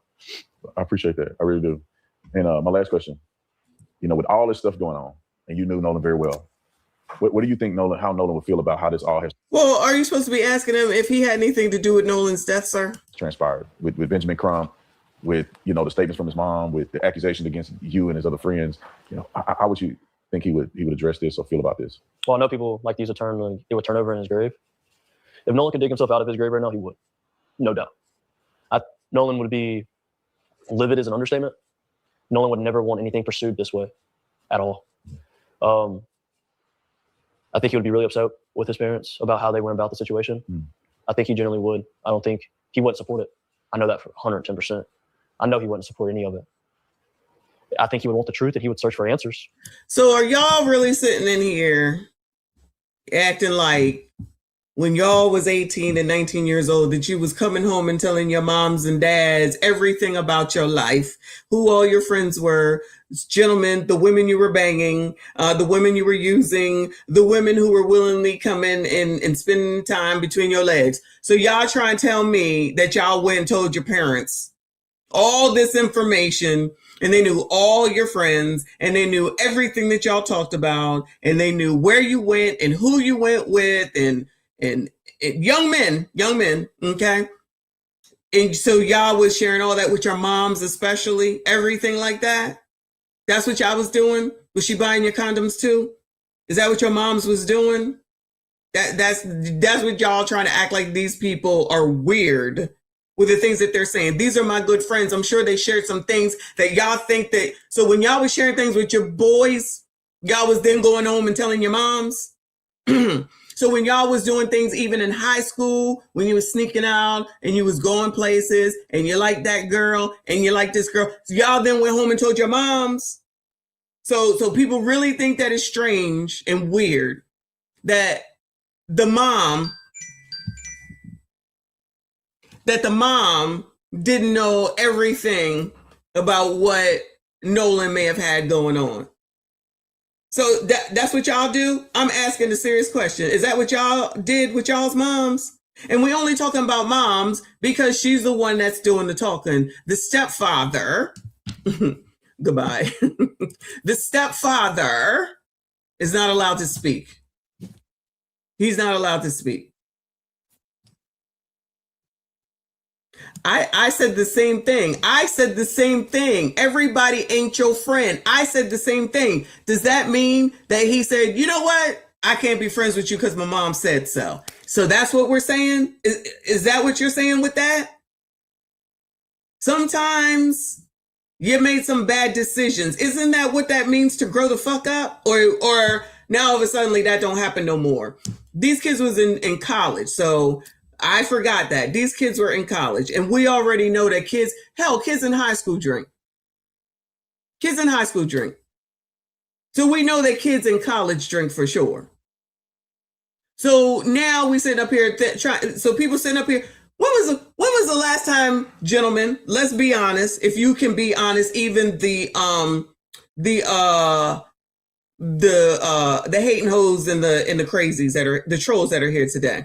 So y'all trying to tell me that even, let's say, gentlemen, when you were 15 and 16 years old, that y'all was going home telling your moms everything that y'all were doing. telling your moms about all the things that you and your friends were discussing, because that's when you probably started in high school to be on basketball teams, football teams. So you went and told her all about your conversations in the locker room. So you told your moms everything that he did, that he told you about, and everything that he did that he told you about, even though you wasn't doing it yet. So y'all telling me that y'all went home and told your moms all that. So you're telling me that every single dude that was on the football team that you was cool with, that y'all was hanging out with after, that y'all was macking on the same different women, after girls afterwards, y'all went home and told your moms all this. Bueller? Is that what y'all saying? It sounds like y'all are saying no, because a lot of the trolls is trying to act like, well, if the mama said, the mama said, yeah, I'm sure she did tell him, don't drink, don't do DRUGS, don't do this and don't do that. I'm sure, I have no doubt. So we're trying to say that those rules were just always followed, and then they always came home. Y'all always came home and told your parents, your mamas, let me rephrase, your mamas, all the things that young men go through. Bueller? No? Okay. All right. Well, for those that went and told your mom, you are an exception and an exceptional person, okay? But I'm pretty sure as a woman and a female, I wasn't coming home telling them, neither one of them shit. You heard? Not a GD thing. Especially once I went to college. Wasn't telling them shit. For fucking what? Y'all act new all you want to. Y'all can act new all you want to. We know what the damn answers are, which is why you got to make sure that you have a fucking base with your crumb snatchers so that when they get older, at least they have some sort of conscience that they don't do some fucked up shit. They're going to have friends that you don't know about. They're going to know people that you don't know about. And just because you see them once, they can think whoever is their good friend all they want to. You can't stop that shit after a while. Just like when y'all make these excuses for these crumb snatchers on these damn phones.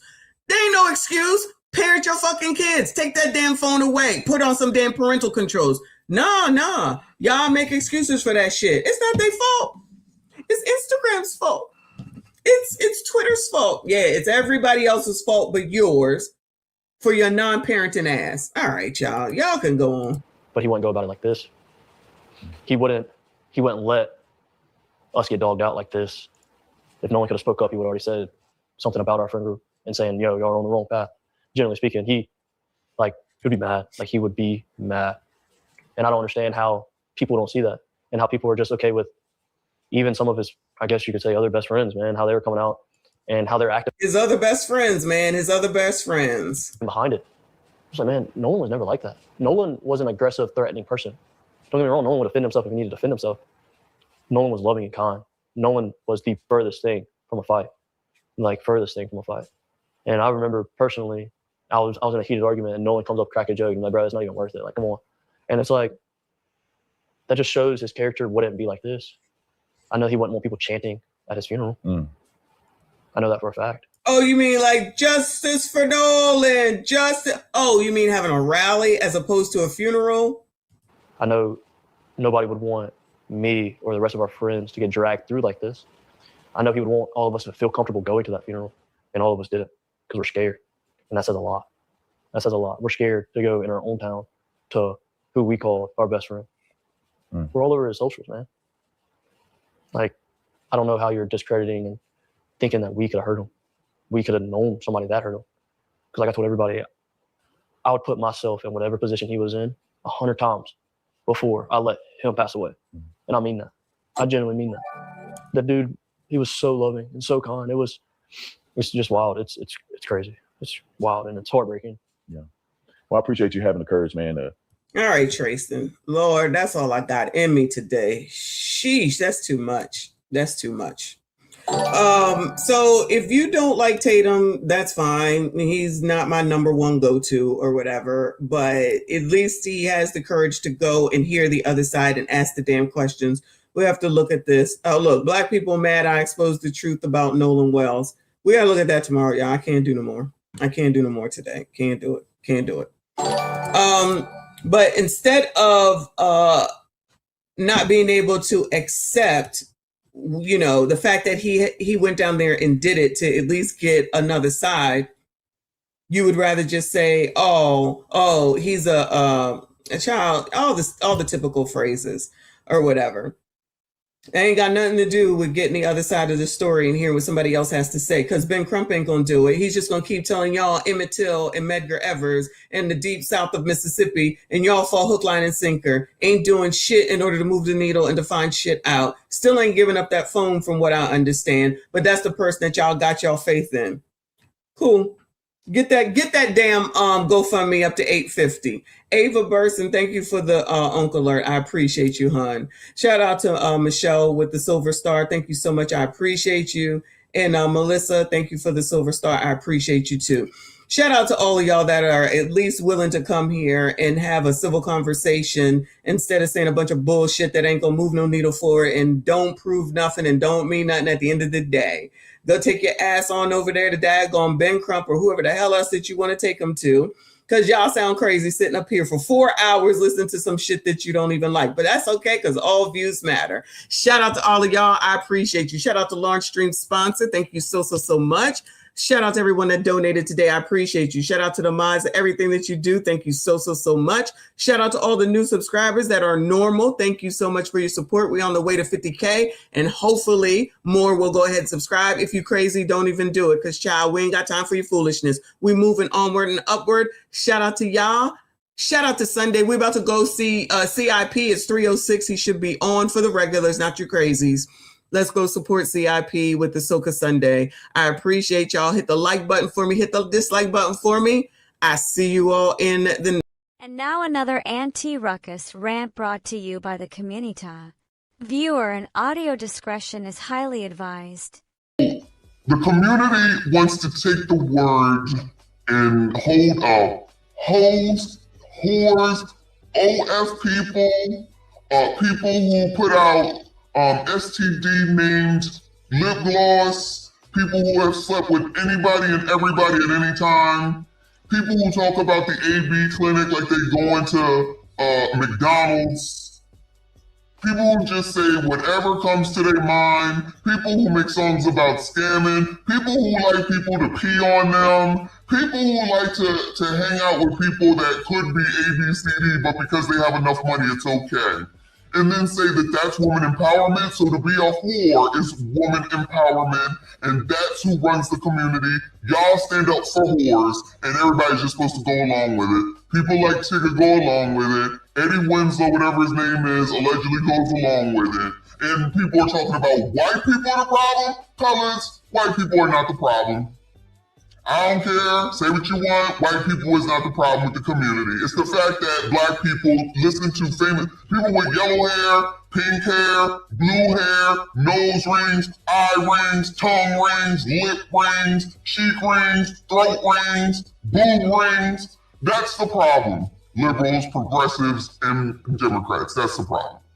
Unfortunately, it always comes back to political, because child man, none of these people have subscribed would be a conservative person, even though black people are supposed to be conservative. And I still would like someone to answer the question. I know it's not a video that people are liking. That's okay. It's still there to watch. Which ancestor would come back today and say, thank you all for continuing my legacy? Which one? Name them. Which one? Name them. Will come back today and say, you guys are doing a great job. Thank you for continuing all my hard work. You're doing spades, child. Y'all are doing spades. So glad that I risked my life so that you all could become fucking whores. Whores don't run my fucking life. They do not run me or my community. And I don't hang out with motherfuckers that don't make any sense. Y'all can have that shit. Y'all can listen to caricature all the fuck you want to. Fuck that nigga. You can listen to that funky tether over there that's telling you to your face that Democrats ain't done shit for you, and then turn around and say, keep voting for them. And then you want to turn around and act like white people are your problem when you got all these niggas in your face lying to you, and you still believe them. And then you'll make some fucked up excuse because you fucked up and say, but white people do it too. But black people do it too. And yet black bitches always looking at white people for what the fuck it is that they do and then turn around talking about racism. Make it make sense. I still ain't seen to where, child, what is her name? Blonde hair. Child, the ESPN ex-person, child. You know what I'm talking about.